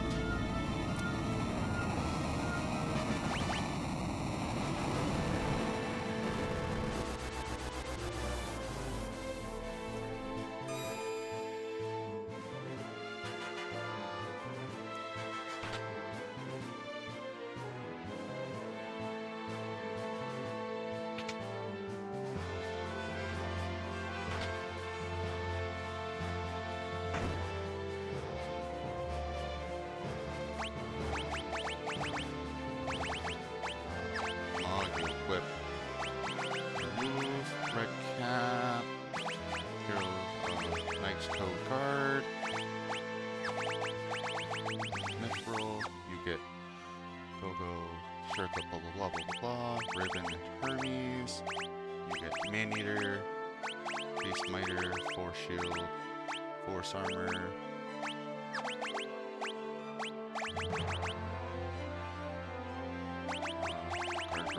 Scepters.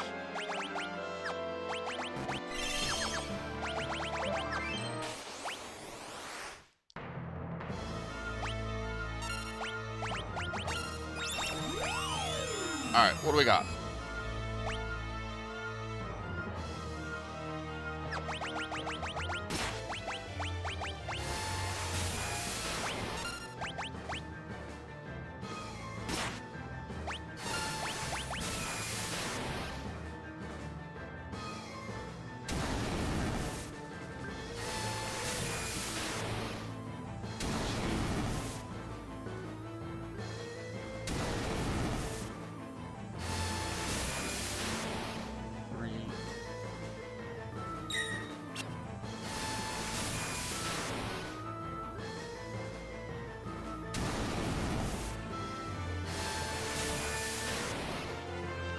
This is actually bad.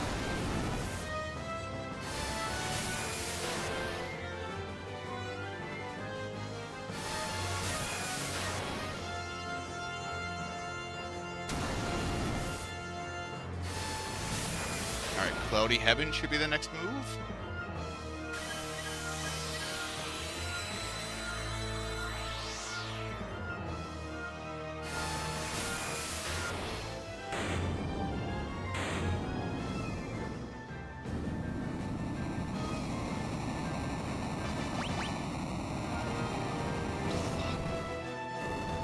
Don't step on the switch. Don't step on the switch. Steppy on switchy bad.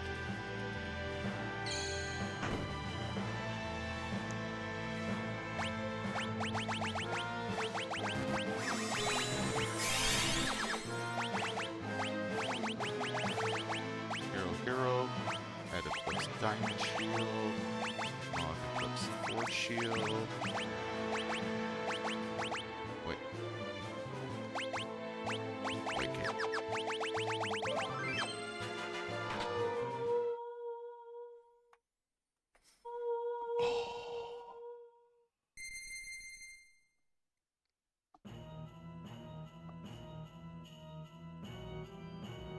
Wait, am I?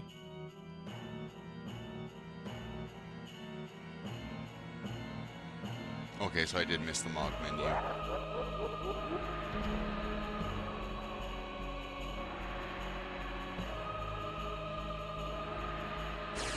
Welcome to the Canadian dollar being worthless, Cup. I shouldn't say worthless, but the exchange rate sucks.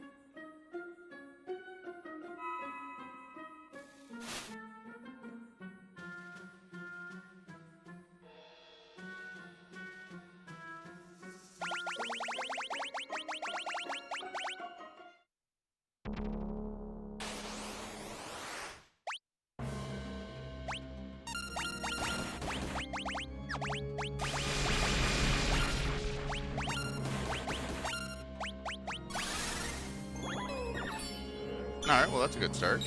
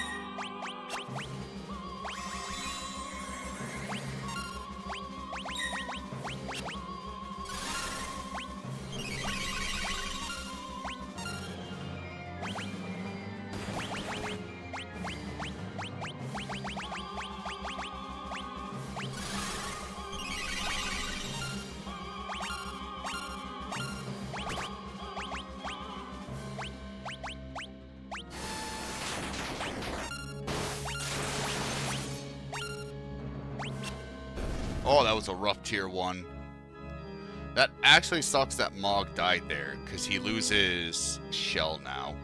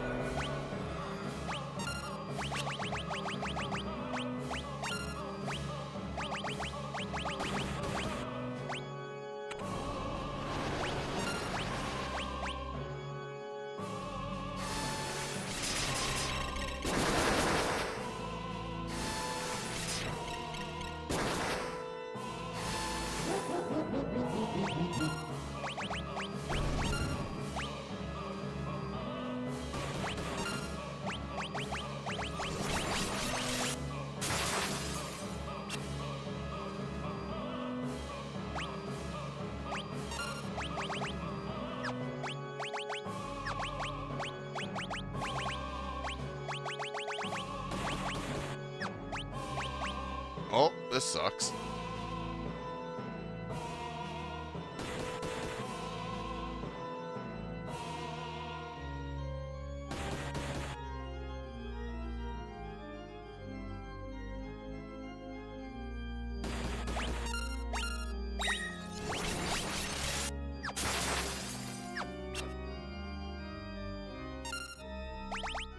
Come on, game.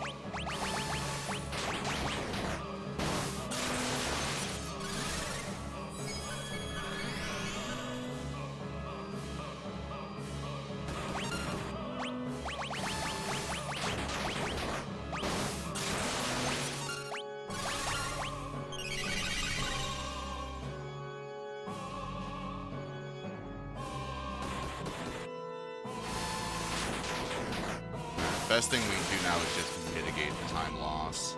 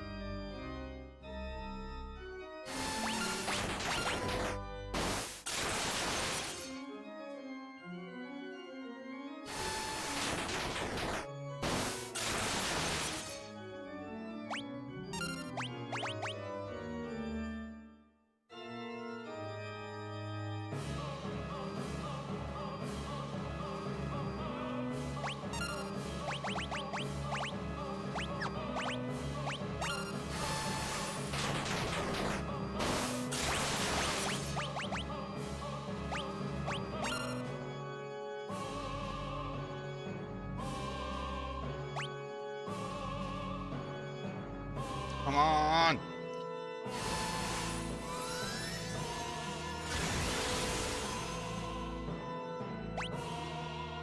Jesus.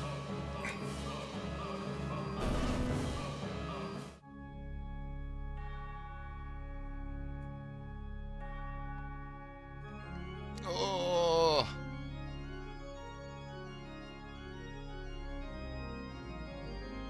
All right. Just take it as best you can.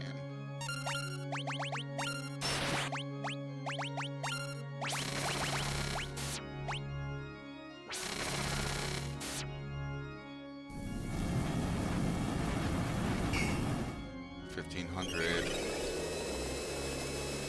nullified. 4,000.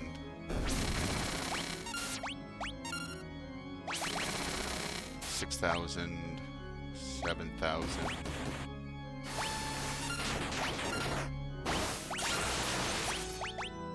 17,000.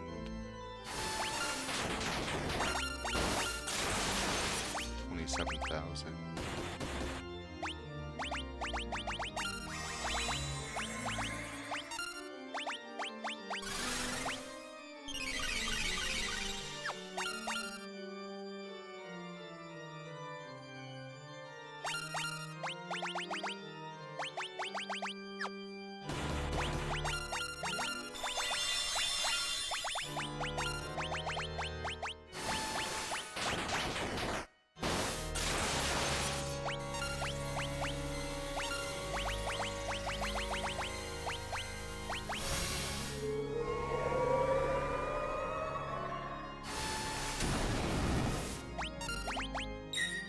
Nice. Alright, so I can do 2 turns with Thunder Rods, and I think I can do the rest with Holies.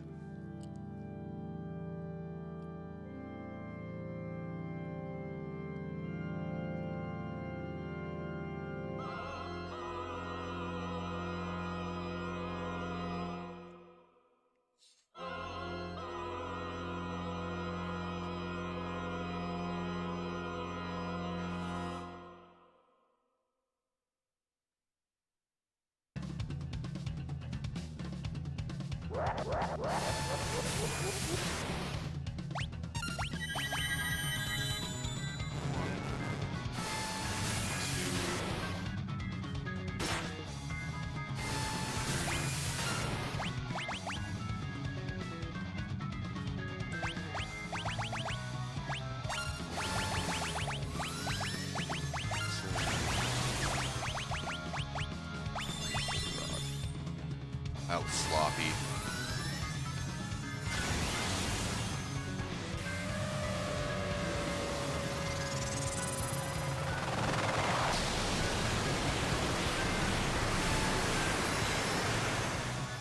Meteor. Sub 246.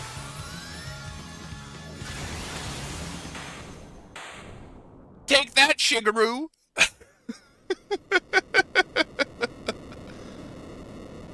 Oh, what a horrible fucking tier 2, though. Jesus Christ.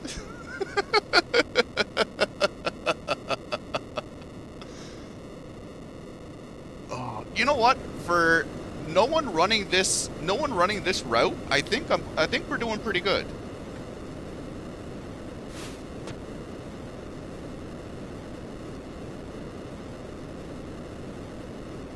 Oh fuck, chair! Don't chair. Yo, Jumpy, thank you for the GGs.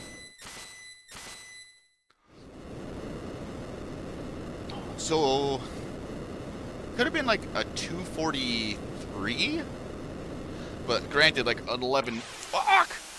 11-minute fight's pretty nuts.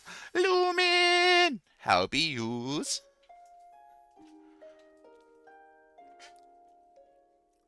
Yo, Amadeus, how goes it?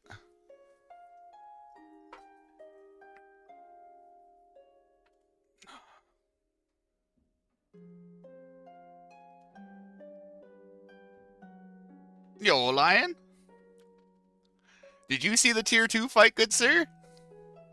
That tier 2 fight was fucking magical. Magic evasion is a fucking lie.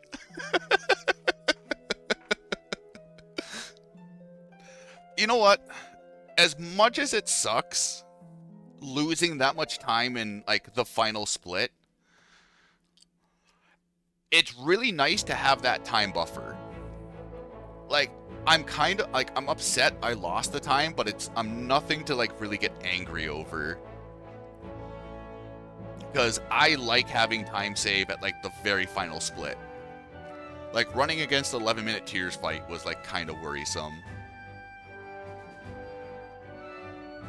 But you know what? Would have been nice with a 424, but we got buffer room now.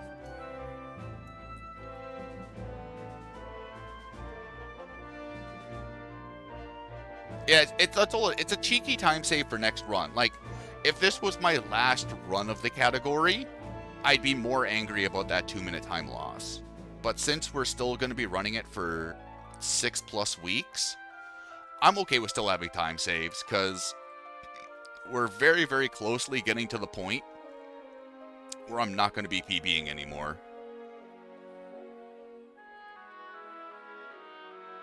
Like, I still consider us extremely lucky that we got back-to-back PBs. Like, especially with how, like, the late game World of Ruin came around.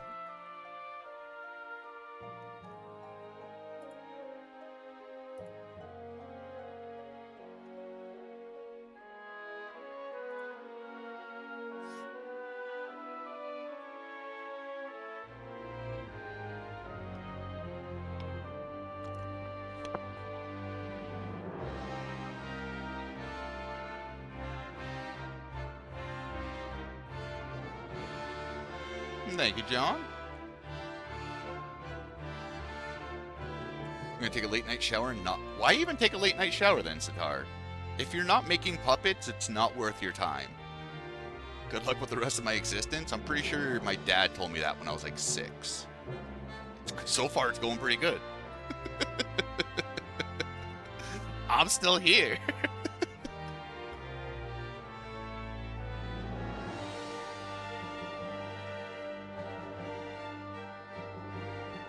Yo, Keys, welcome back. So, Dataluma? Oh yeah, we wiped like 3 times going to Dataluma. First time Ifrit, you hate to run against it.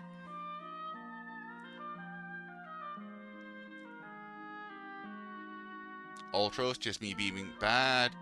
Lonely Continent, honestly, really, I had to farm 2 encounters before Atmo, which sucked. 3 encounter exit is amazing for leaving Floating Continent. Good, good. Grind was good for even having like 5 Cactuars. I'm still surprised we saved 31 seconds.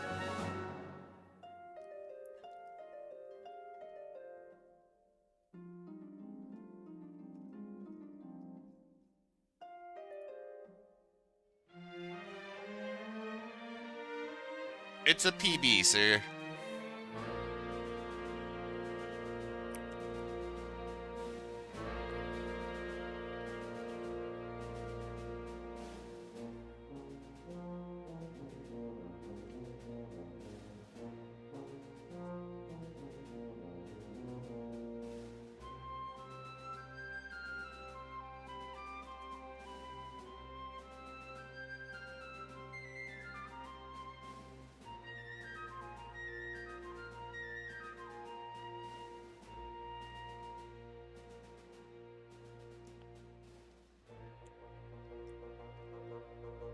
Yo, Darkness, thank you, good sir.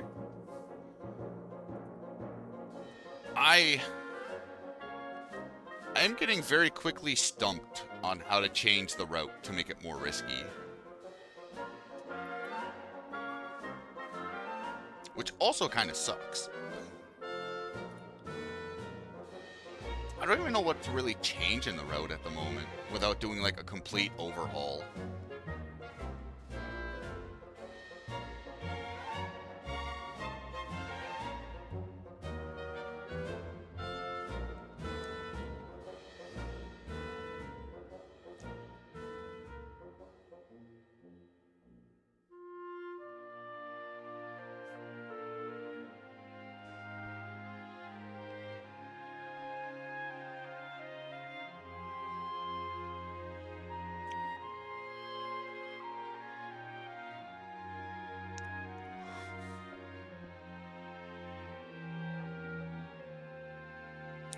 Sleepy.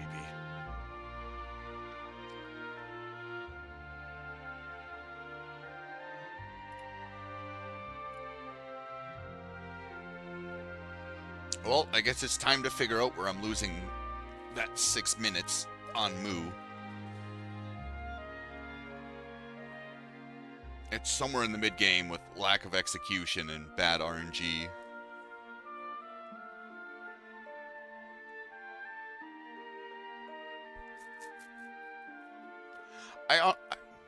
It sucks that PR doesn't have like a good way to practice menus. It's like, it always reminds me of like Tales of Berseria. It sucks practicing menus because you load up, you have to wait 15 seconds for the autosave to allow you to play. You practice your 4-second menu, you close the game, you open it, you wait 20 seconds to get back into it, you do your 3-second menu, and you just rinse and repeat.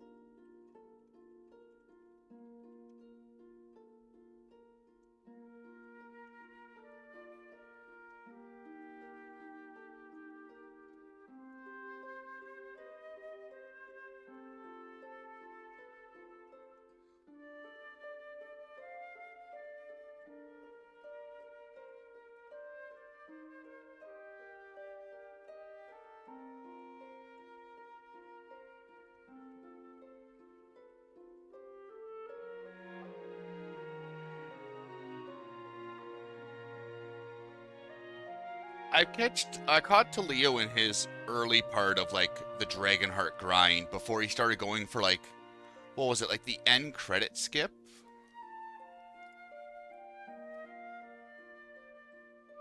Cause it was like, well, like the end credit skip was like something ridiculous and it saved like a good chunk of time. Because I remember PJ was going for it back in the day, and I think he triggered it once out of like 80 runs. Like, the numbers are just off the top of my head.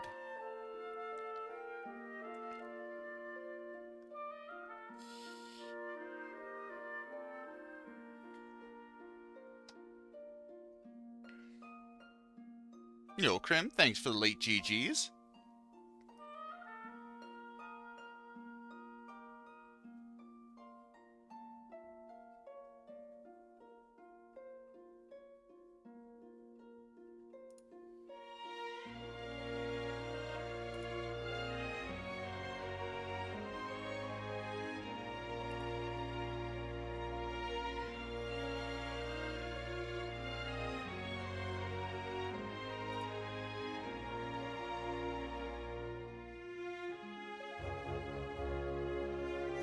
I haven't been able to catch like many of Talio's streams recently, mostly because he streams during like work hours.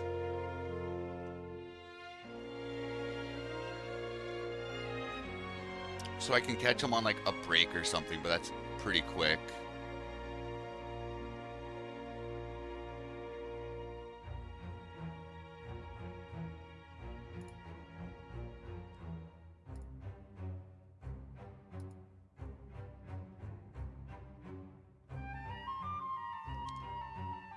That game looks bad?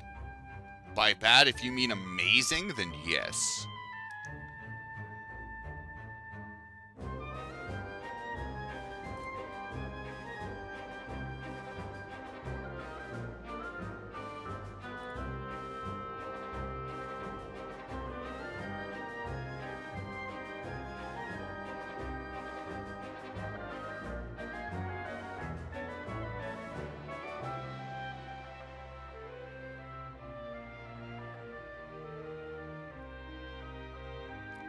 That's your remaining G.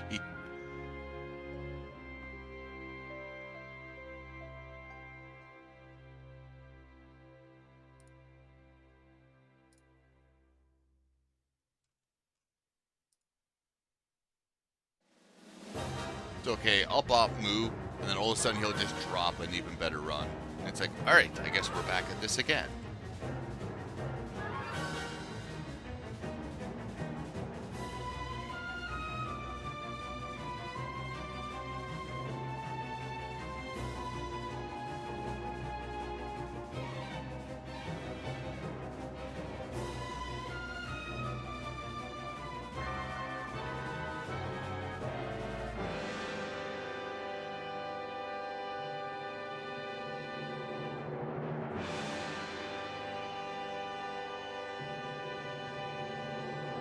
Buff, 2 PBs today. Me, Buff got himself a 2014 version PB.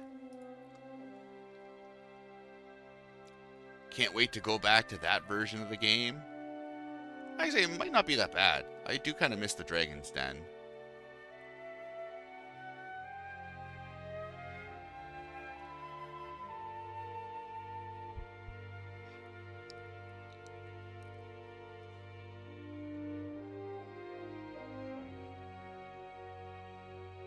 The Brute PB's coming. He's biding his time.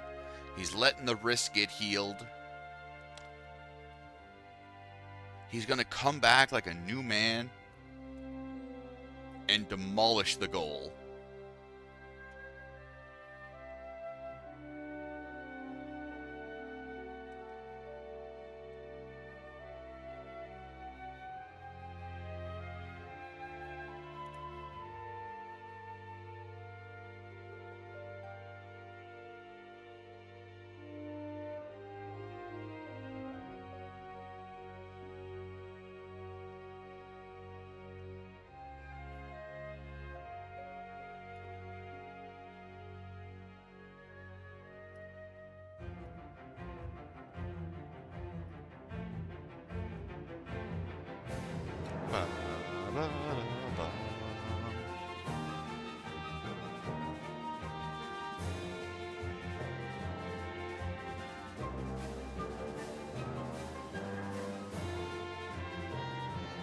Yo, Hoobers, thank you for the GGs.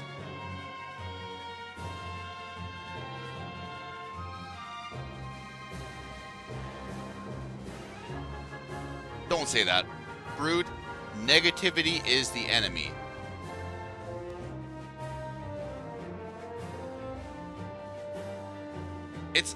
I notice it like in RPGs, where it seems like sub 4, let's say, is like impossible to fucking get.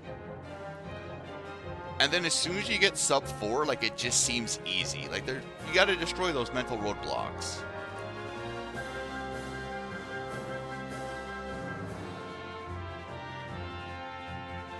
Does this mean I'm a main PR runner? I guess it does, Hobbs. Life has gone downhill.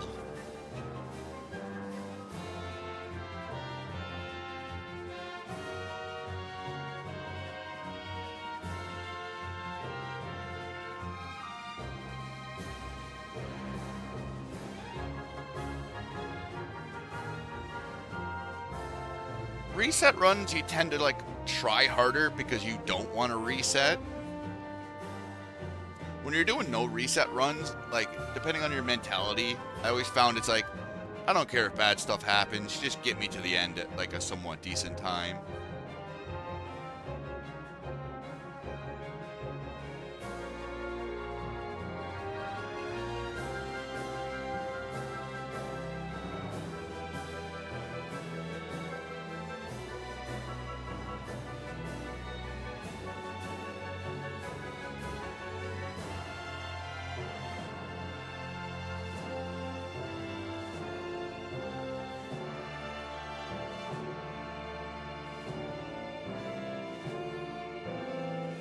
Once you get that console working, you might find things to be a little bit. You might find actually things wonkier because like like no lag. So you might have to do a good chunk on retraining some muscle memory.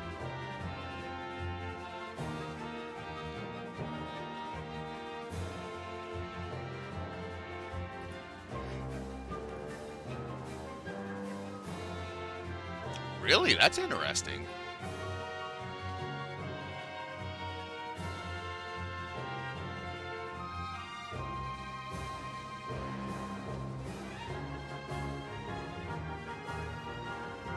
Oh, close Queen, July 15th.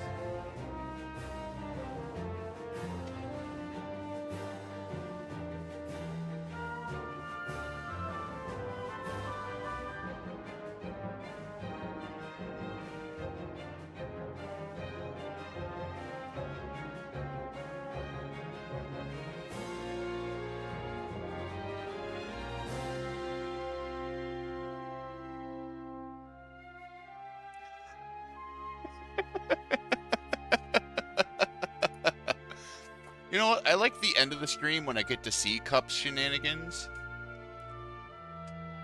Instead of during the stream where I'm just like, you know what? I'm just going to trust on chat's reactions if I should open this or not.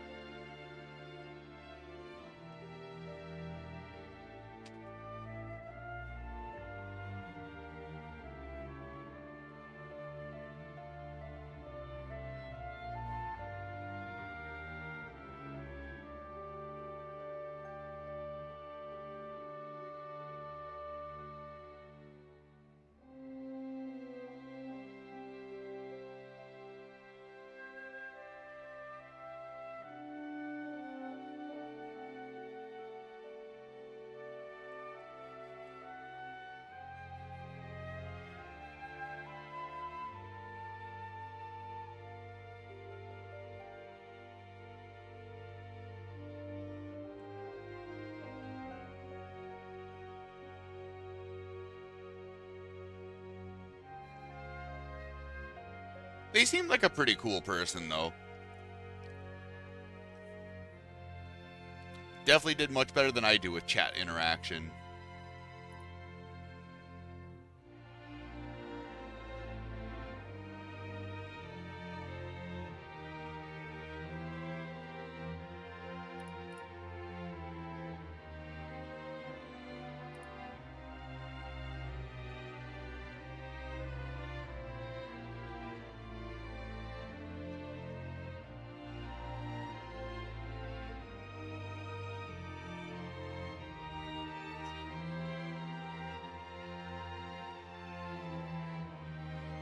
That's one of the reasons, like, I really like watching casual players. Like, casual playthroughs, I guess I should say. Because it's like, I'm like, oh yeah, I remember getting tripped up on this guy, like, years and years ago.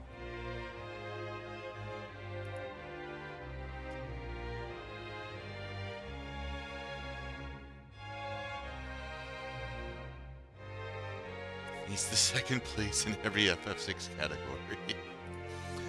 As much as we meme on B-Dude, he definitely deserves more credit than what a lot of people give him.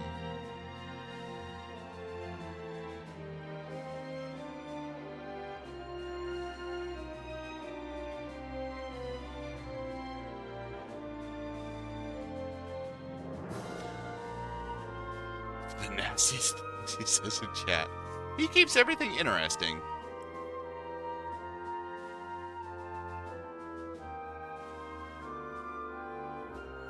He definitely he does a very good job at keeping chat's attention. Now, if it's a good or a bad way he does it is totally person to person dependent.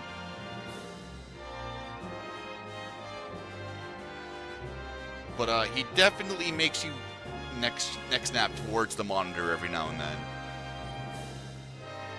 You're like, did I hear that right?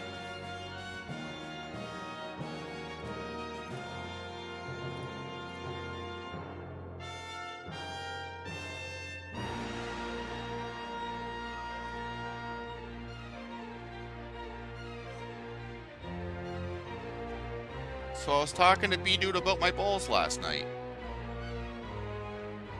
It's not an abnormal thing. It's hot in Canada. It's hot in my Canadian bedroom. I'm hot in general.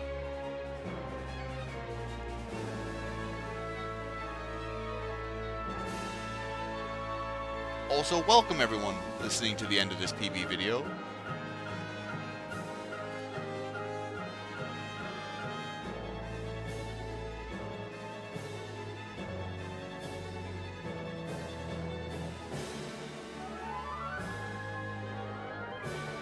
Brood, it's 25 and feels like 31 right now. I'll take your 19 degrees.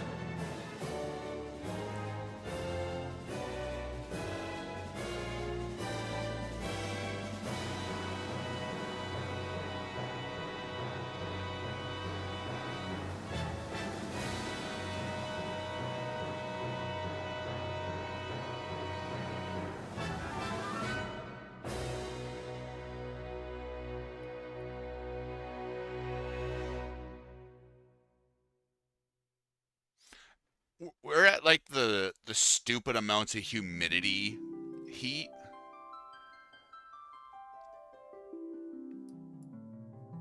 Like it's still basically like breathing in soup.